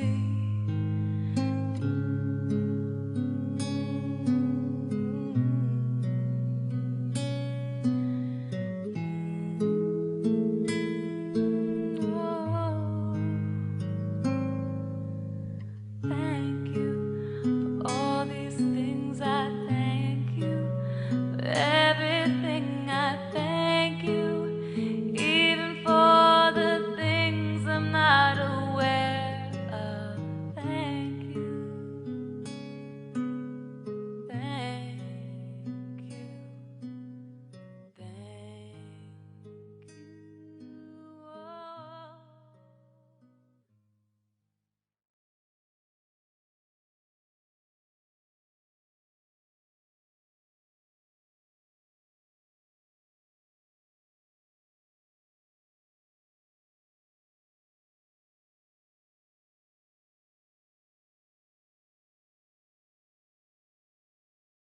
The crooked.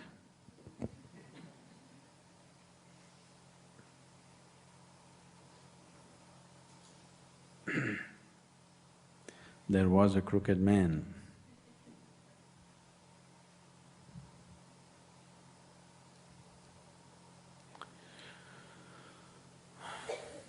You need to understand. This… who said this? Do you know who said that? No? No, not the question. Who was the master who said that? No? Okay. Okay, probably, most probably from the Zen tradition.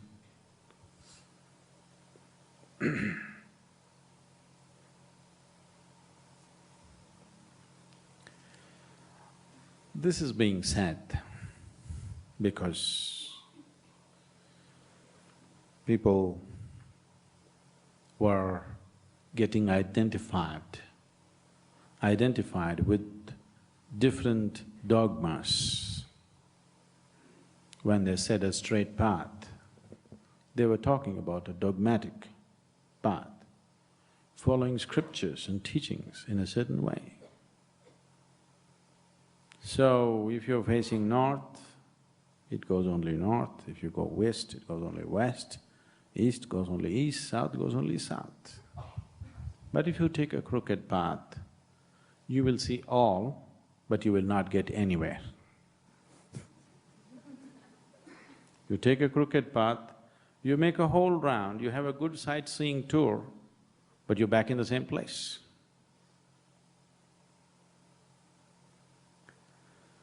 So, are you here to do sightseeing or are you here to get somewhere? That's a question.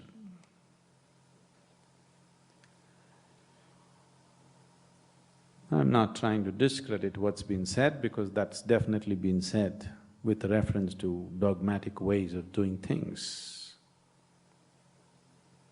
But I want you to look at it, because if you are thinking a crooked path means that you can afford to be crooked, there is no such path.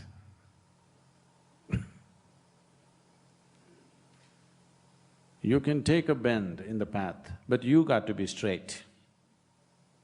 If you are thinking Somebody is approving your crookedness. If you are crooked, there is no path. There is no such thing. If you are straight, everything is a path. There is no such thing as straight path, there is no such thing as crooked path, because the path is inward. Where is it straight? Where is it inward? If you go north, I would say you're wrong. If you go south, you're definitely wrong. If you go east, you're wrong. If you go west, you're wrong. If you go up, you're wrong. If you go down, you're wrong. Spiritual process will happen to you, not because you look up, not because you do look down, not because you look in the four different directions, but because you look inward.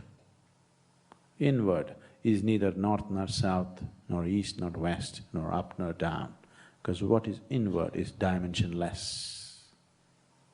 That which is dimensionless can neither be approached by a straight path or a crooked path, but only by somebody who is straight within himself.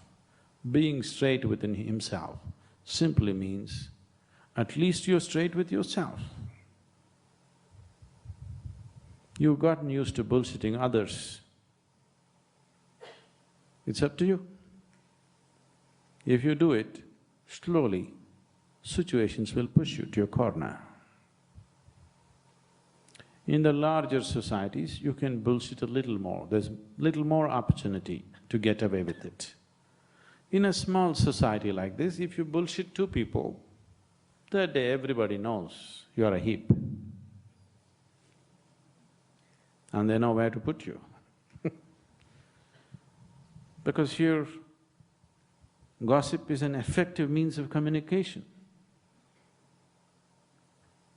Everybody knows. This person did a little bit of nonsense here and there, everybody knows. In the larger society, you could bullshit them a little while longer, but there also, if you bullshit too much, they'll push you to the corner.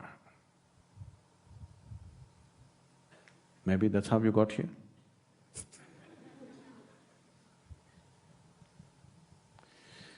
So, if you want to go anywhere, the first and foremost thing is that you are straight.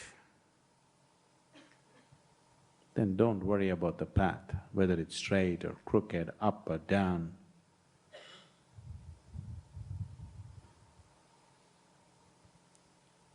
Those are all created just to make you feel little adventurous. Actually, there is no path. You stepped out, you projected your whole life out, which is very illusory. If you stop the projection, everything is inside. Even now, everything is inside. Please tell me, where do you see me? Not here. I am entering through the windows of your eyes and you are seeing me within you. I am within you right now, you hear me within you. The whole world is within you, everything that ever happened to you is within you.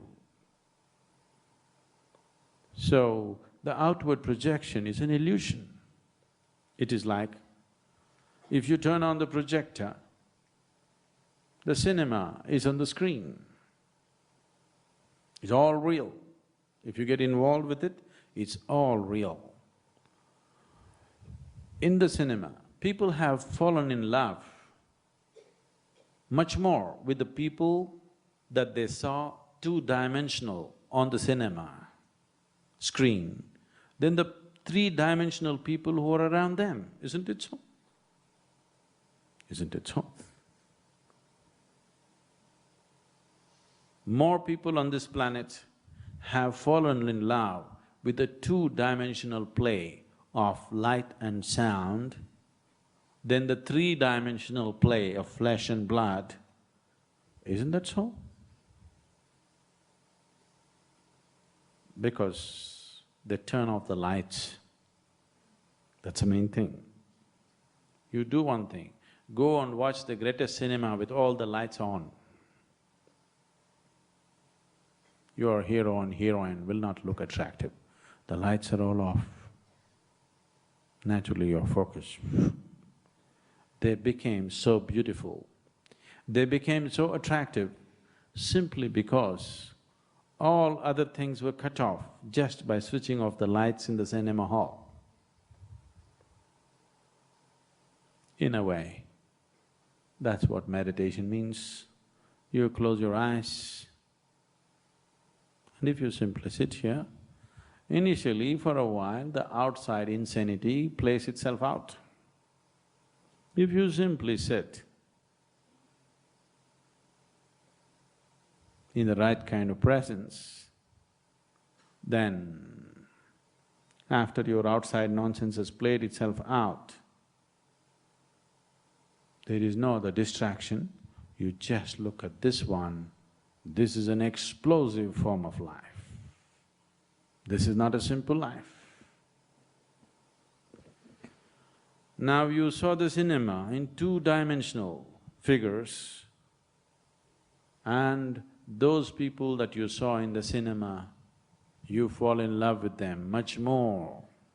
Somebody told you, love thy neighbor. If he had only told you, love your cinema star, it would instantly, his teaching would have worked.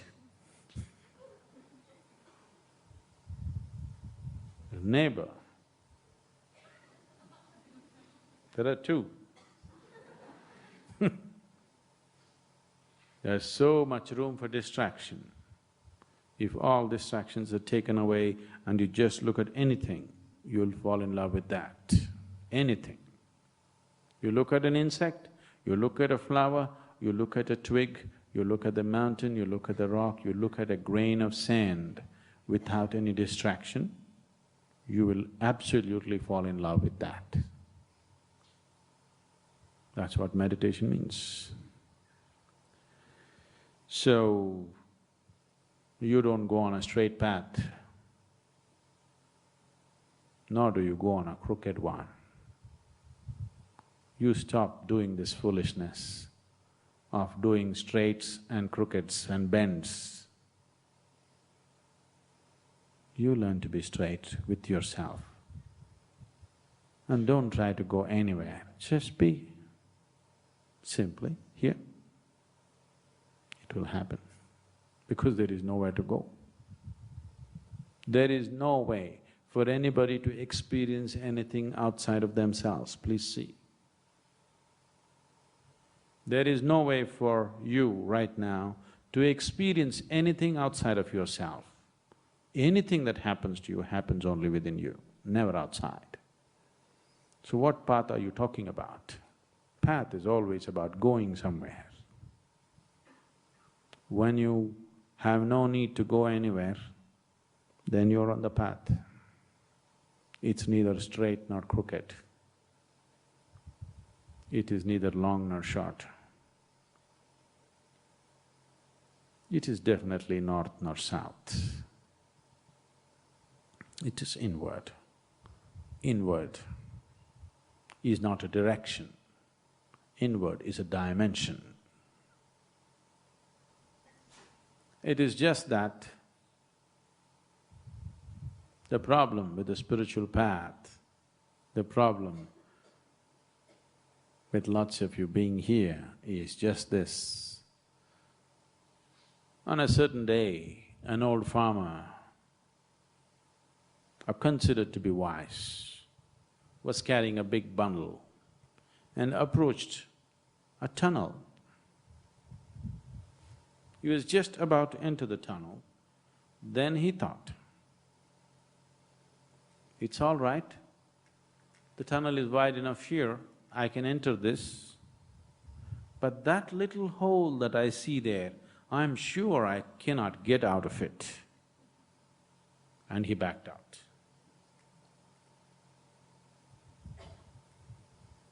So, this is something that your mind cannot understand, because when you say a path, it's about going somewhere. Nobody understood a path as not going somewhere. Always the word path simply meant to go somewhere. There's a very common joke played in the rural areas of Karnataka. If somebody comes to the village and it is normal to ask, "Ee raste ellogutte?" That means, where does this road go? That's how the language is. So, the smart answer is, "Ee raste ille biddirutte, ellu hogalla." That means, this road will lie here itself, it doesn't go anywhere. The road never goes anywhere, it's you who has to go. So, when we utter the word path, naturally your mind thinks there is somewhere to go. There is nowhere to go. When I say nowhere to go, that does not mean stagnation. I'm talking about really nowhere to go. I'm not talking about somewhere to go. Some is only this much or that much. No is limitless, isn't it? Something means a certain quantity. Nothing is not a quantity. It is another dimension which is measureless. It is another possibility which is beginningless and endless. So we are talking about nowhere to go, really nowhere to go, not somewhere. Somewhere is too small a place, it's not worth going. Nowhere is a limitless space. So if you go north, you will go somewhere. If you go south, you go somewhere. If you go east or west, you'll go somewhere. If you go around, you only go somewhere. That's not our intention. We want to go nowhere. Is that okay? Because the journey is from the limited to the unlimited. The only unlimited is the nothingness. The nowhere is the only unlimited space. So, are we just talking with some, just enjoying the circus of using logic in all kinds of funny ways?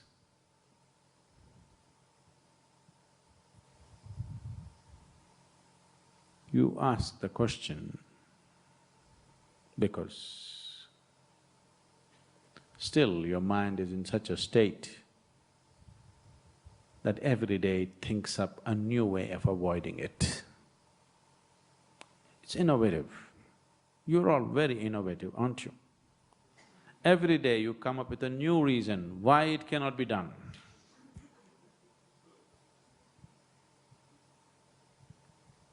I have convinced you 100 times over, it is possible. At that moment you said yes. Tomorrow you came up with a new innovation as to why it is not possible. So still the mind is in that state.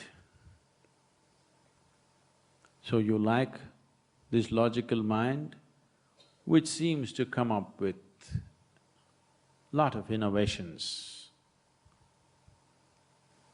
to keep you in its own ambit, to keep you within its limitations. So let us look at it from its perspective, from the perspective of the logical mind.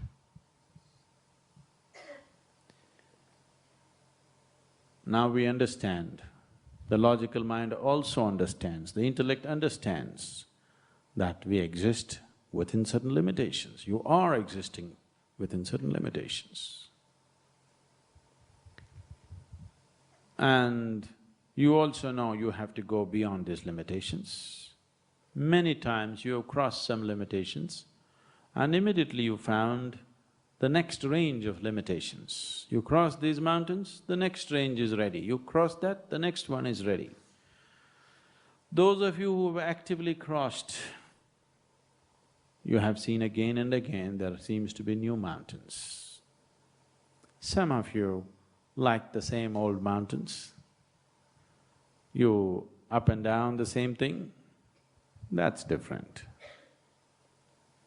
So the logical intellect, if you apply it with sufficient intensity, it clearly realizes that it is not the vehicle to take you beyond. So, if you do not know how to transcend the intellect, at least frustrate the intellect. Yes. You do not know how to transcend it, at least let it get frustrated, beaten. Then it lies low. When it lies low, we can do things with here. If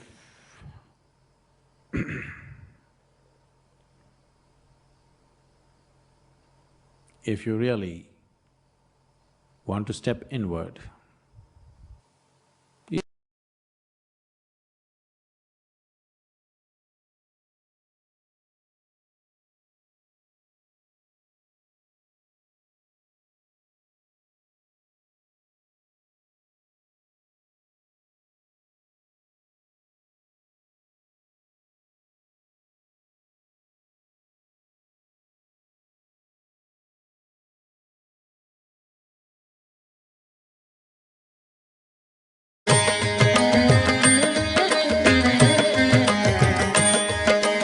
Amudam, amudam, amudam.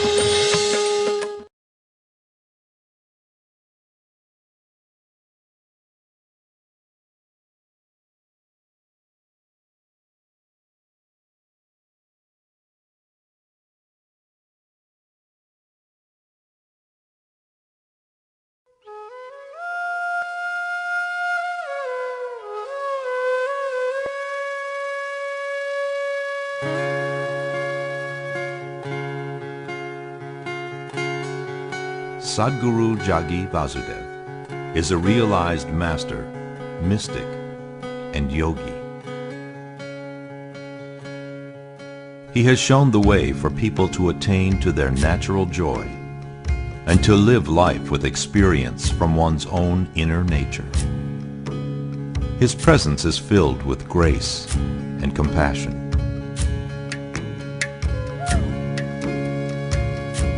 Sadhguru's scientific approach towards spirituality and work towards the upliftment of humanity have received accolades worldwide. The words that come from him in intensity and utmost clarity, from his deep understanding and wisdom, can change the very core of the being. Belonging to no particular tradition, Sadhguru incorporates what is most valid for the modern person from the spiritual sciences. His work, an outpouring of his blissfulness, finds expression in the form of a ceaseless offering to help all beings. Available to all who are willing, Sadhguru's life is an invitation to the divine through individual transformation.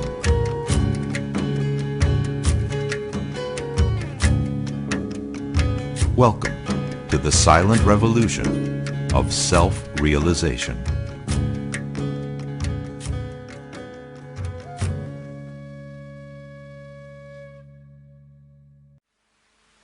Sadhguru, what does the name Isha represent?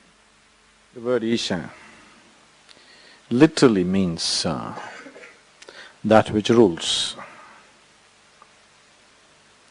What is it that rules everything in the existence? That is Isha. Now, that which is rules the existence is that which is the source of creation, isn't it? What is it that is the source of creation? That is Isha. When this source of creation or that which rules the existence is formless, It's called Isha. Or that which rules the existence or that which is the source of existence, we normally refer to it as the divine. So formless divinity is referred to as Isha. Isha means that which is fundamental, that which is the very source. So this is called Isha Yoga because it is a means to access that dimension which is the source of your creation. That which is the source of your creation is obviously within you, isn't it? Yes? It's obviously within you. So Isha Yoga is a method to turn inward and access that dimension which is the source of who you are. If you exist on the level of creation, as you are right now, you are subject to all the dualities of life. Repeatedly questions coming up, this is okay, but will this work on the streets of New York City? This is okay, will this work with my family? This is okay, will it work when I'm racing with the rats? All these things are coming simply because you have been mauled by the dualities of life. In so many ways, the dualities of the creation has mauled you. It has added color to you, at the same time it has taken a toll upon you, isn't it? Yes? It's brought life to you. It is only because of duality there is a game. It is only because of duality there is you and me. It's only because of duality the whole game of life is happening. At the same time, the same dualities are mauling you, subjecting you to so much pain and suffering. So now, the purpose of Isha Yoga is that your basic experience, you root yourself in that dimension which we are referring to as Isha, which is non-dual, which is the source of creation. But being rooted in this, you play with the dualities. Now, once you're rooted in the non-dual and play with the dual, dual has no impact upon you. You can play with it and enjoy it whichever way you like, but it doesn't take a toll upon you. You can go through this life without a single scratch upon you. If you are rooted in that dimension which is the source of creation, if one part of you is creator, another part of you is creation, you can play with the creation whichever way you want, but it will not leave a single scratch upon you. But right now, the simple process of living, as people age, they are becoming wounded, isn't it? I don't know to what extent you're exposed to other people, just look at yourself. What I see is, whether somebody is successful or failure or rich or poor or whatever, if you just take off their top layer and look at them, they have so many wounds within them. They're just managing to cover it and just go on bravely in the world. But there are too many wounds. These wounds have happened simply because whichever way you look at it, you can't come to terms with the dualities of life. Any sensitive human being is bound to be wounded when he knows only the dualities of life, when he does not know the other dimension. Only somebody who's utterly gross, like an animal, like a brute, he goes through life. He can go through it, but he will not know the subtleties and the beauty of life. He can go trampling through life without knowing too much pain. But anybody who is sensitive to life is bound to be mauled by the dualities of life, always, because you are not able to separate what is good and what is bad. You are not able to separate what is right and what is wrong. You are not able to separate what is evil and what is beautiful, isn't it? Are you able to draw a clear-cut line between anything even within yourself? Is it possible? You must deceive yourself to believe, no, everything is okay, everything is okay. People are trying to teach you such philosophies. I am okay, you are okay, everything is okay. You will go insane after some time. Initially it all looks nice. You will go insane because the very people who propagated such philosophies went insane, you know that? People who taught you, I am okay, you're okay, everything okay. These people went insane, committed suicide. People like Dale Carnegie and others, yes, they broke down, they became neurotic. Because you're trying to deceive the reality, not understanding the fundamentals of reality, just trying to deceive yourself, everything is okay. Everything is not okay, either with yourself or with the world, everything is not okay, isn't it? Yes? If you do a cover-up job, it feels good, but after some time it'll collapse. Now we are not seeing how to do a cover-up job. It is just that if you sink a little deeper into your experience, there is a dimension in you which cannot be touched by these dualities. If you are rooted in that dimension, whatever, wherever you're placed in hell, still you can go through it gracefully. See, Indian spirituality has always used a lotus flower as a symbolism. Why a lotus flower is used as a symbolism is, a lotus flower grows best wherever the slush is really thick and stinky. The more stinky it is, the better it grows. This stinking slush becomes a wonderful flower with such beauty and fragrance, you can't believe it's the same slush. But it is the same slush, isn't it? This little lotus seed transformed this stinking slush into a fragrant flower. So, always Indian spirituality used lotus flower as a symbolism for spiritual processes, because once you live in the world of duality, filth is unavoidable. Anyway, whichever way you step in the world, somewhere you will step into it. If you are sincere with yourself, whichever way you step into yourself in your mind, you cannot avoid filth in your mind, isn't it so? Is that the reality? Only somebody who is blatantly lost in his moralistic nonsense believes he is pure-minded. Anybody who is sincere looks at himself, he knows a part of him is utter filth, isn't it? You cannot avoid it. Nobody can avoid it. Only moralistic fools have closed their eyes to it. That doesn't mean they're free from it. So once you're like this, if you're sensitive to this will just destroy you. This will just eat you up. That is the very nature. Life is made in such a way, the beauty of the creation is just that the ugly and the beautiful always together. What is filthy and what is sacred is always together. So, if one has to be in this world, transact with this world, be involved with this world, and still has to go untouched through this world, he must be like a lotus flower, that he must learn how to convert this filth into a fragrant flower. Otherwise, some people get allergy towards filth and they try to go to Himalayas. Wherever you go, even if you climb Mount Everest, first day you will be dazed and you will feel all pure and wonderful. By day two, your mind will come back and the whole world's filth will come back on top of Mount Everest. Yes or no? Yes?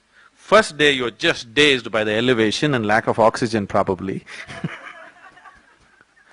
But by day two, the whole world will be there with you on Mount Everest. Nobody stays there for more than a few minutes, so it's okay.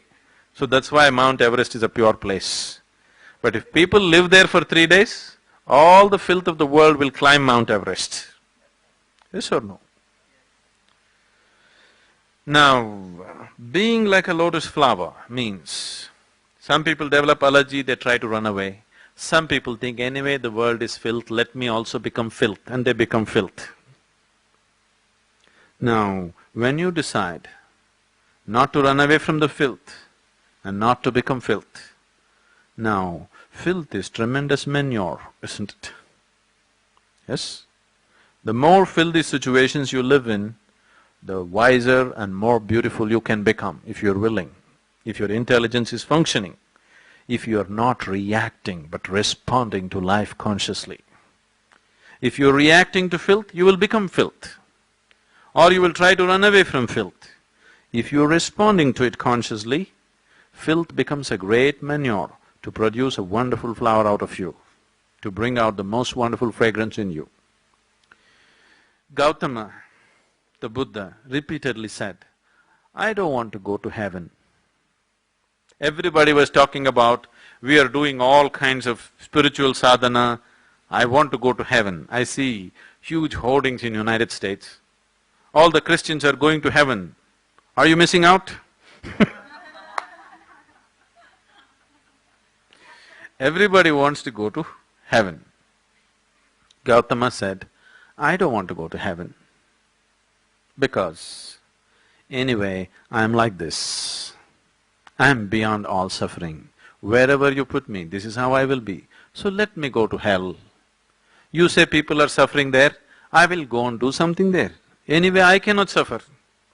I have made myself like this that I cannot suffer, so let me go to hell. This man is free, isn't it? I want to go to heaven, I want to go to heaven. Why? Because you made a hell out of yourself here. That's why you want to go to heaven, isn't it? Somewhere you made a hell out of yourself, that's why you want to escape to heaven. If living here itself within you is a big heaven, where the hell you go, what does it matter? Wherever you go, this is how you will be. Either you create your situations or situations make you. These are the two ways to live.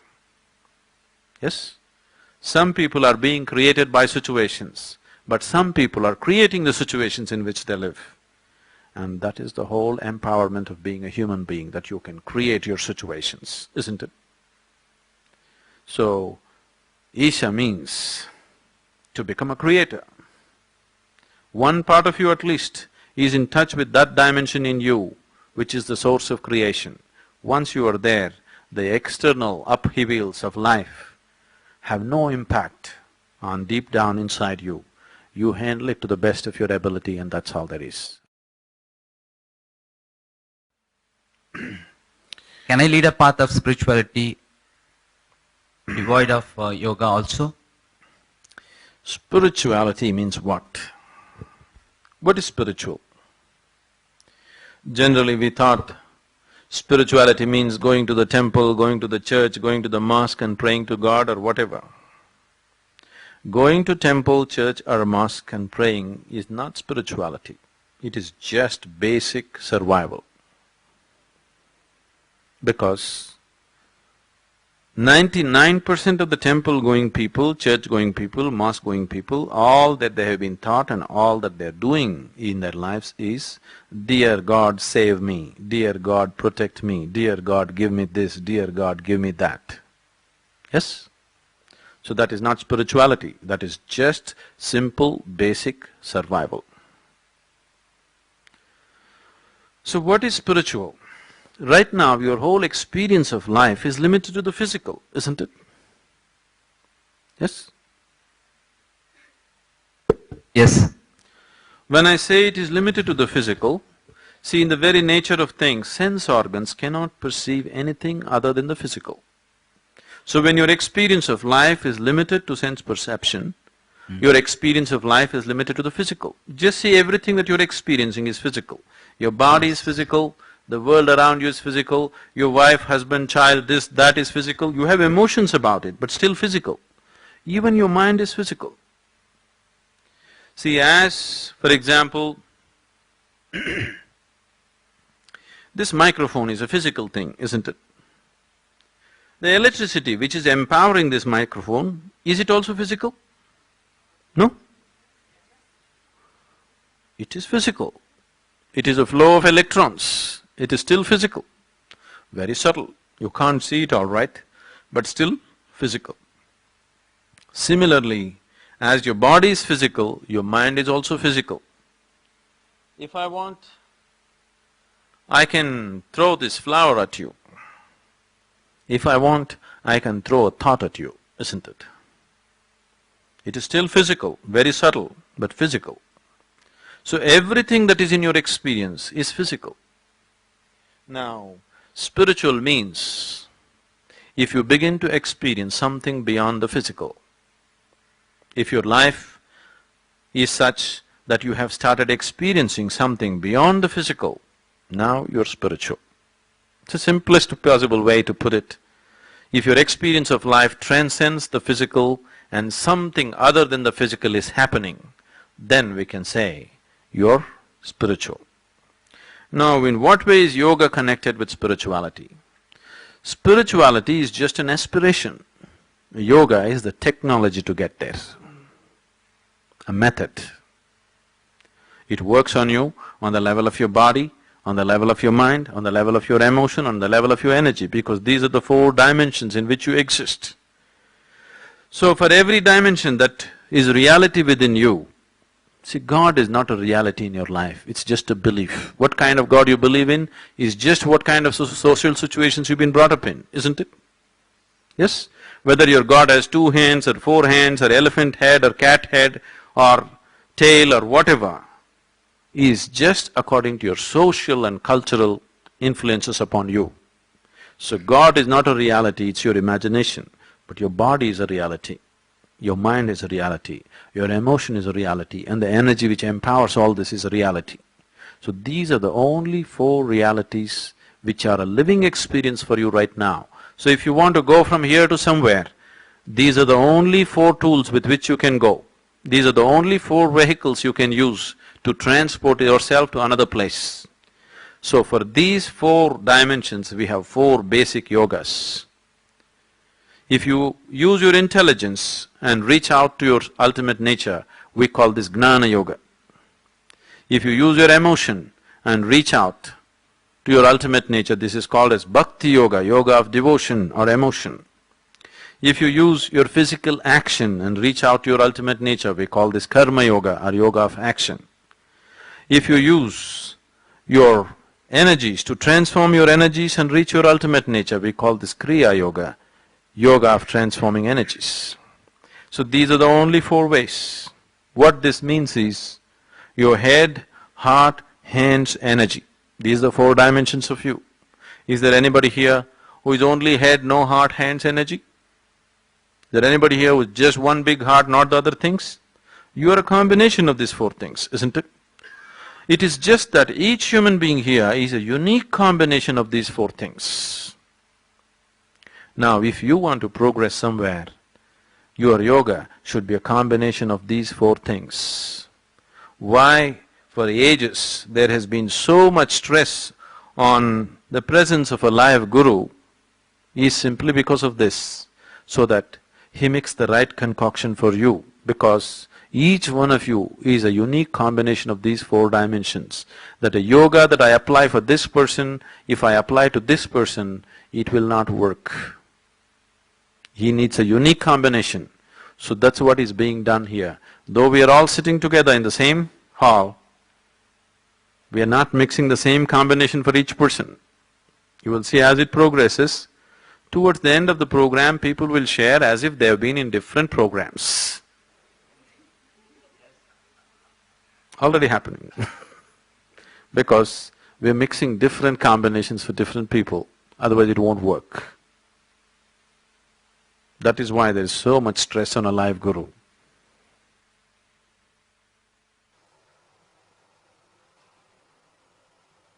Sadhguru, what is the point in pushing a man into the sea of duality where he can't even keep himself afloat? Why? You can float.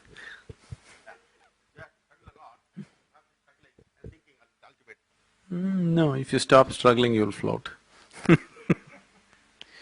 Now, why creation? That's the question. This question has been asked too many times, but shall I tell you why creation happened? Are you okay? Now, one day,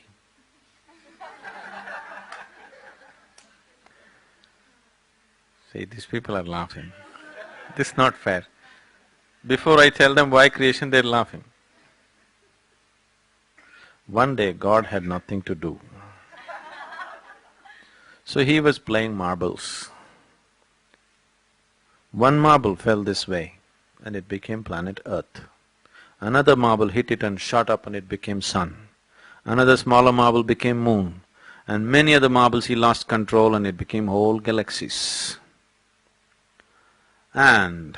shall I continue?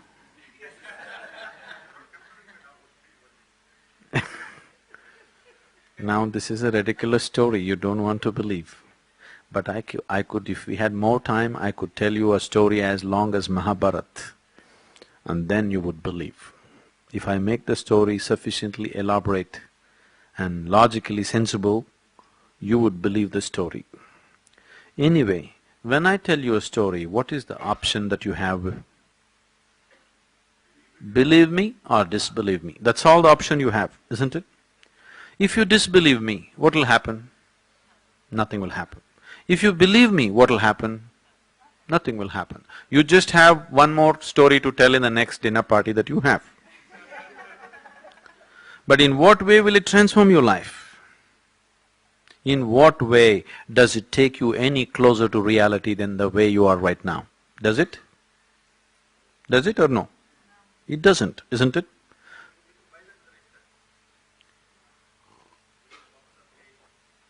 If I tell you stories, you'll become wiser?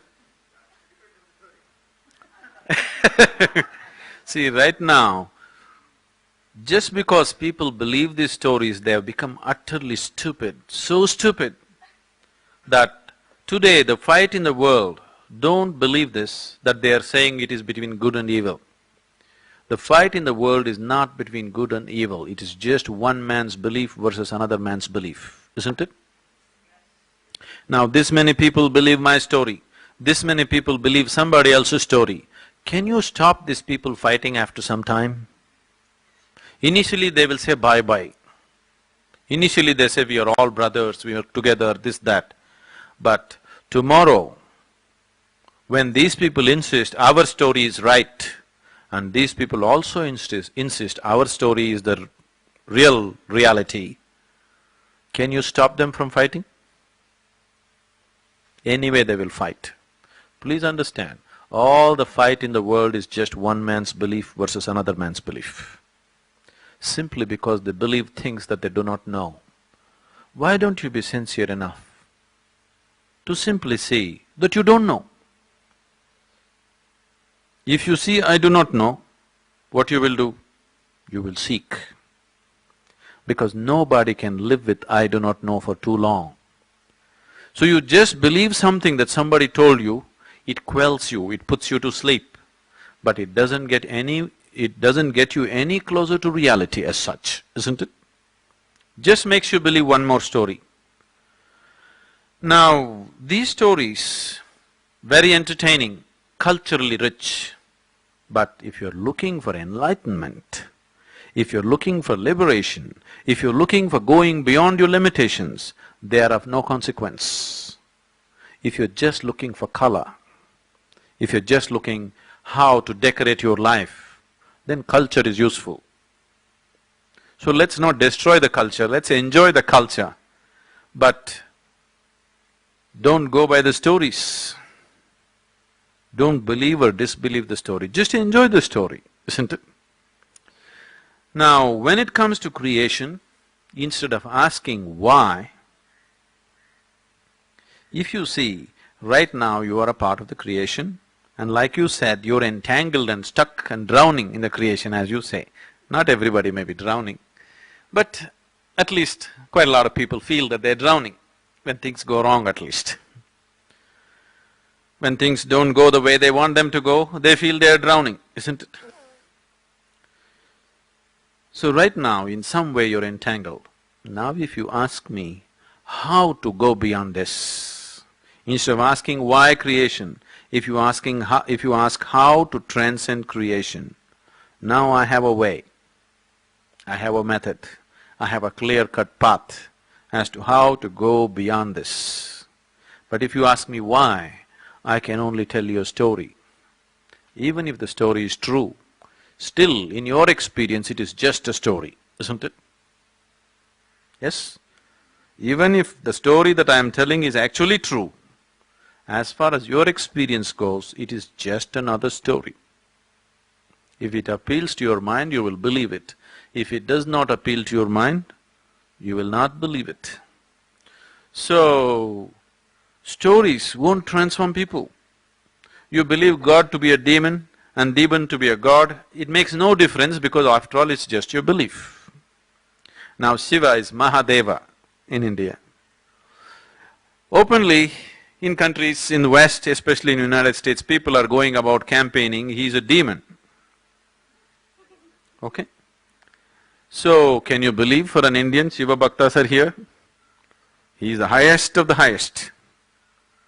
But the whole aspect of Shiva has been created with enormous care and understanding. It is not to be believed, it is to be used as a tool and a device in your life. Shiva, his personality has been created like this. He is the most beautiful and he is the ugliest. He is the most wonderful and he is the most terrible. His friends are all demons and freaks and goblins and all kinds, but he is the highest God. It has all been created like this. He is the destroyer, but he is the very basis of creation. It's all been created like this because if you can accept this one man, you'll accept the whole creation the way it is. It's a tool, it's a device, but now you just made it into your story. Suddenly it is no more it has lost its transforming impact upon you. If you really use Shiva as a tool, if you really use Shiva as a device to transform yourself, if you just see the evil and the good, the beautiful and the ugly, everything is a part of him, you would revere the ugly and the beautiful the same way, isn't it? Yes? That would be very transforming. But now you just believe the story, did not apply the device to your life, see no change. You say Shiva or Rama or whatever nonsense, nothing changes. But if you applied it the way it was intended, it would have transformed you tremendously.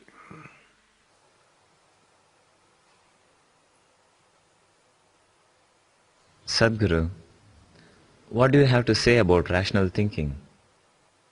If you're truly rational, then it's a wonderful tool for your growth. But you're irrationally rational, then it's a problem. When I say irrationally rational, two people are arguing with each other. Both of them firmly believe that they are being very rational and the other is being very irrational, isn't it? Isn't it so? When you get into arguments, have you seen? You believe you are definitely saying the most rational thing, but the other person also believes that he is saying the most rational thing. So, who is irrational in this? Probably both. It is just that your rationality is coming from your identity, limited identity. Your rationality is not coming from an all-encompassing experience of life. Your rationality is coming from a very limited identity of who you are, what you have identified yourself to be. Now, you are irrational because you have excluded the rest of the world and rationalizing just with your identifications. That's very irrational, isn't it? That is why two rational people can get into a clash. Otherwise, how if I am rational and you are rational, how can there be a clash? It's not possible. But your rationality is coming from your identity, the other person's rationality is coming from his identity. The classic example is always man and woman getting into an argument, as man and woman. When they are together as man and woman, they are constantly getting into arguments. The woman is coming for her identity of her emotions, man is coming from his identity of whatever he thinks he is. And it's an endless argument. Goes on and on and on, never comes to any conclusion. If there is some emotion of love and understanding, somehow it quells and again props up somewhere and again props up somewhere. But it's a never-ending thing. Most of them are wise enough to understand, okay, he's like that, okay, she's like that, somehow let's get along. But in rationality, they are never meeting, isn't it? Because two different identities. So, when your whole rationale is springing from a small identity of who you are, it is irrational, isn't it? Today, as you said, like we are getting away all the dirt from us. Maybe we have a bad person till today. We are trying to become a better person. I didn't say such things. Okay, I am a bad person. Okay, you are admitting it. Yeah, I am admitting it. And maybe a week from now, I should be a better person. And does this at the end of my life, decide my next life also? So what happens after death? That's a question. Some things, Ganesh, you will know only by experience. You want to know? It's best you know it only by experience. What happens after death? See, if you want to know what happens after death, do you know what is happening right now with you? Not as a person. As life, do you know what's happening with you right now? No. So when you do not even know, when you don't have the capability to know life which is kicking within you this moment, where will you get the capability of knowing what will happen after death? So, if you want to know the process of life, this is the moment, isn't it? Now, you must make an effort to turn inward and go deep into yourself, to know the very fundamentals of who you are. If you know this, if you know the basic fundamentals of who you are completely now, even after this body falls apart, still you know the same thing. But if you do not know it now, the possibility of knowing it then doesn't arise. Because right now you are better equipped. Right now you still have your intellect and discretion. When you shed your body, you don't have these things, you just function by your tendencies. So when your intellect is on and you have the discriminatory power to see what is what, this is when you must see it. What is happening with me right now? What is the nature of who I am right now? If this becomes a living reality for you, knowing what happens later will be very simple. I know that my father is dying, he's old, and I would like to talk to him about it, but I think it is totally unacceptable in our society. The moment a person is very old and you know he's going to go, you leave him even before he's dead. Why can't we talk about death in a positive way in our culture? If you avoid death, you will avoid life also. Only that person who is willing to die can live totally. One who tries to avoid death will naturally end up avoiding life. Because what you call as life and death are not different. Right now, you are living? Are you living?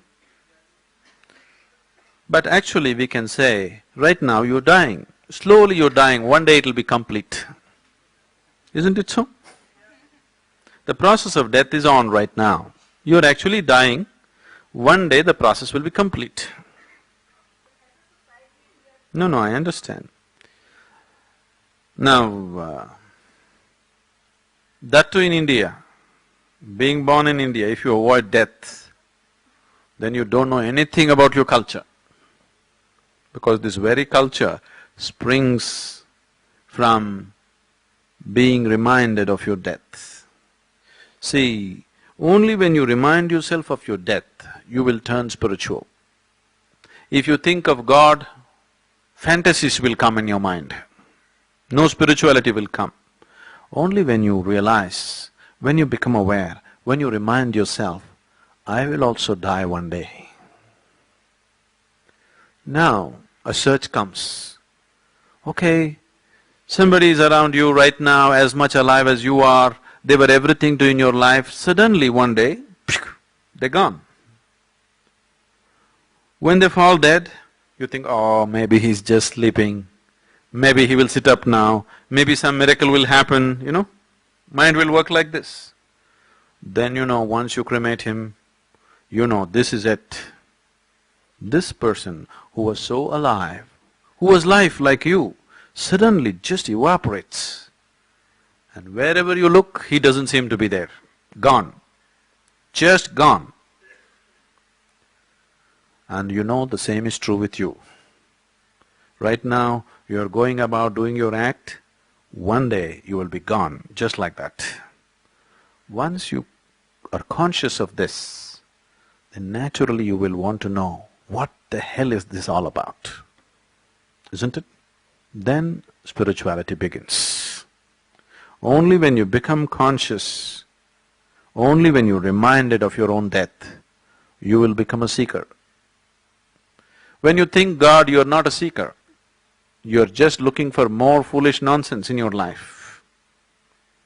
You're looking for more greed and more nonsense and more something else, easier way to get things, isn't it?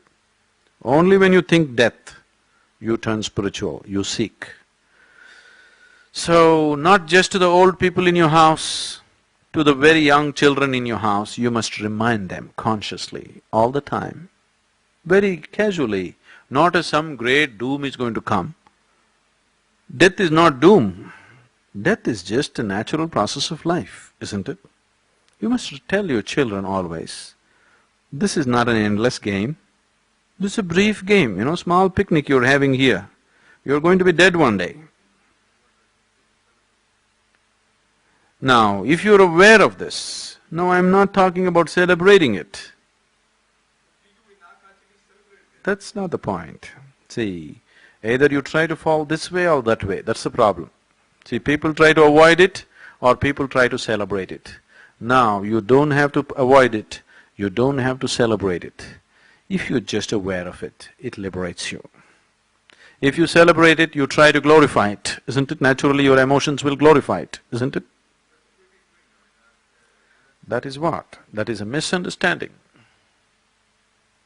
It is a misunderstanding that you try to celebrate life or death. If you're aware, everything is the way it is, and it's too beautiful. It's just fantastic the way it is, the intricacy of life. You don't have to enhance it by your celebration, nor can you bring it down by your gloom. Anyway, it goes on in a grand way. You don't have to celebrate, you just have to join the celebration. You trying to celebrate death will become death-orientedness, isn't it? See, suppose I go on telling you death is wonderful, really it must happen to you, Then you become like those UFO cults, You know those UFO cults in some of the Western countries, they all commit mass suicide? This is because they're thinking that is better than this. See, it'll get distorted. Always you try to distort it. Don't distort anything, just seeing everything the way it is. Death is a natural process of life, isn't it? Seeing it as that, not celebrating it, not becoming gloomy about it. It happened. Once, a certain yogi was invited to a new house. A rich man built a house. When they build a new house, they want some spiritual person to enter their house. So they invited the yogi.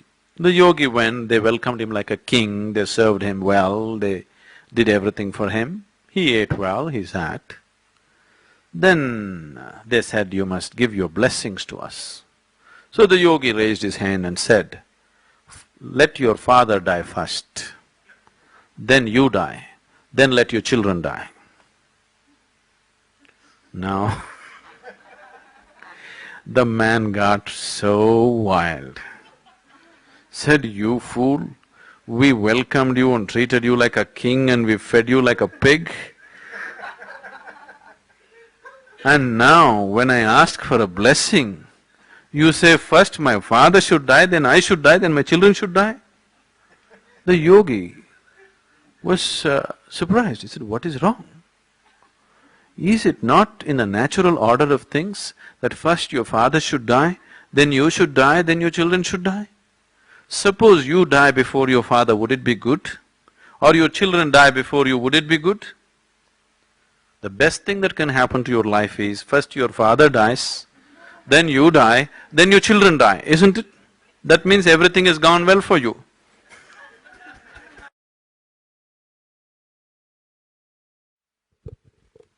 Guruji, what is the significance of lingam?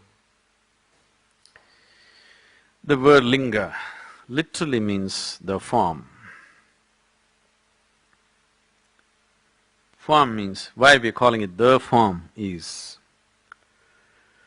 when You know, today modern science is proving to you beyond any doubt that the whole existence is coming from nothing and going back to nothingness. You know this? There was a time when modern science believed everything comes from something, you can neither destroy something nor create something. It can only be transformed from one state to another. You cannot destroy anything nor can you create anything. That was the belief some time ago. But today modern science is proving beyond any doubt that everything comes from nothingness and goes back to nothingness. A whole bunch of galaxies sometimes just collapse into themselves and become nothing, you know? There's something called as black holes. Some of them explode into supernovas, but a lot of them just collapse into themselves and become nothing. So there was something and it became nothing. Similarly, there is nothingness and it becomes somethingness. Nothingness is the very basis of all that is something in the creation, please see. Only because there is a vast nothingness, somethingness has happened in the form of tiny galaxies. If you look up in the sky, generally the way your vision is made is, you think it's full of stars, but that's not the reality. The reality is there's a vast empty space, just tiny spots of stars, isn't it? That's the reality. But because of the way your vision is made, because of a visual deception, it makes you feel as if the sky is full of stars. The sky is full of emptiness, just a little bit of stars, just a little bit of salt and pepper. Rest is all darkness and emptiness. So everything springs from that and goes back to that. When the unmanifest begins to move towards the manifest, when the first manifestation begins, the first form that the energy takes is the form of an ellipsoid. You know what's an ellipsoid? A perfect three-dimensional ellipse is an ellipsoid. The first form is always a perfect ellipsoid. A perfect ellipsoid is what is being referred to as a linga. This we have always known. Yoga has always been saying this. Every human being who's gone deep enough into himself has always known this. But today, modern cosmologists have taken pictures of various galaxies and they say the core of every galaxy is an ellipsoid. Do you know this? No? The core of every galaxy, if you take pictures of it, is always an ellipsoid. So the first form that the unmanifest, when it begins to manifest, it takes the form of an ellipsoid. If you become meditative to a point where you become loose with your body, then you will notice once again your energies become an ellipsoid. That means before dissolution, the final form that you take also is an ellipsoid. So the first form is an ellipsoid, the final form is an ellipsoid. So linga is seen as a doorway. Either way, either this way or that way, it is a doorway to the beyond. If we take any form, suppose if you give me anything, let's say you give me this flower. You hold this flower in your hand, feel it, if you're sensitive to it, and give it to me. I'll just hold it in my hand just for 10-20 seconds and give it to you. You will see it'll feel very different. I will make this flower feel very, very different in your hand because I'll energize this in such a way that it will be vibrant in your hands. But this flower cannot retain it for too long. After some time, it'll be just a piece of organic material. But if you form a perfect ellipsoid, if you form a linga the way it should be and energize it, it'll be a perennial storehouse of energy. There is a whole science as to how to build a linga, the different dimensions, the different qualities that you can attribute to it. It is just that this science, which is very essential and very fundamental science, has been lost to some extent or to a large extent because the bhakti movement swept the country. about 700, 800 years ago, the bhaktas took over temple building. So the science of how to make it, they dropped it because for a bhakta means a devotee is not interested in any science. It is just the strength of his emotion, isn't it? You know.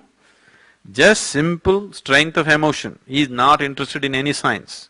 So when devotees started building temples, they started building it whichever way they like. It's their love affair. You know, no rules, no science, no nothing. Their love affair just made them do lingas whichever way they feel like it. So, the science of making it sort of receded.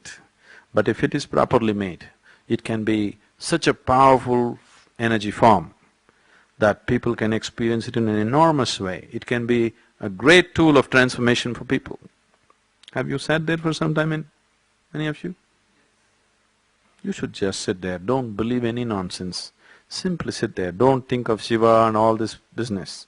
Simply just sit there, without any prejudice about it, without any beliefs about it, just sit there. It will shake you from the root of your spine. It'll just set forth a completely different process within you. Without a single instruction, you will be initiated into a very powerful process in the presence of Dhyanalinga. There's too much behind it, let's not go at it now. Those of you who want to know much more about it, most of you have the Mystics Musings? The last chapter is all about Dhyanalinga.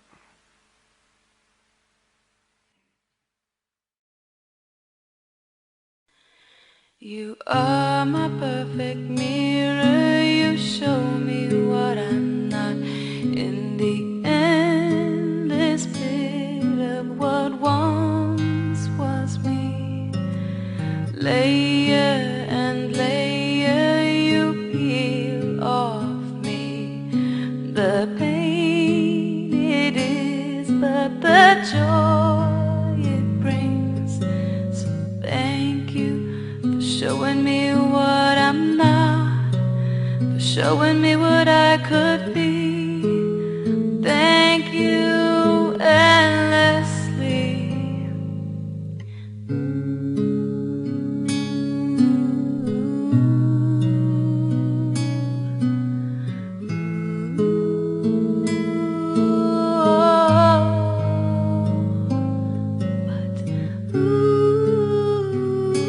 If I could only just be, you could show me all the things I would be willing enough to see.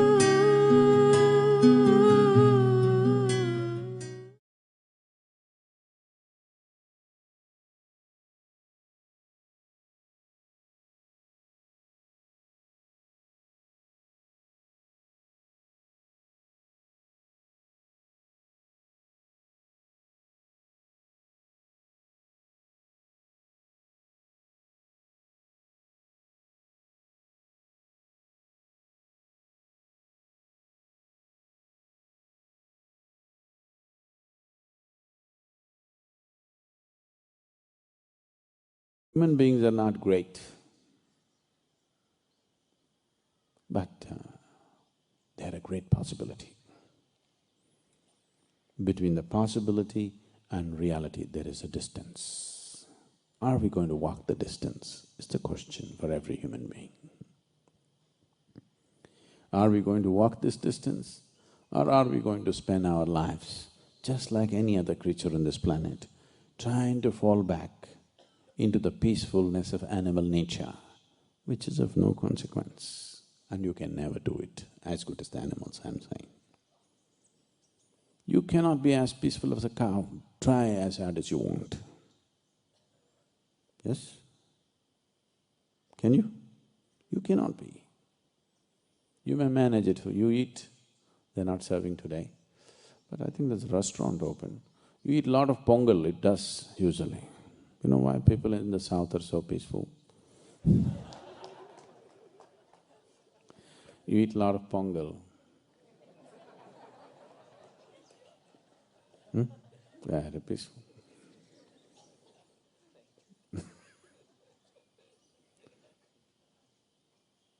It does. So, people have tried excessive eating, intoxicants, excessive indulgence in pleasures. With all these things, they have tried to create some kind of peacefulness within themselves. You thought you got there, but next moment you know you're not there. Any number of times it's deceived you, isn't it? Yes? One Saturday evening, your whole family met, all of you had a wonderful dinner, you thought this is the height of the world. Everything is so wonderful, magical. Tomorrow morning you see,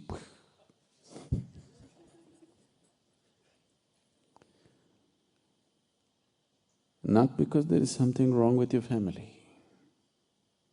It is just that with limited entity, you're trying to create an unlimited space. It's not going to work. It's just not going to work. Nothing wrong, it's just that it doesn't work. There are lots of great things in the world which don't work. I'm not interested in them, that's all. You interested in great things? Are you interested in great things? Oh, thank you. I'm not interested in great things, I'm only interested in things that work. I don't want to… There are lots of great things, people claim they're great things, but they don't work, they've not worked for anybody. They're great things because somebody says so. They're great things because somebody thinks too much of himself and whatever he says or does must be great things. But they don't work. We are looking for something that works. If you are determining the course of your experience right now, 100%, you're beginning to, the legs, are bloody legs are aching like crazy, but still it's beginning to work.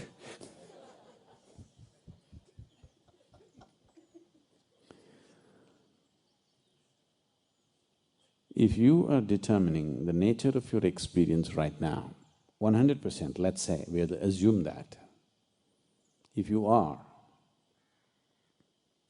then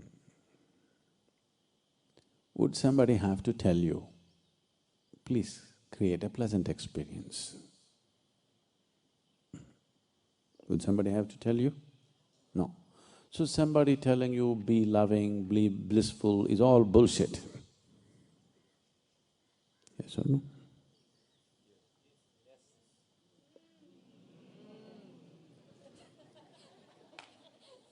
Because nobody needs to tell you, be pleasant. The problem is you're not able to determine the nature of your experience, isn't it? Yes? The problem is you're unable to determine the nature of your experience for whatever reasons. If you could determine the nature of your experience, nobody has to tell you, be blissful, be loving, be happy, be this. This is all coming from,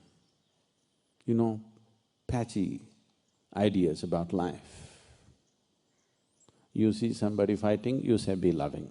You see somebody unhappy, you say blissful. It's most insulting. When somebody is in a great state of unhappiness, going and telling, be blissful, is most insulting, isn't it? No? But these are all the great teachings on this planet, which have been on for centuries. These are all great things that have never worked. So, we are only seeing how to determine the nature of your experience. If you take charge of what causes experience within you, if you are in charge of that, I'm 100% sure you will make it very pleasant for yourself. And I'm also sure, if you are feeling very pleasant within yourself, you would be naturally pleasant to everybody around yourself. Can I trust you on that one? You're feeling wonderful within yourself. However everybody else is behaving, you are still magnanimous, aren't you? Have you noticed this with yourself? When you're very pleasant, somebody's getting excited, but it doesn't matter, you try to do your best. And when you're feeling very pleasant, your body and your mind will work at its best. Is that also true? Is it also true that if you want to be successful in this world, it is not because stars are aligning properly.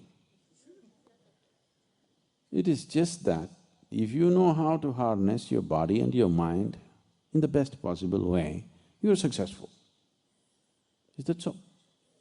It's your ability to use these 4 limbs and a few brain cells which makes you successful. It is not alignment of stars. The damn stars, many of them don't even exist actually. Do you know? They're not even in existence. They have nothing to do with you. And they don't care a damn about you, I want you to know.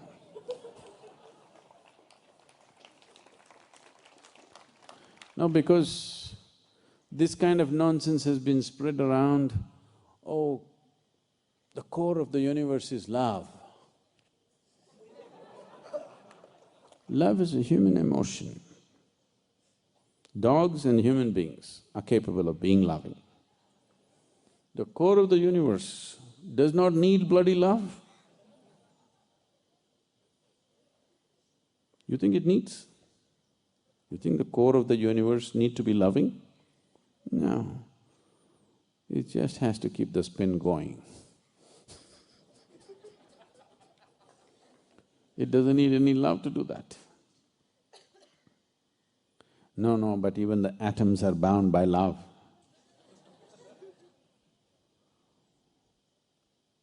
It's very poetic.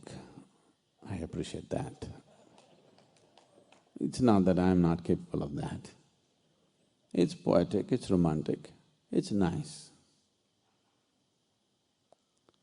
When you say something romantic, at the bottom you should say, these are just sweet nothings.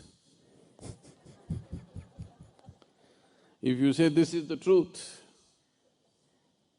then somebody else reads it and he's looking up for love, you know. Now, all these things, I'm not trying to talk against somebody. What I'm saying is, unfortunately, people have taken it upon themselves to confuse the humanity so badly about their own nature. See, it's very simple, it doesn't take any damn scripture or a guru to tell you this. It's very simple, whatever the nature of your experience, it's happening within you. Is it so? You don't need some great yoga or a scripture or a guru or a stone that falls from heaven to tell you this. If the nature of your experience, whatever is the nature of your experience, whether it's fear, anger, love, hatred, ecstasy, agony, everything is happening from within you, it would be very natural for human beings to look and see how to make it into a most pleasant experience, isn't it? If you had not freaked them, God loves you from up there. If you had not exported love to heaven, lot of human beings would have been very loving human beings. But now we have exported it out there, you have to import it. For importing it, you need permit. And there are agents here who don't give those permits so easily. It's not coming across because all the love has gone to heaven. How to get it now? Here there's a priest standing here with a permit. He won't give it to you. Whether you want to experience blissfulness, whether you want to experience love, whether you want to experience ecstasy, whatever states of pleasantness human beings have known have come from within them. Is that so? So, there is no need to apply for any permit from anywhere. You just have to become willing to explore what this is, to bring this to the most pleasant state. Not because it's a virtue. Love is not a virtue. Bliss is not a virtue. To be pleasant is not a virtue. It's just that is the way you long to be, isn't it? It is not that if you're loving, you'll go to heaven. It is not that if you're ecstatic, you'll go to heaven. It is just that if you're loving and ecstatic, you don't need a damn heaven. People who've made a hell out of themselves want to go to heaven. People who've made a heaven out of themselves, where do they want to go? Wherever the hell they go, they don't care. So, it's very, very important. If you want to ensure… Is the volume correct? If you want to ensure that the sounds that this one produces is good, the more you know about this whole mechanism, the better sound you produce, isn't it so? Sometimes by chance it may happen, that's different. But the more you know about it, the better. If you are a sound engineer, you produce good sound. So if you are an inner engineer, then you make this the way you want. That's all it takes. It doesn't need anything.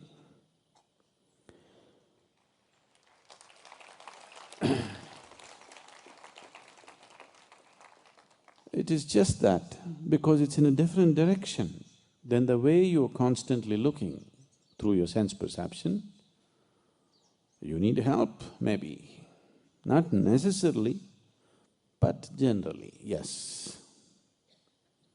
You need a certain amount of help, but that's all. Grace is just that help, that it creates a conducive atmosphere to slip in. If any machinery has to perform well, people have started using these words everywhere these days. You need lubricants, some lubricant. Try to… whatever the great car you have, try to run it without oil. Not 10 minutes, it'll be ruined, isn't it? It's the lubricant which is keeping it going. All this great machinery, without that little bit of that thin film of lubricant, it's all destroyed in no time. Grace is just that little lubricant so that things happen smoothly. Now they've started calling it liquid engineering. Everybody started doing it. It's appropriate. Takes liquid engineering. So, this takes little engineering. Grace is just a lubricant. Without the lubricant, if you try to work, the friction, just the friction of life has destroyed too many human beings, isn't it? Yes? Nothing big they did. All they did was simple things. They were born which was not their doing, they didn't do such a big thing. That just happened. They just want to eat well, sleep well, fulfill their basic needs. This is all they want to do. In the process of doing this, how many human beings are broken and bitter and destroyed? Because no lubricant. Nothing wrong with them. They're trying to work their engines without a lubricant. That's all it is. Just see, even your cell phone is working because through thin air, they're conducting the sound for you, isn't it? We can just disturb that. You know those advertisements, hello, hello, hello, hello. You're seeing those things. Phones become like that because there is a little bit of disturbance. That's what is happening with this also. This is a far more sophisticated instrument than anything that you have seen. This needs a little bit of attention. If you pay attention, it pays off. Just pay attention to your spine. You are my perfect mirror, you show me what I'm not. In the endless pit of what once was me, layer and layer you peel off me. The pain it is, but the joy it brings. So thank you for showing me what I'm not, for showing me what I could be. Thank you endlessly.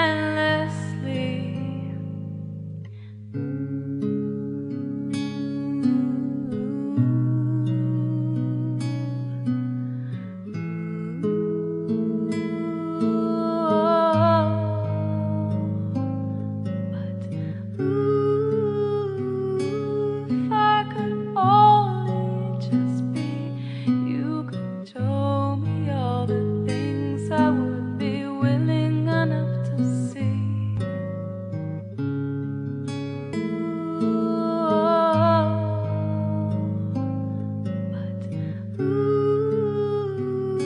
If I could only just be, you could show me all the things I would be willing enough to see.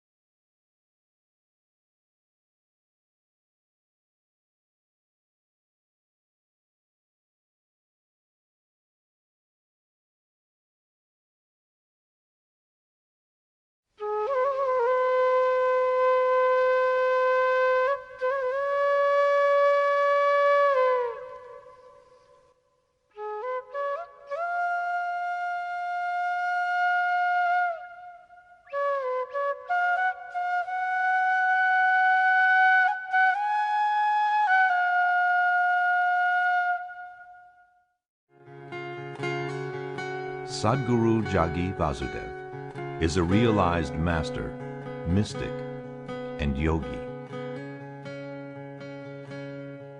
He has shown the way for people to attain to their natural joy and to live life with experience from one's own inner nature. His presence is filled with grace and compassion. Sadhguru's scientific approach towards spirituality and work towards the upliftment of humanity have received accolades worldwide. The words that come from him in intensity and utmost clarity, from his deep understanding and wisdom, can change the very core of the being. Belonging to no particular tradition, Sadhguru incorporates what is most valid for the modern person from the spiritual sciences. His work, an outpouring of his blissfulness, finds expression in the form of a ceaseless offering to help all beings. Available to all who are willing, Sadhguru's life is an invitation to the divine through individual transformation.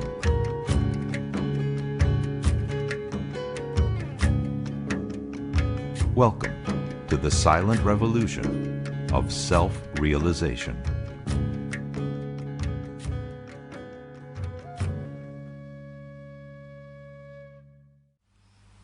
Why are we here?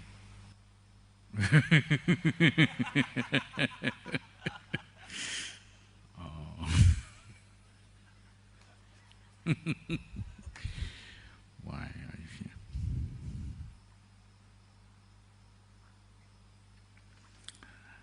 On a certain day,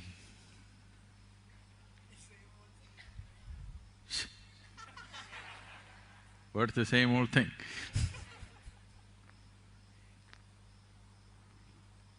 On a certain day, a man went to the dentist.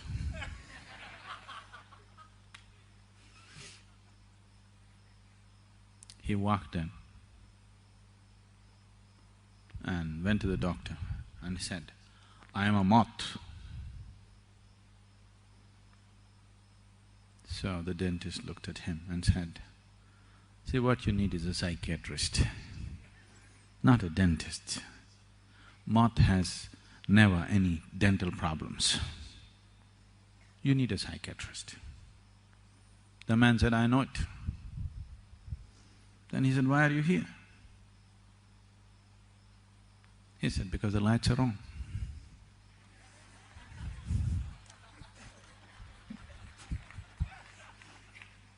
The light is on, the moths will come. That's why you're here.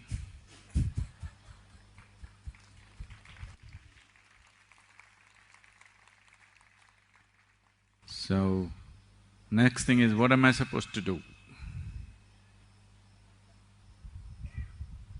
Nothing. What does a moth do? Just drawn by the light, rushes into it and kills itself. That's what you're supposed to do.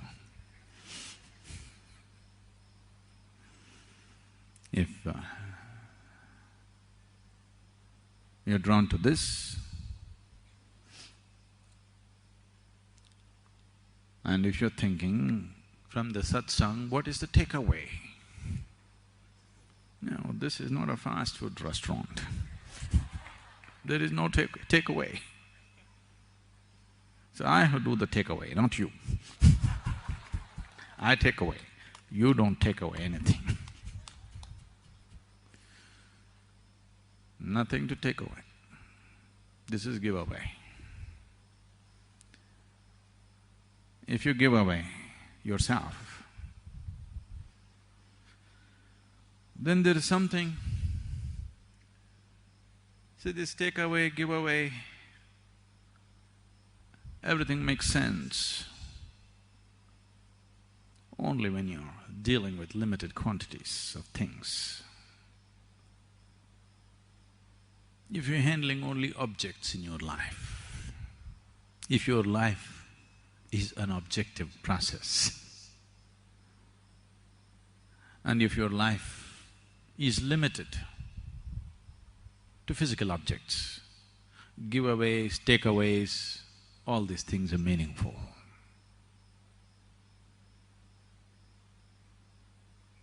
If your life has been touched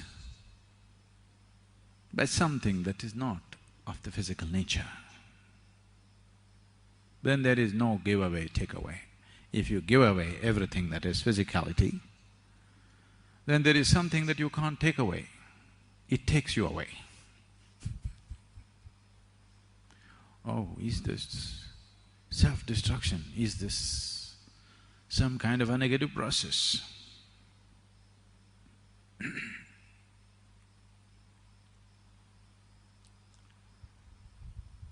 For someone who is working in the wrong direction, for someone who is taking the whole life process in a wrong direction, who is having a wrong perspective of life, who is looking at life through a small keyhole.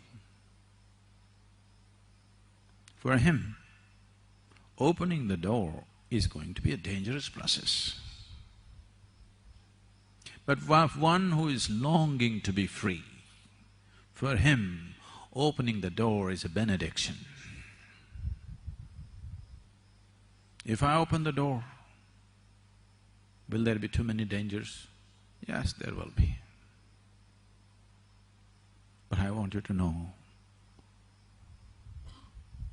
if you close the door, maybe your neighbor cannot enter your house, maybe your friend cannot enter your house, but death still will through the keyhole. Even if you plug the keyhole, it still does. Actually, it comes quicker, doors are closed. Try and see, just close these two doors and see. It comes very quick. With doors closed, death comes sooner, not later.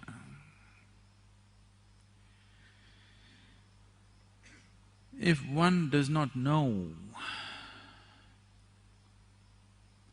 if one has not known even a moment of abandon in his life, that all your life you have been your own security guard. If you are the watchman of the house, not the lord of the house, then an open door is a dangerous thing. A locked door is always the best thing. But if you're the lord of the house, you wish to walk in and out as you feel. Only then you can claim to be the lord of the house. Right now, this body, I have nothing against the body. I am not against the body. But I am not for the body either. Because what the body contains is very important, keeping the body well becomes important. Because what the body embodies is sacred, keeping the container in a certain level of sanctity becomes important. Let me see, all of you, just come out of your body for some time and then get back.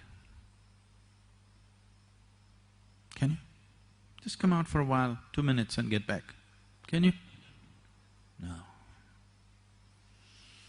Even if you're staying in a palace, if you cannot come out, that's called a prison. That's not called a palace. Yes? See, I'm not asking that question yes or no anymore.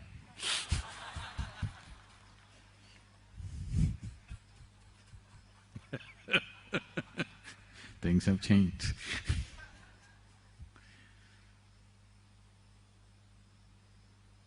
Even if you're living in a palace, if you cannot walk out and walk in by your choice, you cannot call it a palace, it's only a prison. If you cannot come out of this by choice and get back by choice, definitely it's a trap and a prison. If you're not willing to open the doors because you're security conscious, it's safe. In search of safety, all kinds of idiotic things have been done, very life-negative things, very self-destructive things.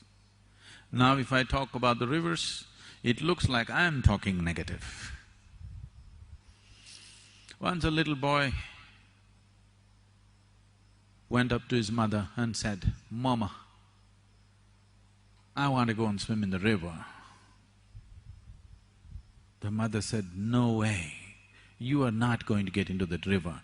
That river is full of alligators, hungry, bloodthirsty alligators, crocodiles.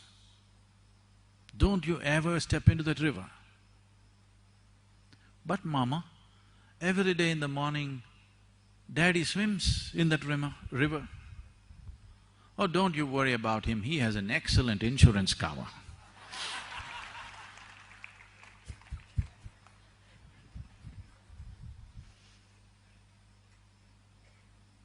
And insurance is not a safety for your life, it's good for somebody. It's very good for somebody who's wishing you to die. Just for some exigencies that may happen, insurance, but it is not a safety. A closed door is not a safety. To handle certain situations, we close the door, open the door. But a door is a door only if it can close and open. If it is always closed, it's a wall, isn't it? A door is a door only if you can open and close by choice. If it's shut all the time, it is not a door. You cannot call it a door. So, why am I here? What am I doing? Then the next question will be, Sadhguru, what is it that you're trying to tell us anyway? I'm sure it's going to progress. There's only one thing I'm trying to tell you. I'm just trying to beat my own drum, but these boys are keeping all of them, but to blow my own trumpet, that I know, and I know, that's all I'm trying to say. I know, not only that I know, that which you want to know is also me. That which can know is also me. This is the self-trumpet that I'm blowing all the time. Don't believe all the other words. All I'm trying to say is, I know, I know, I know, I know. This is somebody blowing his own trumpet all the time. Day in and day out, every opportunity, whether people are willing or not willing, whether the situation is appropriate or not appropriate, same thing.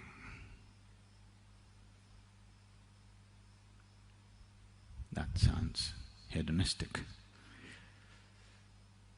It is. If there is no thirst in your heart, it is a horrible thing, somebody going on saying he knows. If there is a thirst in your heart to hear this, that somebody can clearly say that he knows, is the greatest benediction, if there is thirst in your heart. Water is valuable only when you're thirsty, isn't it?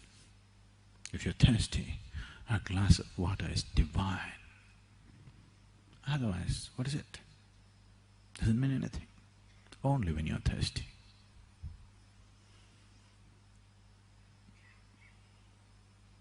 Packed up like this, I believe you're thirsty. I hope I can assume that. Sadhguru, what is the exact nature of the relationship between any guru and his disciple? Is the guru an authoritarian, a parent, a friend? This is the corniest question you can ask.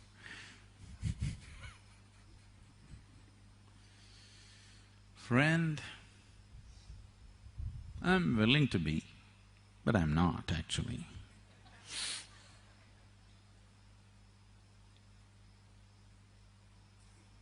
If I be your friend, it's good for me, but not at all good for you. Because a friend means what? Somebody who supports you in your limitations. Somebody who makes you feel comfortable. Somebody who sustains your ego. Would you make friendship with somebody who punctures your ego? You will not. Somebody who shores up your ego, somebody who betrays your ego, that is the one whom you would choose as a friend. So friend, definitely not. That you must know by now. Parent,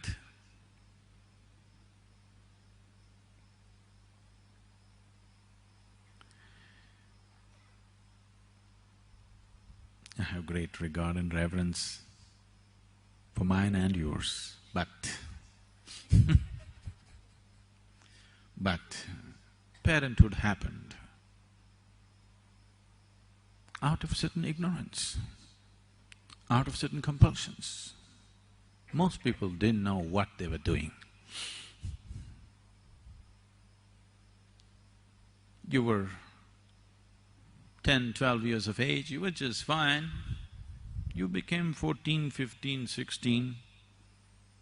Your very innerts got poisoned with other kinds of chemicals. Suddenly you looked at this woman, all kinds of things happened. You looked at this man, all kinds of things happened. They were quite okay just last year. But now suddenly you look, suddenly everything looks somehow.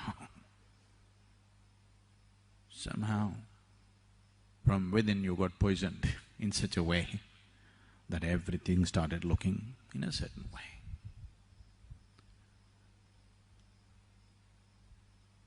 You will see, once this hormonal hijack is over, you look at everybody looks normal.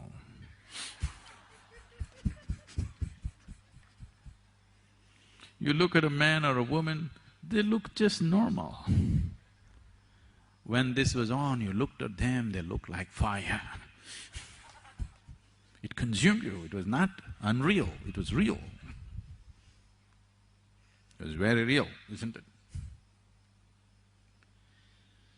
So, parents are generally people who are trying to do all the things that they could not do in their own lives through their children.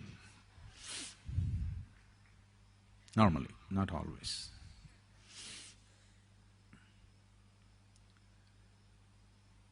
Some of them are here, so… You know, we keep seeing this. Our school teachers kept coming to me, people who are running the school come and tell me, you know, we made it very clear to the parents, once you put your child into Isha Home School, we are not going to give you a marks card. We are not going to put up a marks card and say your child is better than somebody else's child. Everything is being done, a great amount of striving to see that the child flowers. Many things, very elaborate things are being done, which very few schools in the world can ever do. But slowly, you know, they're okay, they know it's nice, children are developing well, they're physically, mentally, they seem to be much more mature than themselves, which is very threatening. But all that is fine. But when they go back for the vacation, the neighbor's children, they say, we got 92. What is your number? Our kids don't know what number they belong to, what number? We don't have numbers. So parents feel very diffident, my child doesn't have a better number. So they come back and they get worked up. And they come and say, no, this should happen, my child is not doing as well as he could. If my child goes to some other school, he would get 100 out of 100. Then I told them, next time somebody raises this, just tell the parents, first bring their marks cards. All the parents should bring their mark sheets. Let's see how much they got. We'll say it's just genetic.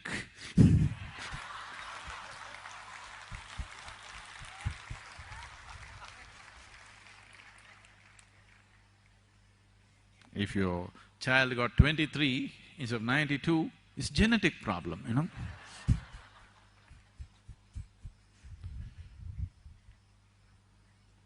So, one or two parents, once you ask this question, the rumor spreads on, they're going to ask for your marks card, don't…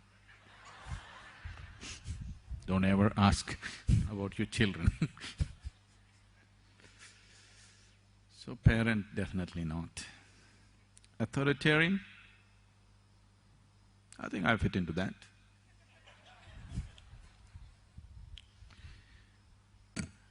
An authoritarian means, usually you think authoritarian means a Hitler, a Stalin or a Mussolini or somebody else like that. No, they really had no control over anything. All the time things were freaking around them. They were trying to keep control in the most violent ways, but they never had control over anything. Yes, things were always falling apart around them. But I think I fit into that label much better than them, because when it comes to life, it doesn't matter what you say, what you think, what you do, what I say will happen when it comes to life, fundamental life. So I am an authoritarian because I don't listen to anybody. With simple things of life, even if a child speaks, I will listen with great respect. But when it comes to certain aspects of life, it doesn't matter who. If God comes, I will not listen to him because I know better than him. This sounds absolutely egoistic, stupid, Mike Tyson-like.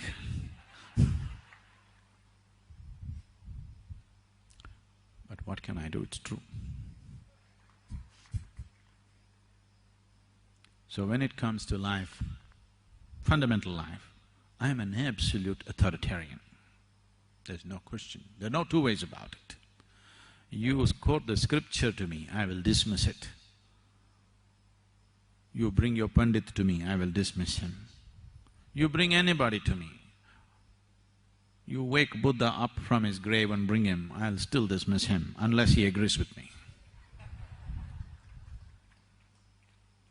So I am a total authoritarian when it comes to life. I think I fit into that label better than anything else. Is that okay with you? Please, anybody wants to ask questions here? Do pyramids have any spiritual significance? Pyramids. You are neither a pharaoh, nor are you dead.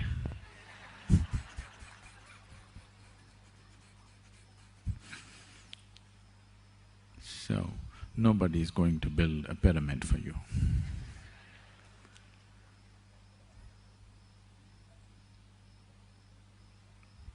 Do pyramids have any significance?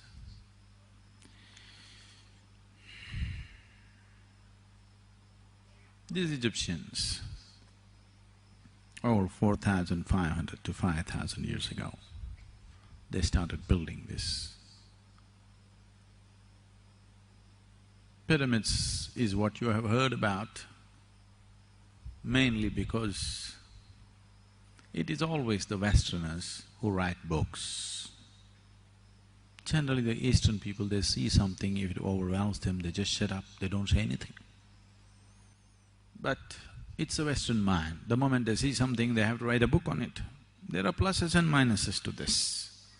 Lots of minuses, but lots of pluses, otherwise you wouldn't have heard about the pyramids unless you went there.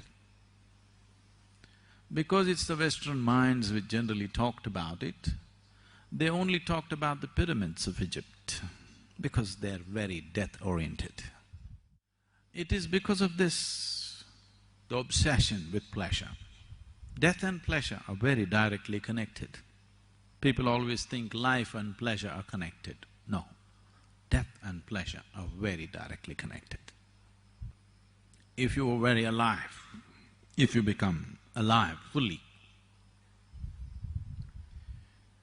I know the Eastern minds have also absorbed this in a horribly distorted way, but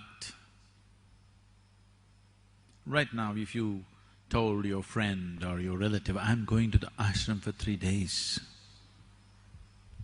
they would become very kind towards you and ask, why, what went wrong? Something must be wrong with your life. You're going to the ashram to heal a wound, to solace yourself. Something must be really wrong with your life, or you must be too old for life. Otherwise, why would you go to an ashram? So this has crept into this culture also. Essentially, if you're alive only in parts, or if you're partially alive, to be partially alive is a terrible torture. Many of you have been through these science classes. I'm sure you opened up frogs and cockroaches, did you? They were nice, lively beings, but you opened them up because you wanted to find their heart and liver and kidney. Half alive, being half alive is torture. Have you seen this? Always being half alive is torture. This is the torture that a large segment of humanity is going through right now because they're half alive. Only one part of them has become alive. Only their physicality and mentality has become alive. The rest of it is yet to become alive. Half-alive people will suffer everything. They will suffer ignorance, they will suffer education, they will suffer poverty, they will suffer affluence, they will suffer being alone, they will suffer being in a relationship. If they're not married, they suffer. If they're married,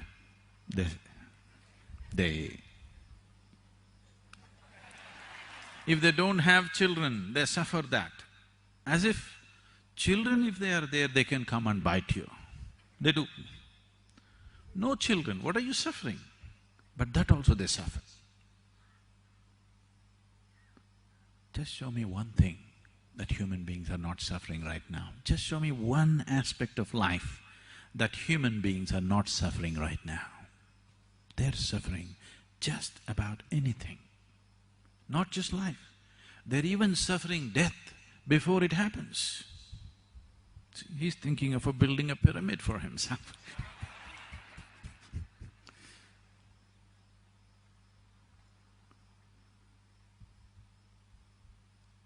That which is and that which is not, everything they suffer. This is not. You are not suffering loneliness, you are not suffering company, you are not suffering money, you are not suffering poverty. What you're suffering is, you're half alive. You're desperately trying to make yourself fully alive through money, through drink, through sex, through going on a trek, coming to the ashram.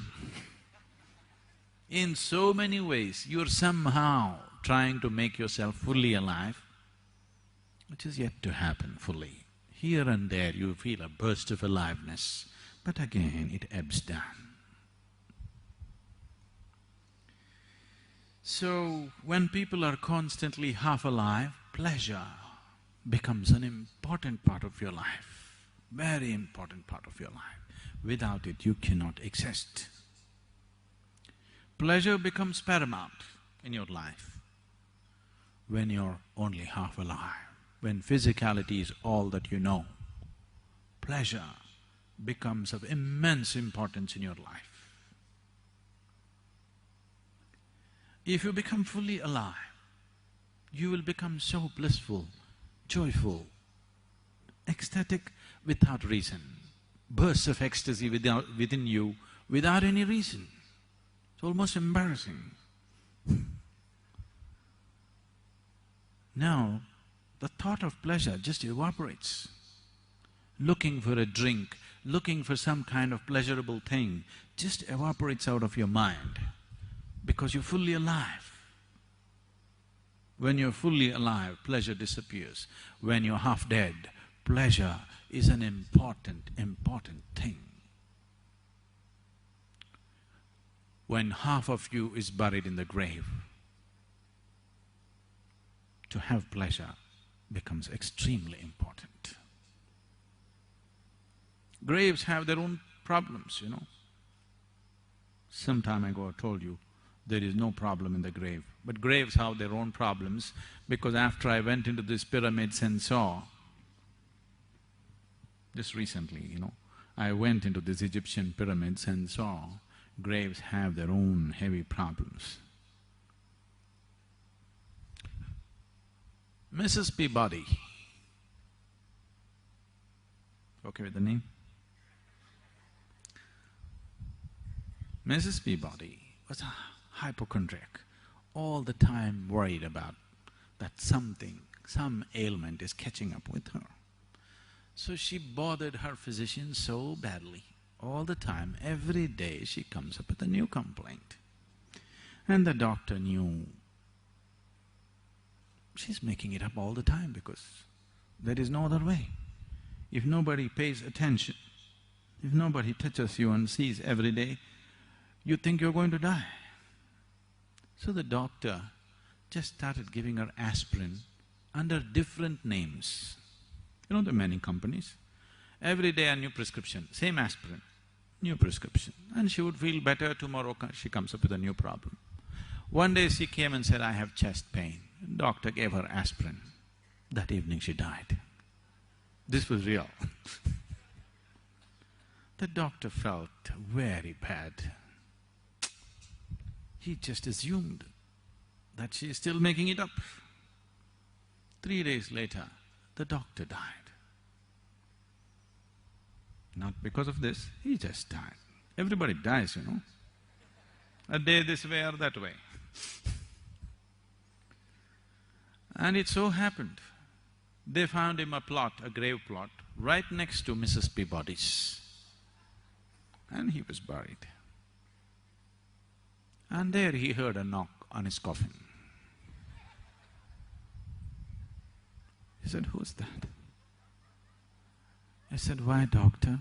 It is me, Mrs. Peabody. Do you have something for worms?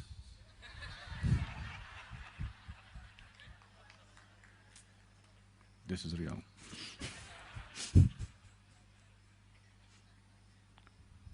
So, just to dodge the worms, the trouble that the Egyptians took is unbelievable.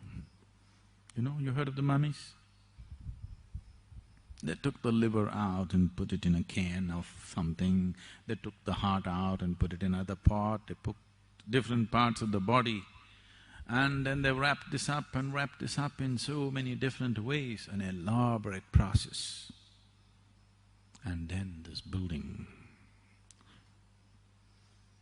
there are over 3 million stones, each one of them weighing over 20 to 25 tons in one of the largest pyramids that are there.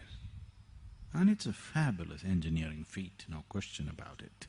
Fabulous engineering feat.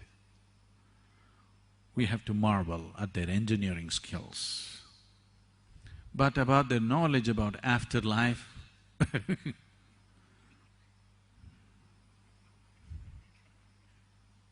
there's nothing much to say.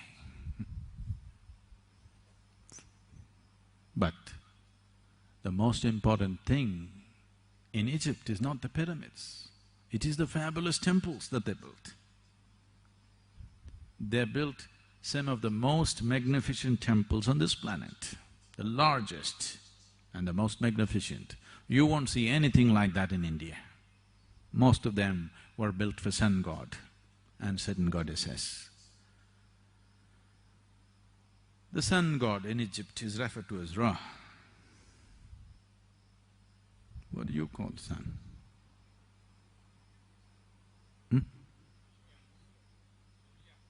There are many names, you know. Ravi. And today, most of the world's history was written by the English, the British. Generally, either history was written by the conquering generals or by the conquering priests. Both of them are vested interests. There's a whole parallel line of history written by the French. French historians wrote history, which is barely read in the world. All our textbooks, the Indian textbooks, are 100% by the British authors. So these people write a certain kind of history, which is the history of the generals and the priests. But the Egyptian culture is all about temples, huge. Somebody worships a pyramid, which is a place of death. So they are very death-oriented. So when they saw the temples full of life, music, dance, revelry, life, they didn't like it. It looked most irreligious to them. They wanted to pull down the temples, but these were too massive, massive, massive. Massive means you would not imagine buildings like that. I would like a meditation hall like that, but the Egyptian temples are truly massive, truly massive. The Karnak temple, which is one of the well-preserved lot, which is over 4,600 years old, is something like, I may not be exact on this, I would say it is something like 20 times the Rameshwaram temple that we have, which is one of the largest temples we have. That's how large it is. And in terms of its height, it is running into, really fabulous heights. Above all, what kind of devotion must have driven these people 4 millenniums ago to handle rocks like this? Some of these pylons which they have made, which have made them stand up, which have been transported hundreds of kilometers down the river Nile and erected, they are stones which weigh over 400 to 500 tons, running to 27 meters tall. What kind of devotion must have driven these people to do this kind of work? No machines, no trucks, no cranes, just human beings. It takes phenomenal sense of devotion and sense of purpose for anybody to do this. And today French historians are writing that Egyptian culture was connected with the Vedic culture 7,000 years ago. And the builders went from here, from this land. This you can see in Baalbek temple in Lebanon, which is once again about 4,200 years old. Once again, it's a fabulous, fabulous feat. They don't have any granite in the area, so they brought it from Egypt. They transported it across what is now Suez Canal, and they brought it up through Syria and climbed up the mountains, which is over 350 to 360 kilometers of climb on the mountain, and they put it up there, a huge temple, a Phoenician temple which was built almost 4,200 years ago. And here you will see lotuses hanging from the ceiling. A lotus in Lebanon, there is no such possibility because these are Indian sculptors. So there is history in Lebanon which clearly says Indian elephants, Indian labor and Indian sculptors came and worked here. And the most amazing thing for me was, I saw a 16-pointed stone. Even today when we do the Guru Puja,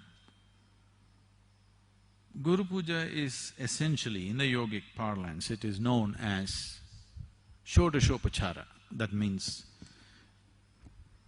16 ways of treating a guru. That's what Guru Puja is.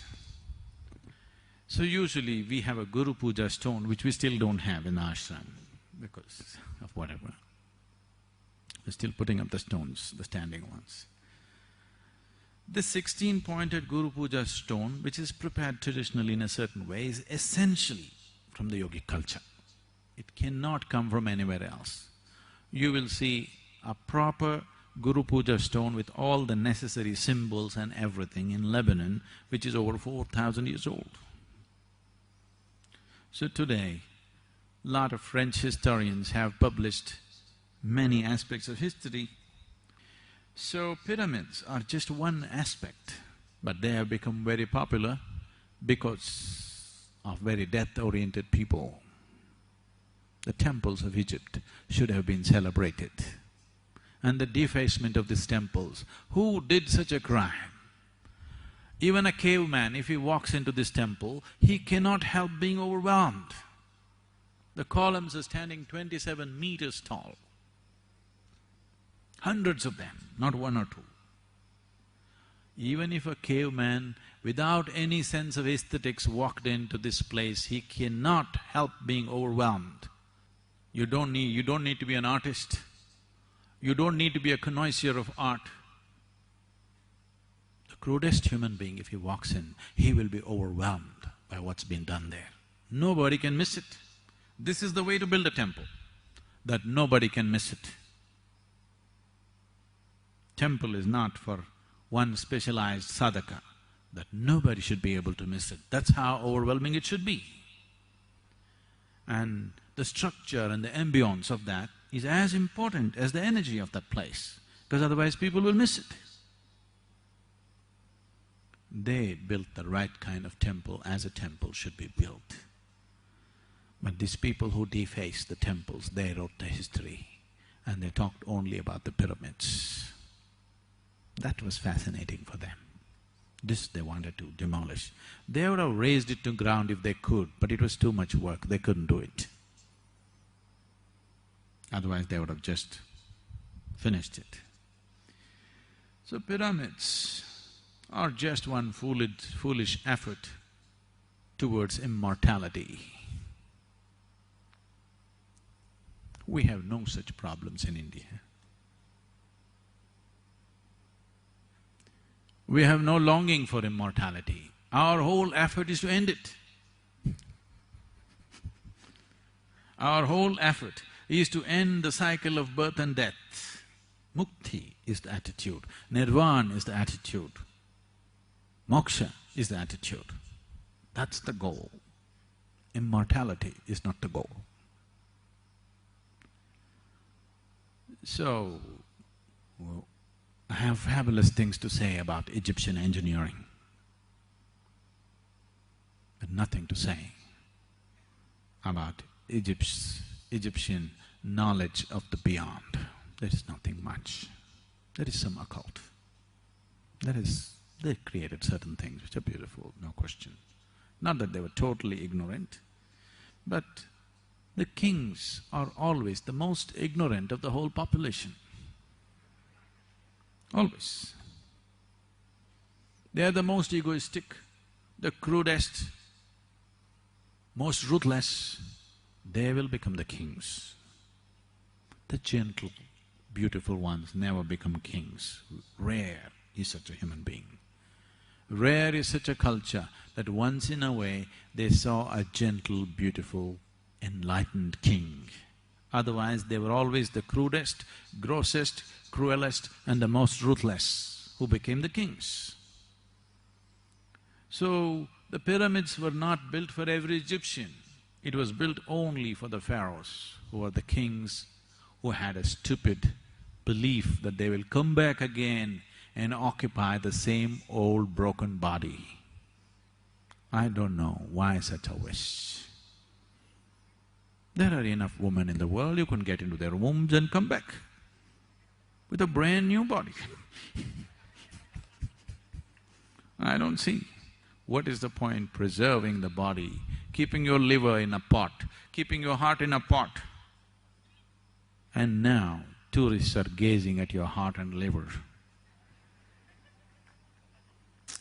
People are dying to take a picture with a pharaoh's heart. Pyramid is a powerful form because it's preservative in nature. How to overcome possessiveness? Oh, okay.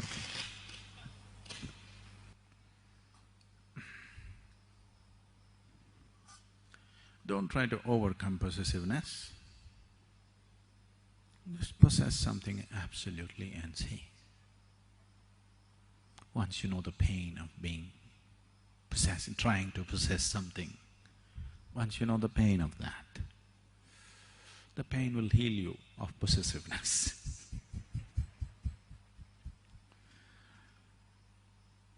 You trying to overcome possessiveness is not going to work because you already tried, isn't it? Obviously you've tried, you failed, and that's why you're asking me. Possess, absolutely. Whether it's your husband or your child or even your home or even your dog, try hard to possess it totally. You will see it'll bring unbearable pain to you. When it brings that kind of pain, it'll cure you. So, why is it that you want to possess? You know, in India or anywhere in the world, if you say somebody is possessed, what it means? The one who is possessed is a victim, but one who possesses, you know who he is? You are just that. When you try to possess, you'll become a devil. No, I love very much. But yes, with good intentions you will become a devil. That is the problem about possessiveness. Very good intentions. And how do you know devil has no good intentions for you? Who knows? How do you know God has good intentions for you? Only the propaganda says so, but you don't know for sure, isn't it? Yes. If all this is God's making, all that's happening in your life, you don't really know whether He has good intentions for you or not anymore, isn't it? No? You know for sure? You know for sure? You don't know. And you don't know whether devil has bad intentions for you, you don't know. But one who possesses is usually a devil. So with good intentions, when we said somebody is a devil, we did not question his intention.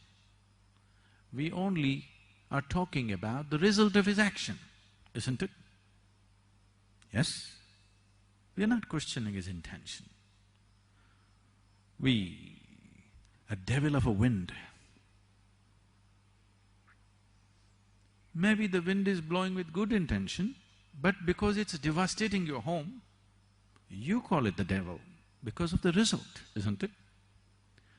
So if the result that you are bringing about is painful, you are the devil. Your intentions may be good, but the result is painful for somebody around you, then you're a devil. So if you manage to possess, you must be a devil. And these victims who are possessed by something else, they can cause hell of a lot of problem to everybody around them. Have you seen them? So, if I tell you don't possess, you are not going to stop anyway, because this is a very deep-rooted problem. This is not going to go away because of somebody's advice. please don't possess anybody. It's not going to go away. You may shift your objects of possession from this to that, but the longing or the need to possess is not gone. You may shift your object of possessing from this to that. Because your wanting to possess something is essentially coming from a certain sense of unfulfilled experience of life, a certain sense of being incomplete. All you are trying to do is fulfill yourself. I want you to understand. You are not trying to be rich, you are not trying to be ambitious, you are not trying to be possessive. The answer is same for greed, for anger, for hatred. You are not trying to be all this. All you're trying to do is somehow find fulfillment. Either by embracing this person, or by killing this person, or by taking what he has, or by taking him. Somehow you want to fulfill yourself because you are unable to bear the incompleteness of who you are. Try hard, it'll not get you anywhere. So all I'm telling you is, you try everything. You try greed, you try possessiveness, you try love, you try lust, you try what you want. If you realize it's not getting you anywhere, you must be sensible enough to shift. If something is not working and you're going on doing the same thing, then you're an idiot beyond redemption, isn't it? Don't listen to my advice. Try something. If it works, go on that path. If it doesn't work, leave the nonsense and try something else, isn't it? And you will see, none of these things will work. All of them will create a sense of as if it's going to work, but they'll deceive you later. Try hard and see. Don't try in a lukewarm way. Try absolutely. If you try absolutely, within 24 hours you will know. If you try off and on in lukewarm ways, it'll take a lifetime to know. Then if there are 24 qualities, you need 24 lifetimes to realize this doesn't work, this doesn't work, this doesn't work, this doesn't work. If you try really hard, within 24 hours you will know it doesn't work. Whatever it is, your problem, go all the way into it. You'll see, within 24 hours, this is no good, it will never work. It'll be 100% clear to you. Once it's clear to you, I trust your intelligence. The only thing that I trust is intelligence, because life is intelligence. The tree is blossoming, it is a certain intelligence. The very earth that you walk upon is intelligent, the air that you breathe is intelligent. One way of looking at life is just an explosion of intelligence.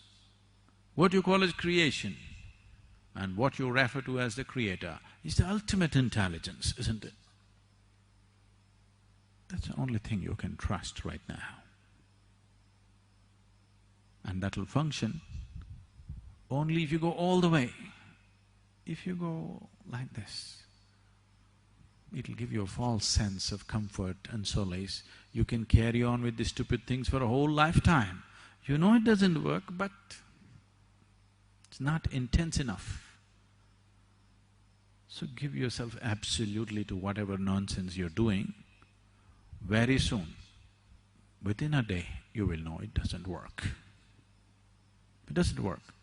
If you realize it doesn't work, I believe you will shift. Am I wrong? Can I believe that you will shift? Something doesn't work and you're sure it doesn't work, you will shift. Fulfillment, completeness is not going to happen by getting this or getting that. It'll only happen when this piece of life is alive to its core. that the very source of creation in this you have divined. Only when you have touched that, then you find everything is fine. Now you can play life like a football game. You're on when it's on, when you want to switch it off, it's off. Then nothing is a problem. You are my perfect mirror, you show me what I'm not. In the endless pit of what once was me, layer and layer you peel off me. The pain it is, but the joy it brings. So thank you for showing me what I'm not, for showing me what I could be. Thank you endlessly.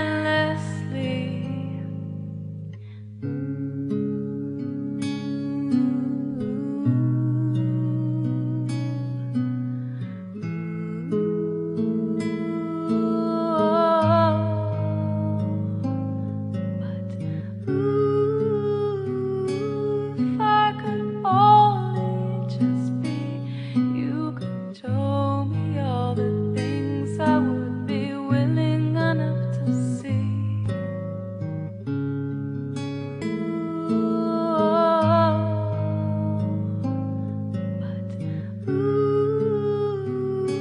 If I could only just be, you could show me all the things I would be willing enough to see.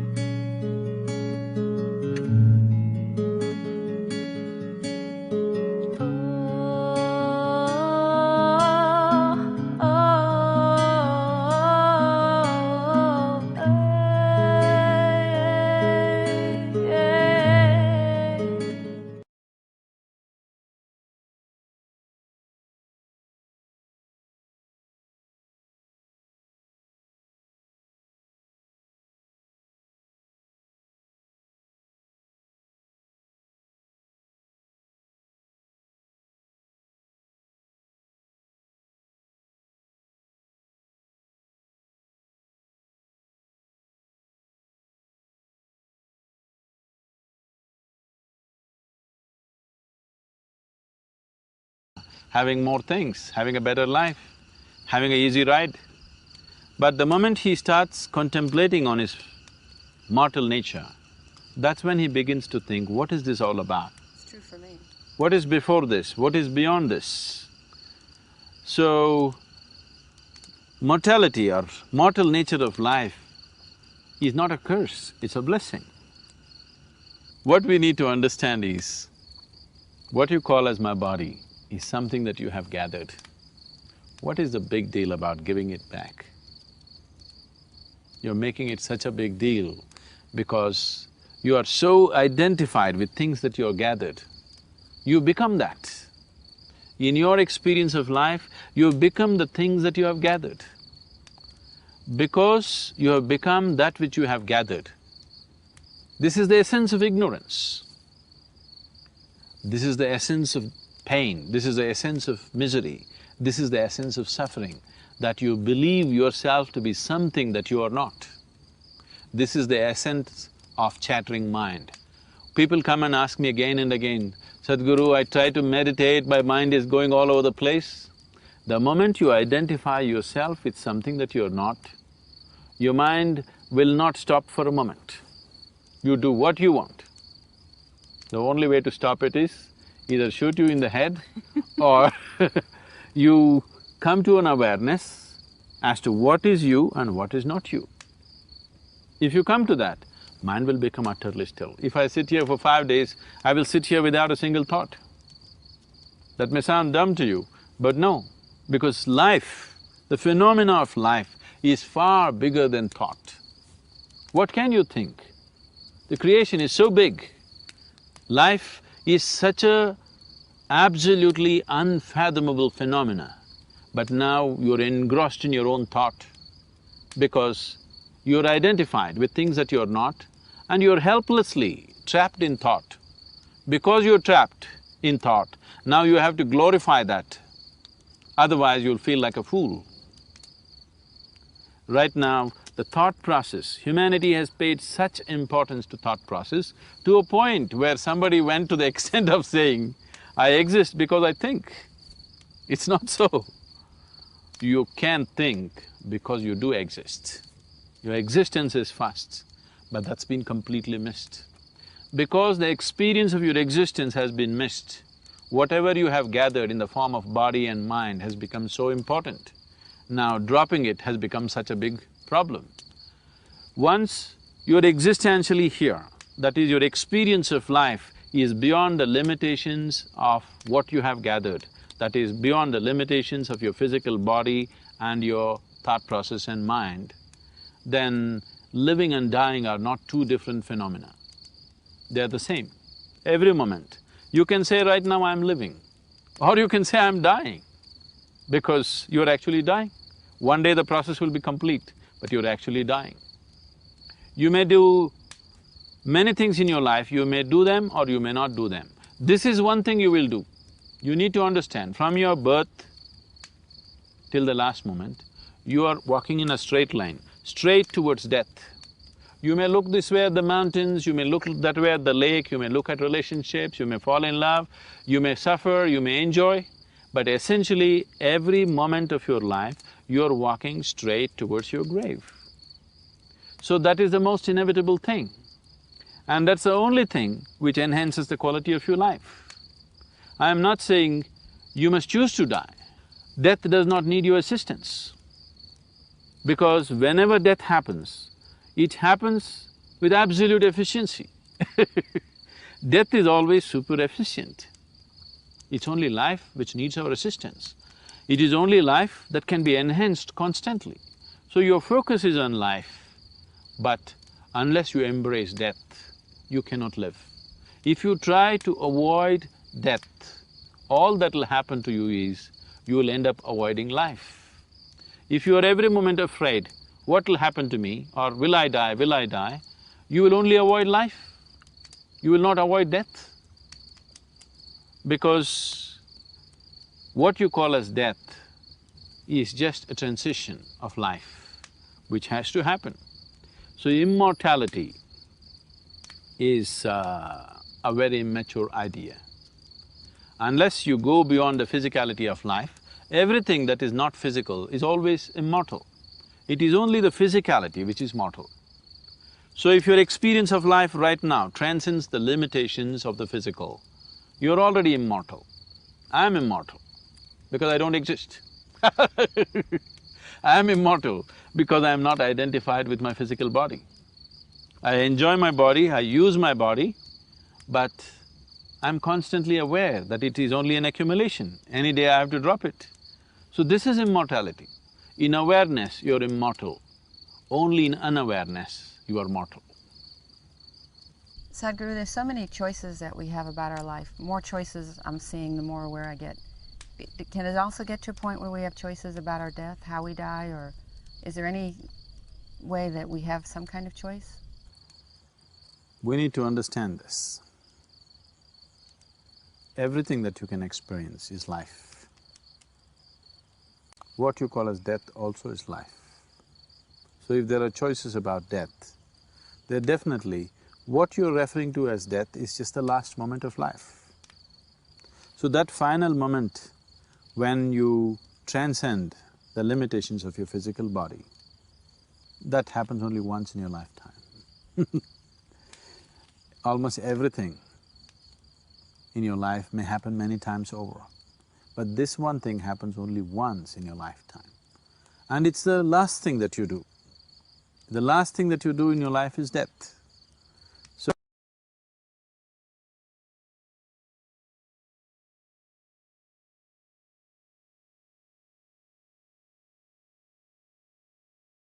Even physiologically things will happen to you. If nobody had told you, you would be happily eating the yogurt. But now the revulsion is so deep and he couldn't handle it. So what you call as culture is just memory. What you call as civilization is just memory. Memory is not useless, memory is useful. But if you do not know how to keep it aside, that becomes your biggest bondage, because life becomes repetitive. When you're repetitive, you cannot be receptive. Receptivity happens because you kept your repetitiveness aside.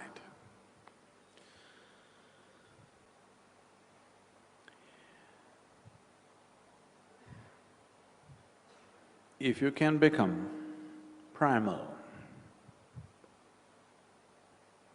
not primitive, primal,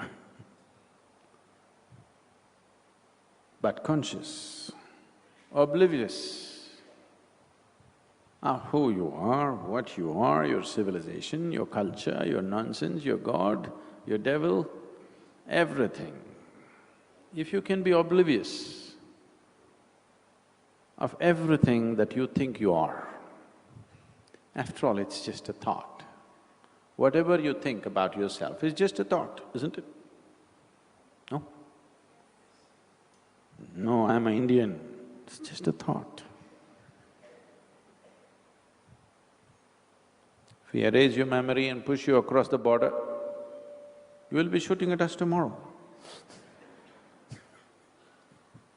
Isn't it? This has been done in so many ways, in the form of religion, in the form of education, in the form of all kinds of teachings, to psych you to believe that you're something.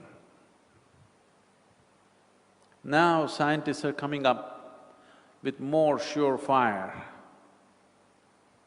quicker, easier ways of doing things. Isn't it so? It's already been done. But in future, it will so happen that we can make an electronic chip which tells you you're an Indian, you're a Hindu, you're this, you're that, whatever you like, you can program it, put it inside. Only the best thing is, you can pull out the chip and meditate.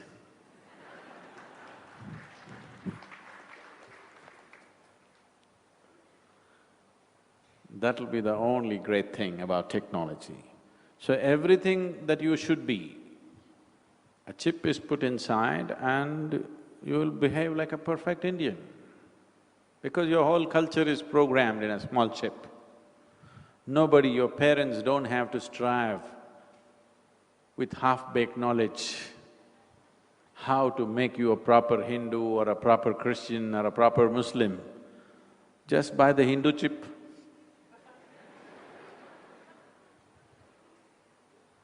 You think, feel and act like one. But if it is not implanted in the brain, if it's an external attachment, it'll be a good thing because you could take it off and sit. Now you're unable to take it off, that's the whole problem.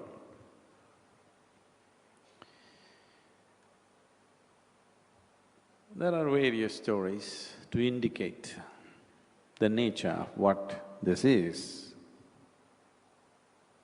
There are so many stories as to how people always thought Shiva was so uncouth, uncivilized, uncultured, without any lineage, does not belong to any caste or creed. People thought he's no good because he doesn't have a lineage. If you ask him, who is your father, he doesn't know.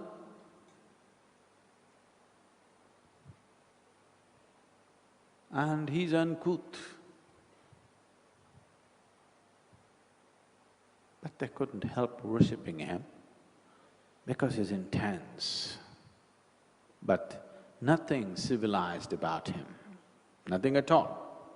His friends were worse. He kept such friendship with all kinds of demons and goblins and distorted beings, that people saw him as a very uncivilized, uncouth, uncultured man.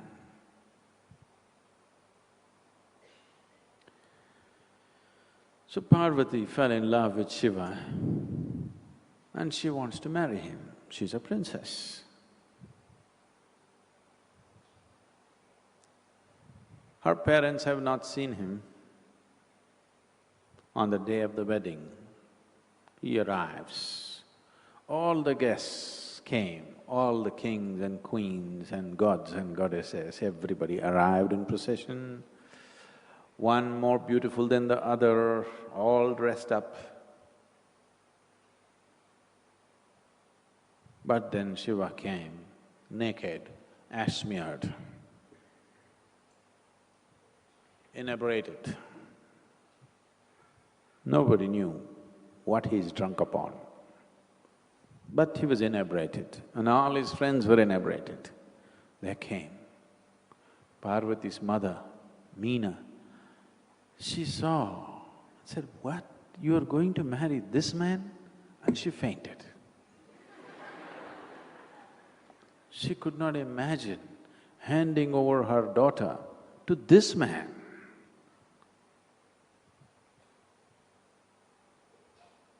And later on the wedding ceremony, they sat down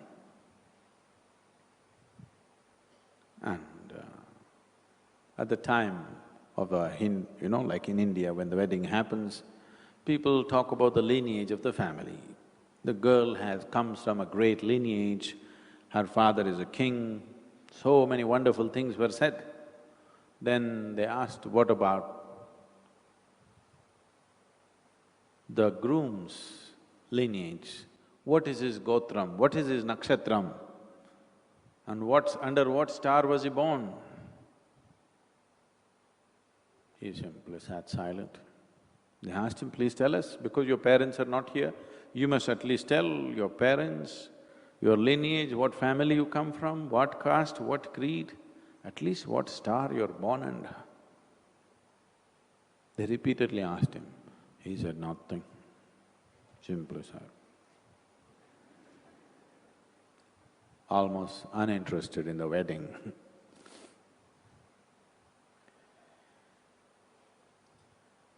Then Narada came in to save the situation. Why I'm telling you this is, when we talk about Shiva, we are not talking about a nice civilized man. He's as beautiful as life can be.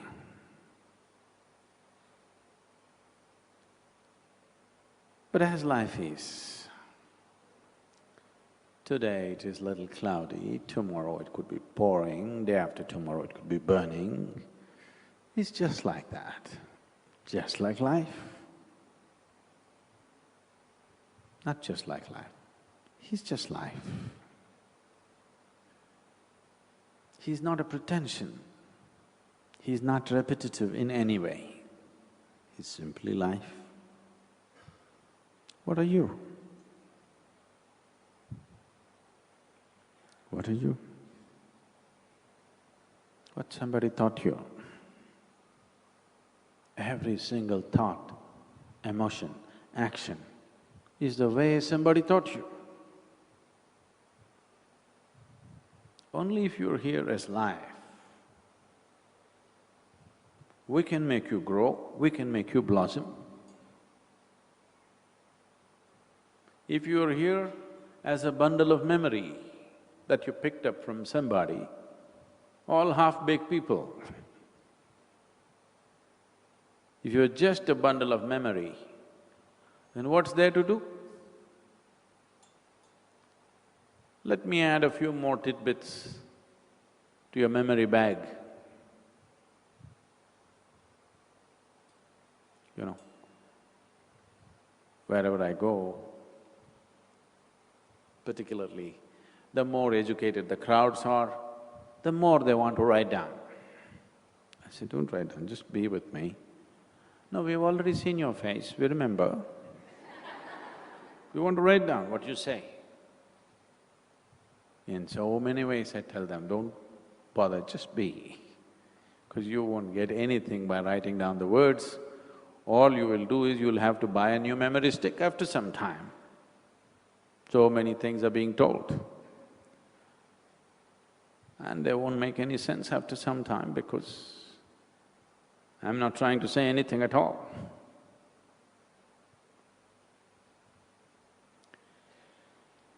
So the process of what you call as spiritual is not a psychological process. Your memory has nothing to do with it. It's a life process, it's an existential process. This can only happen if you allow yourself to be just a piece of life that you are. To do this, we do many things here and you might have seen people in the ashram walking around with those orange tags. You've seen the silence tags people are wearing. Just shut up. Because shutting your mouth is only half the job.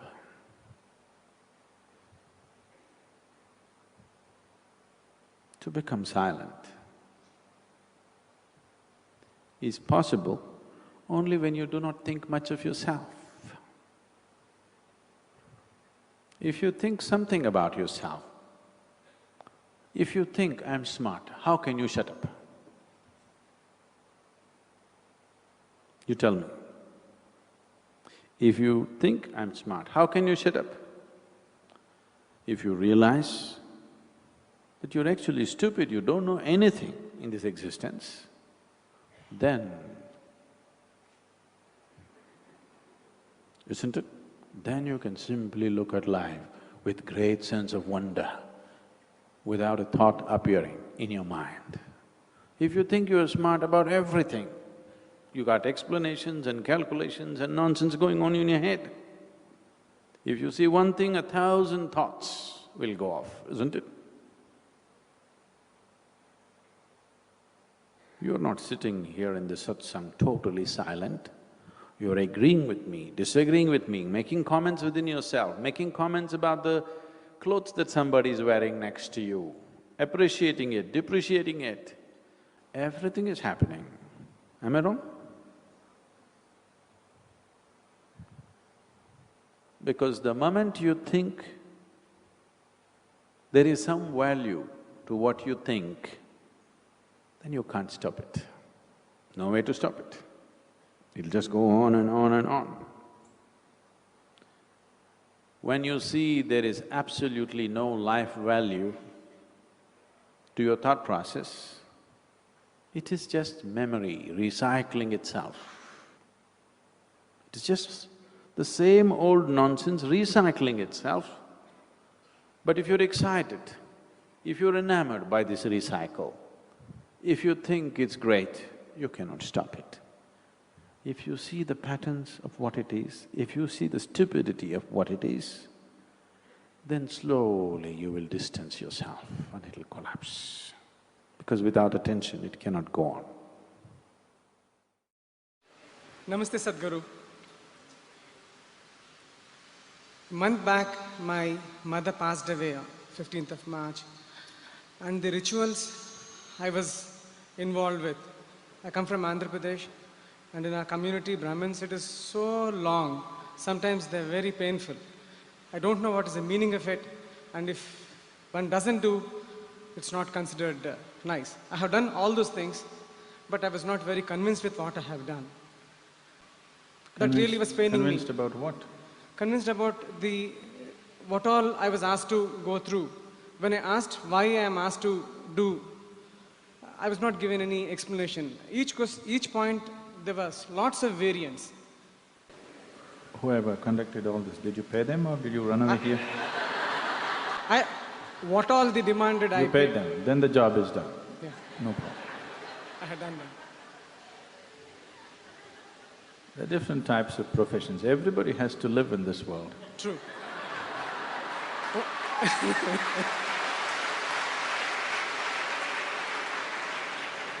only on that consideration, whatever they asked without, I simply paid all of it. The point is, every month we are expected to do the same thing. I would definitely do that. But I'm not convinced with what they have done. Will answer.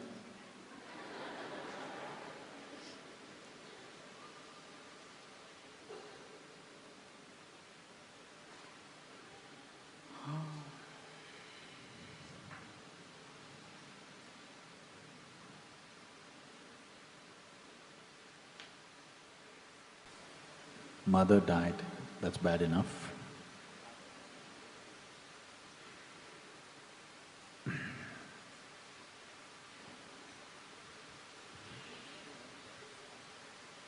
For you, your mother died. It's a big thing. But you need to understand, somebody's mother is not dead, they have to live.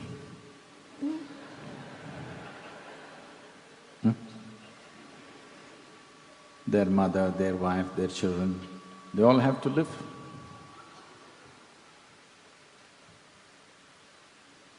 So, we complicated these things in so many ways. At the same time, is there no basis at all to this? No, there is a basis. It is unfortunately over a period of time, people distort it and exaggerate things in such a way that it just becomes commerce. You feel that somebody is making a business out of your mother's death, you feel angry about it, frustrated about it.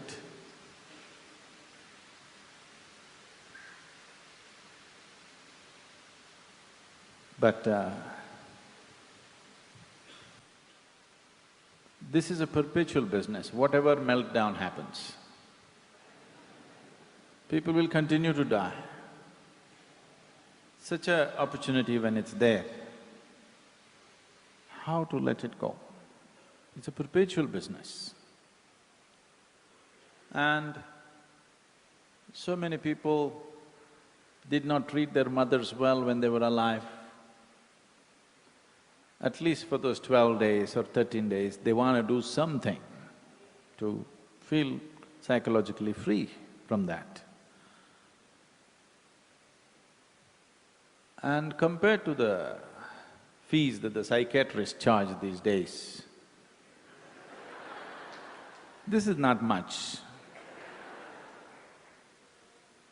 They're still only asking for cupfuls of rice, cupfuls of grams, cupfuls of nuts and this and that. Maybe they asked you for a cow.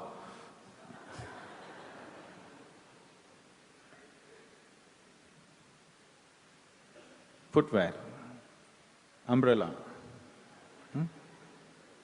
milk, umbrella.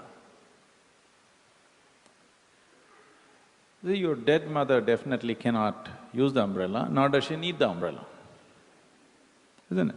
If you did not have a body, we would have had the satsang outside now, isn't it? Only because you have a body, it gets soaked, it gets sick, all these problems. If you did not have a body, we could have just continued the satsang outside, isn't it? Only because you have a body, you need a roof. Where there is no roof, you need an umbrella. Footwear also, the same thing, head or foot, same problems. But there is somebody else living who needs all these things. Long time ago, there were some people who could do a genuine job on these things. When a person dies, there are many ways to die. Not everybody dies the same way. Not everybody lives the same way. Not everybody dies the same way. When I say not everybody lives the same way, last 3 days, all of you are getting up at the same time, all of you eating the same food, all of you going through the same things. But still not all of you are living the same way, even in these 3 days.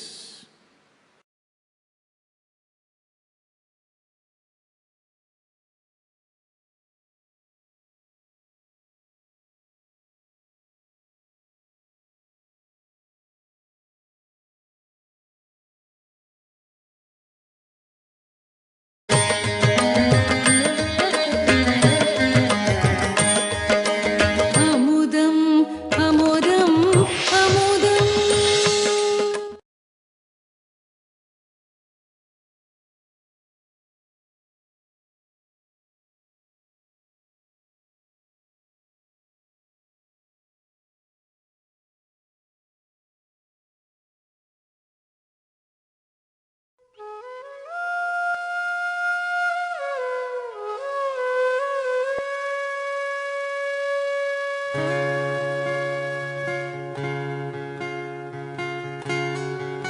Sadhguru Jagi Vasudev is a realized master, mystic, and yogi. He has shown the way for people to attain to their natural joy and to live life with experience from one's own inner nature. His presence is filled with grace and compassion.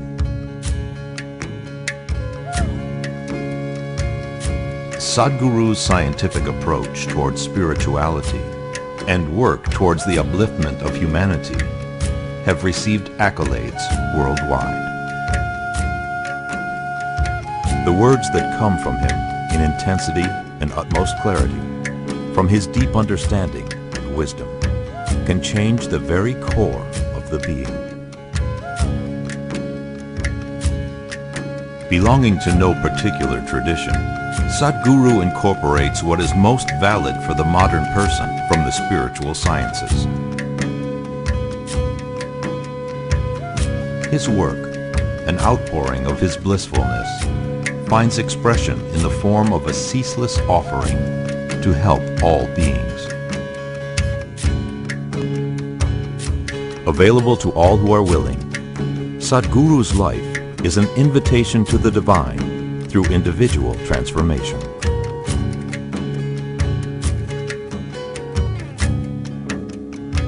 Welcome to the silent revolution of self-realization.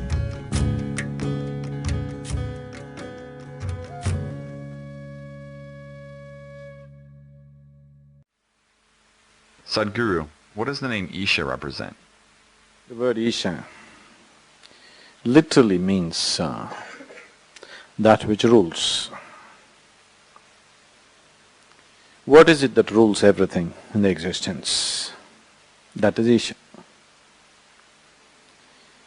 Now, that which is rules the existence is that which is the source of creation, isn't it? What is it that is the source of creation? That is Isha.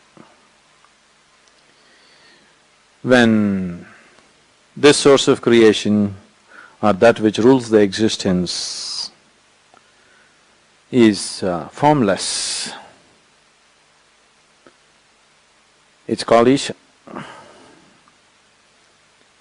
Or that which rules the existence or that which is the source of existence, we normally refer to it as the divine. So formless divinity is referred to as Isha. Isha means that which is fundamental, that which is the very source. So this is called Isha Yoga because it is a means to access that dimension which is the source of your creation. That which is the source of your creation is obviously within you, isn't it? Yes? It's obviously within you. So Isha Yoga is a method to turn inward and access that dimension which is the source of who you are. If you exist on the level of creation, as you are right now, you are subject to all the dualities of life.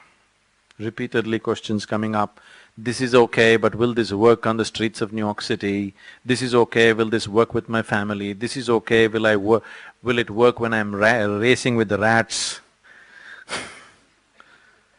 All these things are coming simply because you have been mauled by the dualities of life. In so many ways, the dualities of the creation has mauled you. It has added color to you, at the same time it has taken a toll upon you, isn't it? Yes? It's brought life to you. It is only because of duality there is a game. It is only because of duality there is you and me. It's only because of duality the whole game of life is happening. At the same time, the same dualities are mauling you, subjecting you to so much pain and suffering. So now, the purpose of Isha Yoga is that your basic experience, you root yourself in that dimension which we are referring to as Isha, which is non-dual, which is the source of creation. But being rooted in this, you play with the dualities. Now, once you're rooted in the non-dual and play with the dual, dual has no impact upon you. You can play with it and enjoy it whichever way you like, but it doesn't take a toll upon you. You can go through this life without a single scratch upon you. If you are rooted in that dimension which is the source of creation, if one part of you is creator, another part of you is creation, you can play with the creation whichever way you want, but it will not leave a single scratch upon you. But right now, the simple process of living, as people age, they're becoming wounded, isn't it? I don't know to what extent you're exposed to other people, just look at yourself. What I see is, whether somebody is successful or failure or rich or poor or whatever, if you just take off their top layer and look at them, they have so many wounds within them. They're just managing to cover it and just go on bravely in the world. But there are too many wounds. These wounds have happened simply because whichever way you look at it, you can't come to terms with the dualities of life. Any sensitive human being is bound to be wounded when he knows only the dualities of life, when he does not know the other dimension. Only somebody who's utterly gross, like an animal, like a brute, he goes through life. He can go through it, but he will not know the subtleties and the beauty of life. He can go trampling through life without knowing too much pain. But anybody who is sensitive to life is bound to be mauled by the dualities of life, always, because you are not able to separate what is good and what is bad. You are not able to separate what is right and what is wrong. You are not able to separate what is evil and what is beautiful, isn't it? Are you able to draw a clear-cut line between anything, even within yourself? Is it possible? You must deceive yourself to believe, no, everything is okay, everything is okay. People are trying to teach you such philosophies. I am okay, you're okay, everything is okay. You'll go insane after some time. Initially it all looks nice. You'll go insane because the very people who propagated such philosophies went insane. You know that? People who taught you, I am okay, you're okay, everything okay. These people went insane, committed suicide. People like Dale Carnegie and others, yes, they broke down, they became neurotic. Because you're trying to deceive the reality, not understanding the fundamentals of reality, just trying to deceive yourself, everything is okay. Everything is not okay, either with yourself or with the world, everything is not okay, isn't it? Yes? If you do a cover-up job, it feels good, but after some time it'll collapse. Now we are not seeing how to do a cover-up job. It is just that if you sink a little deeper into your experience, there is a dimension in you which cannot be touched by these dualities. If you are rooted in that dimension, whatever, wherever you're placed in hell, still you can go through it gracefully. See, Indian spirituality has always used a lotus flower as a symbolism. Why a lotus flower is used as a symbolism is, a lotus flower grows best wherever the slush is really thick and stinky. The more stinky it is, the better it grows. This stinking slush becomes a wonderful flower with such beauty and fragrance, you can't believe it's the same slush. But it is the same slush, isn't it? This little lotus seed transformed this stinking slush into a fragrant flower. So always Indian spirituality used lotus flower as a symbolism for spiritual processes, because once you live in the world of duality, filth is unavoidable. Anyway, whichever way you step in the world, somewhere you will step into it. If you are sincere with yourself, whichever way you step into yourself in your mind, you cannot avoid filth in your mind. Isn't it so? Is that the reality? Only somebody who is blatantly lost in his moralistic nonsense believes he is pure-minded. Anybody who is sincere looks at himself, he knows a part of him is utter filth, isn't it? You cannot avoid it. Nobody can avoid it. Only moralistic fools have closed their eyes to it. That doesn't mean they're free from it. So once you're like this, if you're sensitive to this will just destroy you. This will just eat you up. That is the very nature. Life is made in such a way, the beauty of the creation is just that the ugly and the beautiful always together. What is filthy and what is sacred is always together. So, if one has to be in this world, transact with this world, be involved with this world, and still has to go untouched through this world, he must be like a lotus flower, that he must learn how to convert this filth into a fragrant flower. Otherwise, some people get allergy towards filth and they try to go to Himalayas. Wherever you go, even if you climb Mount Everest, first day you will be dazed and you will feel all pure and wonderful. By day two, your mind will come back and the whole world's filth will come back on top of Mount Everest. Yes or no? Yes? First day you're just dazed by the elevation and lack of oxygen probably. But by day two, the whole world will be there with you on Mount Everest. Nobody stays there for more than a few minutes, so it's okay. So that's why Mount Everest is a pure place. But if people live there for 3 days, all the filth of the world will climb Mount Everest. Yes or no? Now, being like a lotus flower means, some people develop allergy, they try to run away. Some people think, anyway the world is filth, let me also become filth, and they become filth. Now, when you decide not to run away from the filth and not to become filth, now filth is tremendous manure, isn't it? Yes? The more filthy situations you live in, the wiser and more beautiful you can become, if you're willing, if your intelligence is functioning, if you're not reacting but responding to life consciously. If you're reacting to filth, you will become filth, or you will try to run away from filth. If you're responding to it consciously, filth becomes a great manure to produce a wonderful flower out of you, to bring out the most wonderful fragrance in you. Gautama, the Buddha, repeatedly said, I don't want to go to heaven. Everybody was talking about, we are doing all kinds of spiritual sadhana, I want to go to heaven. I see huge hoardings in United States. All the Christians are going to heaven. Are you missing out? Everybody wants to go to heaven. Gautama said, I don't want to go to heaven because anyway, I'm like this. I'm beyond all suffering. Wherever you put me, this is how I will be. So let me go to hell. You say people are suffering there, I will go and do something there. Anyway, I cannot suffer. I have made myself like this that I cannot suffer, so let me go to hell. This man is free, isn't it? I want to go to heaven, I want to go to heaven. Why? Because you made a hell out of yourself here. That's why you want to go to heaven, isn't it? Somewhere you made a hell out of yourself, that's why you want to escape to heaven. If living here itself within you is a big heaven, where the hell you go, what does it matter? Wherever you go, this is how you will be. Either you create your situations or situations make you. These are the two ways to live.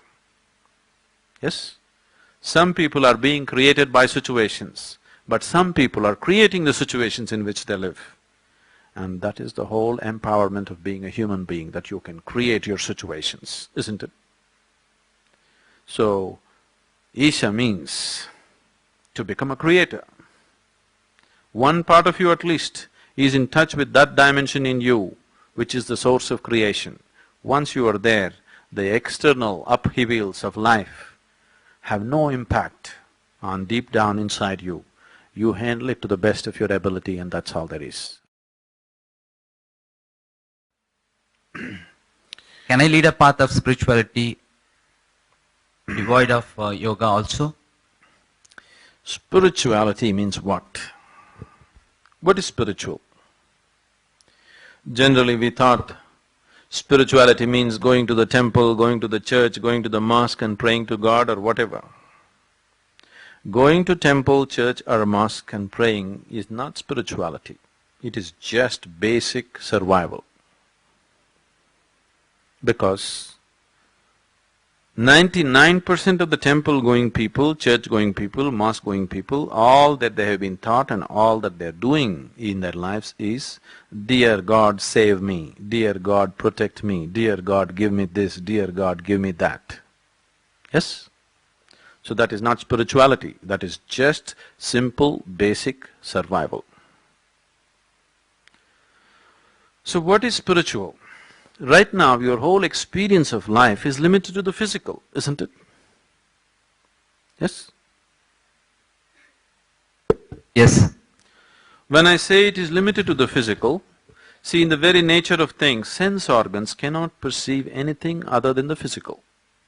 So when your experience of life is limited to sense perception, your experience of life is limited to the physical. Just see, everything that you're experiencing is physical.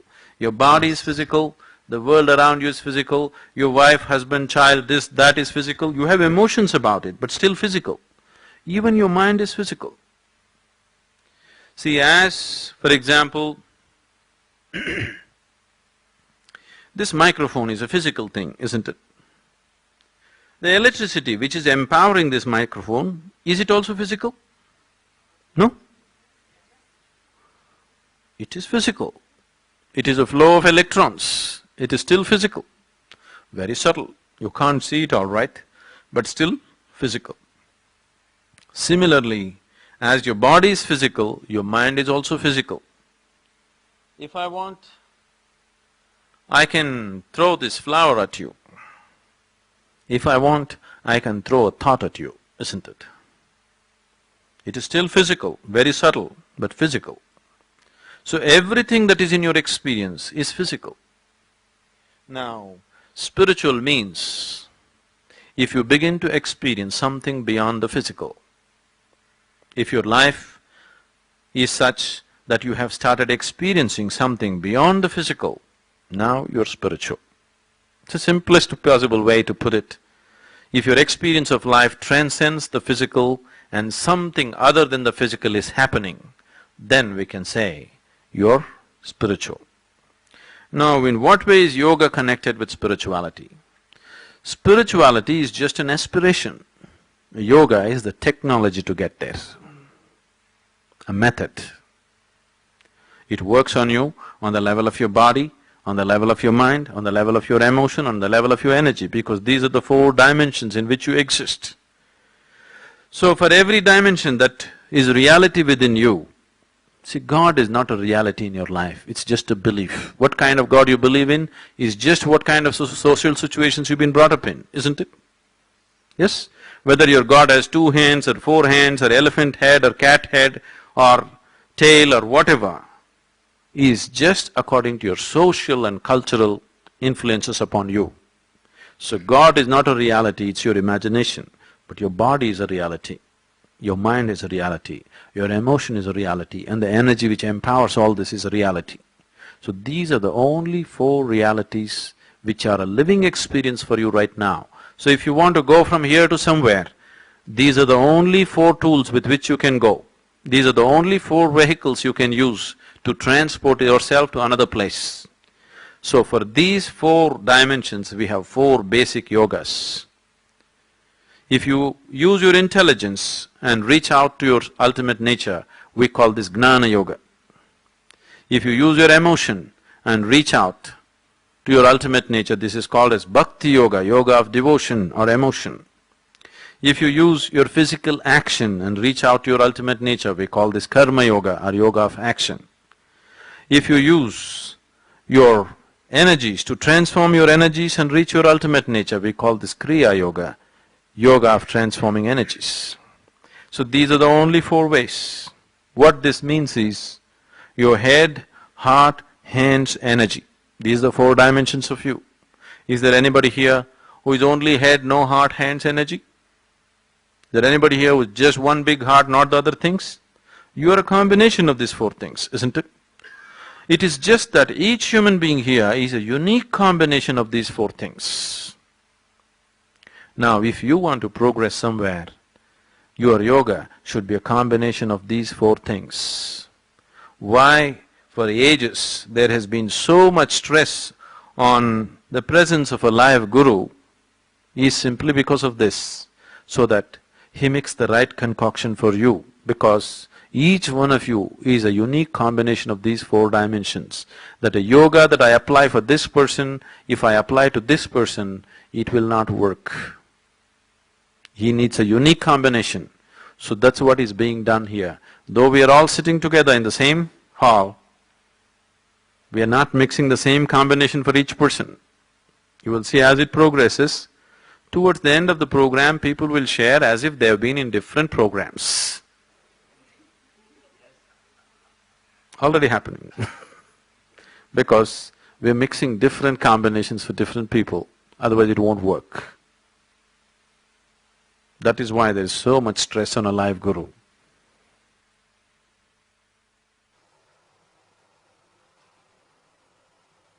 Sadhguru, what is the point in pushing a man into the sea of duality where he can't even keep himself afloat? Why? You can float.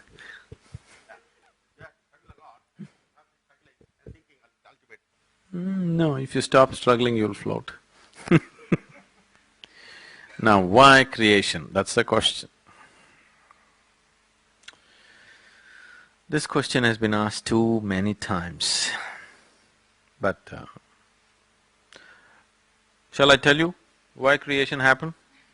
Are you okay? Now, one day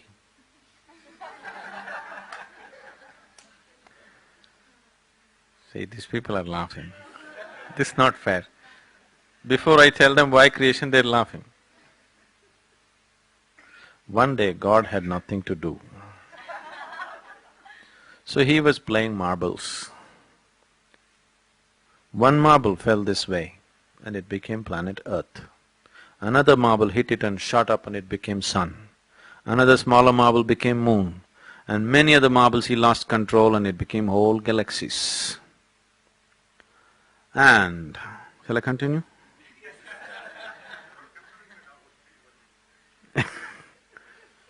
Now this is a ridiculous story, you don't want to believe. But I could, if we had more time, I could tell you a story as long as Mahabharata, and then you would believe. If I make the story sufficiently elaborate and logically sensible, you would believe the story. Anyway, when I tell you a story, what is the option that you have? Believe me or disbelieve me. That's all the option you have, isn't it? If you disbelieve me, what will happen? Nothing will happen. If you believe me, what will happen? Nothing will happen. You just have one more story to tell in the next dinner party that you have. But in what way will it transform your life? In what way does it take you any closer to reality than the way you are right now? Does it? Does it or no? It doesn't, isn't it?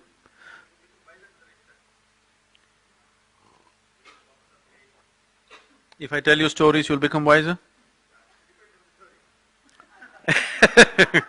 See, right now, just because people believe these stories, they have become utterly stupid, so stupid that today the fight in the world, don't believe this, that they are saying it is between good and evil. The fight in the world is not between good and evil, it is just one man's belief versus another man's belief, isn't it? Now this many people believe my story, this many people believe somebody else's story. Can you stop these people fighting after some time? Initially they will say bye-bye. Initially they say we are all brothers, we are together, this, that. But tomorrow, when these people insist our story is right, and these people also insist our story is the real reality, can you stop them from fighting? Anyway they will fight. Please understand, all the fight in the world is just one man's belief versus another man's belief. Simply because they believe things that they do not know. Why don't you be sincere enough to simply see that you don't know? If you see, I do not know, what you will do? You will seek. Because nobody can live with I do not know for too long. So you just believe something that somebody told you, it quells you, it puts you to sleep, but it doesn't get you any closer to reality as such, isn't it? Just makes you believe one more story. Now, these stories, very entertaining, culturally rich, but if you're looking for enlightenment, if you're looking for liberation, if you're looking for going beyond your limitations, they are of no consequence. If you're just looking for color, if you're just looking how to decorate your life, then culture is useful. So let's not destroy the culture, let's enjoy the culture, but don't go by the stories. Don't believe or disbelieve the story, just enjoy the story, isn't it? Now, when it comes to creation, instead of asking why, if you see, right now you are a part of the creation, and like you said, you're entangled and stuck and drowning in the creation, as you say. Not everybody may be drowning, but at least quite a lot of people feel that they're drowning, when things go wrong at least. When things don't go the way they want them to go, they feel they're drowning, isn't it? So right now, in some way you're entangled. Now if you ask me how to go beyond this, instead of asking why creation, if you ask how to transcend creation, now I have a way, I have a method, I have a clear-cut path as to how to go beyond this. But if you ask me why, I can only tell you a story. Even if the story is true, still in your experience it is just a story, isn't it? Yes? Even if the story that I am telling is actually true, as far as your experience goes, it is just another story. If it appeals to your mind, you will believe it. If it does not appeal to your mind, you will not believe it. So, stories won't transform people. You believe God to be a demon and demon to be a god, it makes no difference because after all it's just your belief. Now Shiva is Mahadeva in India. Openly, in countries in the West, especially in the United States, people are going about campaigning, he's a demon. Okay? So, can you believe for an Indian, Shiva Bhaktas are here? He is the highest of the highest. But the whole aspect of Shiva has been created with enormous care and understanding. It is not to be believed, it is to be used as a tool and a device in your life. Shiva, his personality has been created like this. He is the most beautiful and he is the ugliest. He is the most wonderful and he is the most terrible. His friends are all demons and freaks and goblins and all kinds, but he is the highest god. It has all been created like this. He is the destroyer, but he is the very basis of creation. It's all been created like this because if you can accept this one man, you'll accept the whole creation the way it is. It's a tool, it's a device, but now you just made it into your story. Suddenly it is no more it has lost its transforming impact upon you. If you really use Shiva as a tool, if you really use Shiva as a device to transform yourself, if you just see the evil and the good, the beautiful and the ugly, everything is a part of him, you would revere the ugly and the beautiful the same way, isn't it? Yes? That would be very transforming. But now you just believed the story, did not apply the device to your life, see no change. You say Shiva or Rama or whatever nonsense, nothing changes. But if you applied it the way it was intended, it would have transformed you tremendously.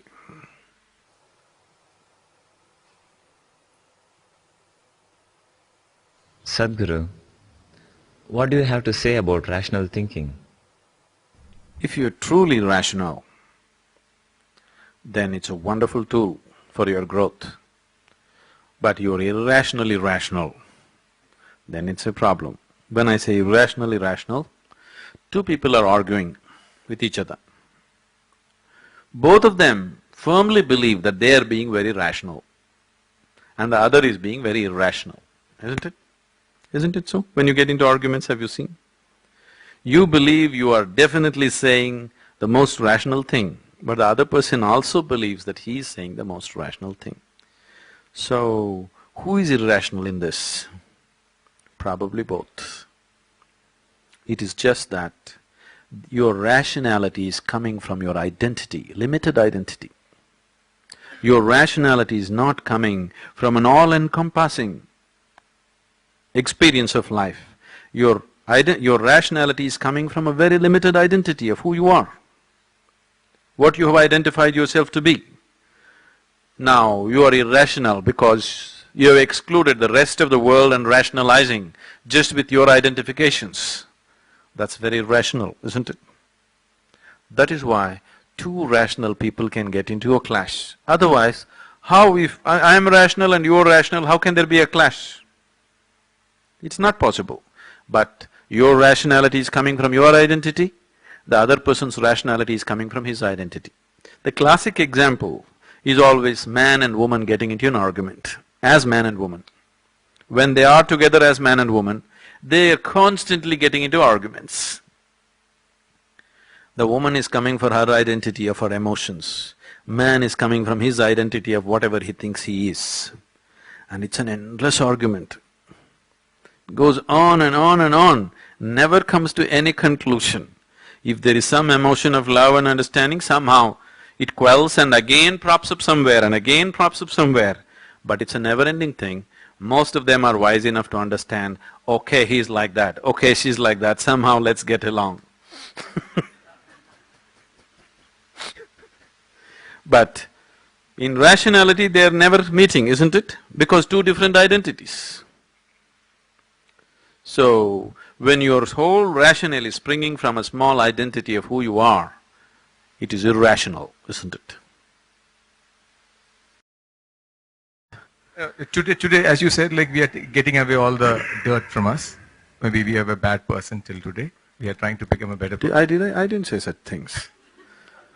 Okay, I am a bad person as of you're today. admitting it. Yeah, I am admitting it.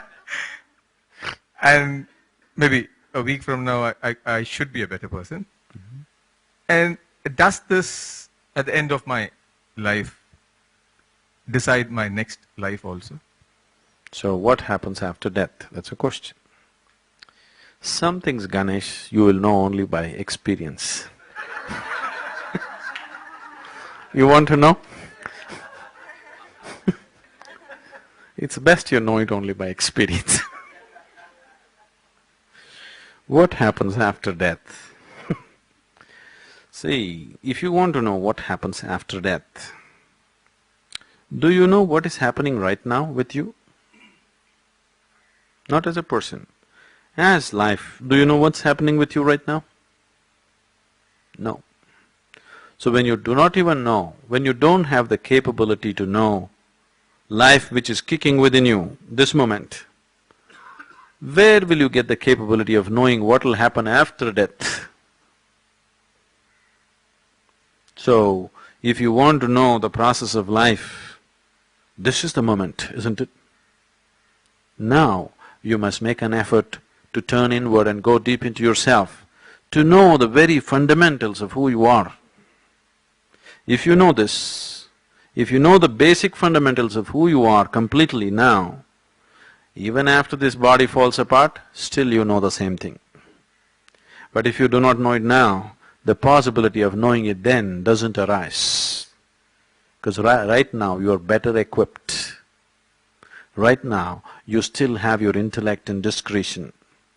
When you shed your body, you don't have these things, you just function by your tendencies. So when your intellect is on and you have the discriminatory power to see what is what, this is when you must see it. What is happening with me right now? What is the nature of who I am right now? If this becomes a living reality for you, knowing what happens later will be very simple. I know that my father is dying, he's old, and I would like to talk to him about it, but I think it is totally unacceptable in our society. The moment a person is very old and you know he's going to go, you leave him even before he's dead. Why can't we talk about death in a positive way in our culture? If you avoid death, you will avoid life also. Only that person who is willing to die can live totally. One who tries to avoid death will naturally end up avoiding life, because what you call as life and death are not different. Right now, you are living? Are you living? But actually we can say, right now you're dying, slowly you're dying, one day it'll be complete. Isn't it so? The process of death is on right now. You're actually dying, one day the process will be complete. No, I understand. Now, that too in India, being born in India, if you avoid death, then you don't know anything about your culture. Because this very culture springs from being reminded of your death. See, only when you remind yourself of your death, you will turn spiritual. If you think of God, fantasies will come in your mind. No spirituality will come. Only when you realize, when you become aware, when you remind yourself, I will also die one day. Now, a search comes. Okay, somebody is around you right now as much alive as you are, they were everything to you in your life, suddenly one day, they're gone. When they fall dead, you think, oh, maybe he's just sleeping, maybe he will sit up now, maybe some miracle will happen, you know, mind will work like this. Then you know, once you cremate him, you know, this is it. This person who was so alive, who was life like you, suddenly just evaporates.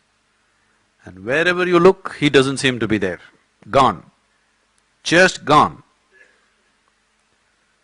And you know the same is true with you. Right now, you are going about doing your act, one day you will be gone, just like that. Once you are conscious of this, then naturally you will want to know, what the hell is this all about? Isn't it? Then spirituality begins. Only when you become conscious, only when you're reminded of your own death, you will become a seeker. When you think God, you're not a seeker. You're just looking for more foolish nonsense in your life. You're looking for more greed and more nonsense and more something else, easier way to get things. Isn't it? Only when you think death, you turn spiritual, you seek. So, not just to the old people in your house, to the very young children in your house, you must remind them consciously, all the time, very casually, not as some great doom is going to come. Death is not doom, death is just a natural process of life, isn't it? You must tell your children always, this is not an endless game, this is a brief game, you know, small picnic you're having here. You're going to be dead one day. Now, if you're aware of this, no, I'm not talking about celebrating it. That's not the point. See, either you try to fall this way or that way, that's the problem. See, people try to avoid it or people try to celebrate it. Now, you don't have to avoid it, you don't have to celebrate it. If you're just aware of it, it liberates you. If you celebrate it, you try to glorify it, isn't it? Naturally, your emotions will glorify it, isn't it? That is what? That is a misunderstanding. It is a misunderstanding that you try to celebrate life or death. If you're aware, everything is the way it is, and it's too beautiful. It's just fantastic the way it is, the intricacy of life. You don't have to enhance it by your celebration, nor can you bring it down by your gloom. Anyway, it goes on in a grand way. You don't have to celebrate, you just have to join the celebration. You trying to celebrate death will become death-orientedness, isn't it? See, suppose I go on telling you, death is wonderful, really it must happen to you, you know. Then you become like those UFO cults, you know. You know those UFO cults in some of the Western countries, they all commit mass suicide. This is because they're thinking that is better than this. See, it'll get distorted. Always you try to distort it. Don't distort anything, just seeing everything the way it is. Death is a natural process of life, isn't it? Seeing it as that, not celebrating it, not becoming gloomy about it. It happened. Once, a certain yogi was invited to a new house. You know, a rich man built a house. When they build a new house, they want some spiritual person to enter their house. So they invited the yogi. The yogi went, they welcomed him like a king, they served him well, they did everything for him. He ate well, he sat. Then they said, you must give your blessings to us. So the yogi raised his hand and said, let your father die first, then you die, then let your children die. Now, the man got so wild. Said, you fool, we welcomed you and treated you like a king and we fed you like a pig. And now when I ask for a blessing, you say first my father should die, then I should die, then my children should die. The yogi was surprised. He said, what is wrong? Is it not in the natural order of things that first your father should die, then you should die, then your children should die? Suppose you die before your father, would it be good? Or your children die before you, would it be good? The best thing that can happen to your life is, first your father dies, then you die, then your children die, isn't it? That means everything has gone well for you.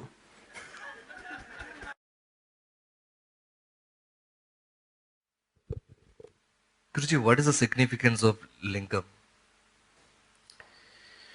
The word linga literally means the form. Form means, why we're calling it the form is, when, you know, today modern science is proving to you beyond any doubt that the whole existence is coming from nothing and going back to nothingness. You know this? There was a time when modern science believed everything comes from something. You can neither destroy something nor create something. It can only be transformed from one state to another. You cannot destroy anything nor can you create anything. That was the belief some time ago. But today modern science is proving beyond any doubt that everything comes from nothingness and goes back to nothingness.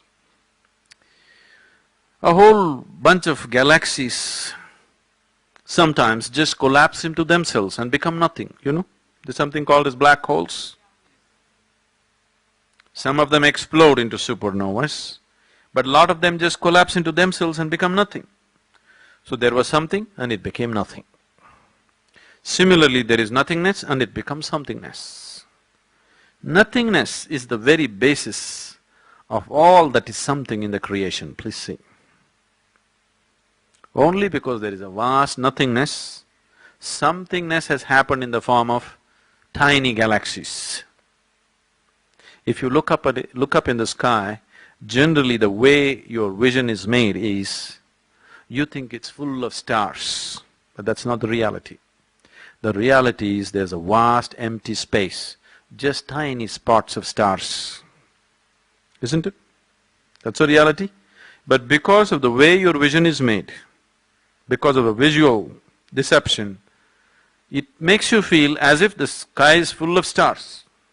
The sky is full of emptiness, just a little bit of stars, just a little bit of salt and pepper. Rest is all darkness and emptiness. So everything springs from that and goes back to that. When the unmanifest begins to move towards the manifest, when the first manifestation begins, the first form that the energy takes is the form of an ellipsoid. You know what's an ellipsoid? A perfect three-dimensional ellipse is an ellipsoid. The first form is always a perfect ellipsoid. A perfect ellipsoid is what is being referred to as a linga. This we have always known. Yoga has always been saying this. Every human being who's gone deep enough into himself has always known this. But today, modern cosmologists have taken pictures of various galaxies and they say the core of every galaxy is an ellipsoid. Do you know this? No? The core of every galaxy, if you take pictures of it, is always an ellipsoid. So the first form that the unmanifest, when it begins to manifest, it takes the form of an ellipsoid. If you become meditative to a point where you become loose with your body, then you will notice once again your energies become an ellipsoid. That means before dissolution, the final form that you take also is an ellipsoid. So the first form is an ellipsoid, the final form is an ellipsoid. So linga is seen as a doorway. Either way, either this way or that way, it is a doorway to the beyond. If we take any form, suppose if you give me anything, let's say you give me this flower. You hold this flower in your hand, feel it, if you're sensitive to it, and give it to me. I'll just hold it in my hand just for 10-20 seconds and give it to you. You will see it'll feel very different. I will make this flower feel very, very different in your hand because I'll energize this in such a way that it'll be vibrant in your hands.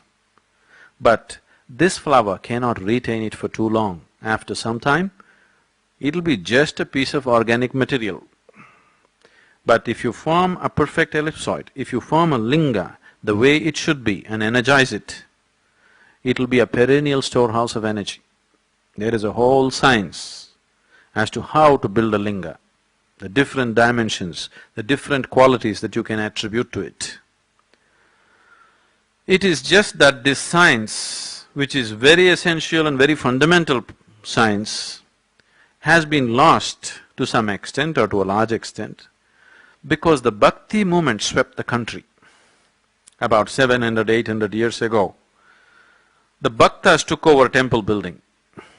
So the science of how to make it, they dropped it because for a bhakta, bhakta means a devotee is not interested in any science. It is just the strength of his emotion, isn't it? You know. Just simple strength of emotion. He is not interested in any science.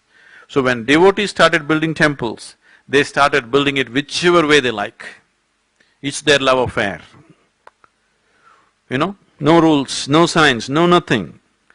Their love affair just made them do lingas whichever way they feel like it.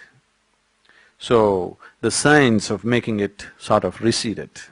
But if it is properly made, it can be such a powerful energy form that people can experience it in an enormous way. It can be a great tool of transformation for people. Have you sat there for some time, any of you? You should just sit there, don't believe any nonsense. Simply sit there, don't think of Shiva and all this business. Simply just sit there, without any prejudice about it, without any beliefs about it, just sit there. It will shake you from the root of your spine. It'll just set forth a completely different process within you. Without a single instruction, you will be initiated into a very powerful process in the presence of Dhyanalinga. There's too much behind it. Let's not go at it now. Those of you who want to know much more about it, most of you have the Mystics' Musings. The last chapter is all about Dhyanalinga.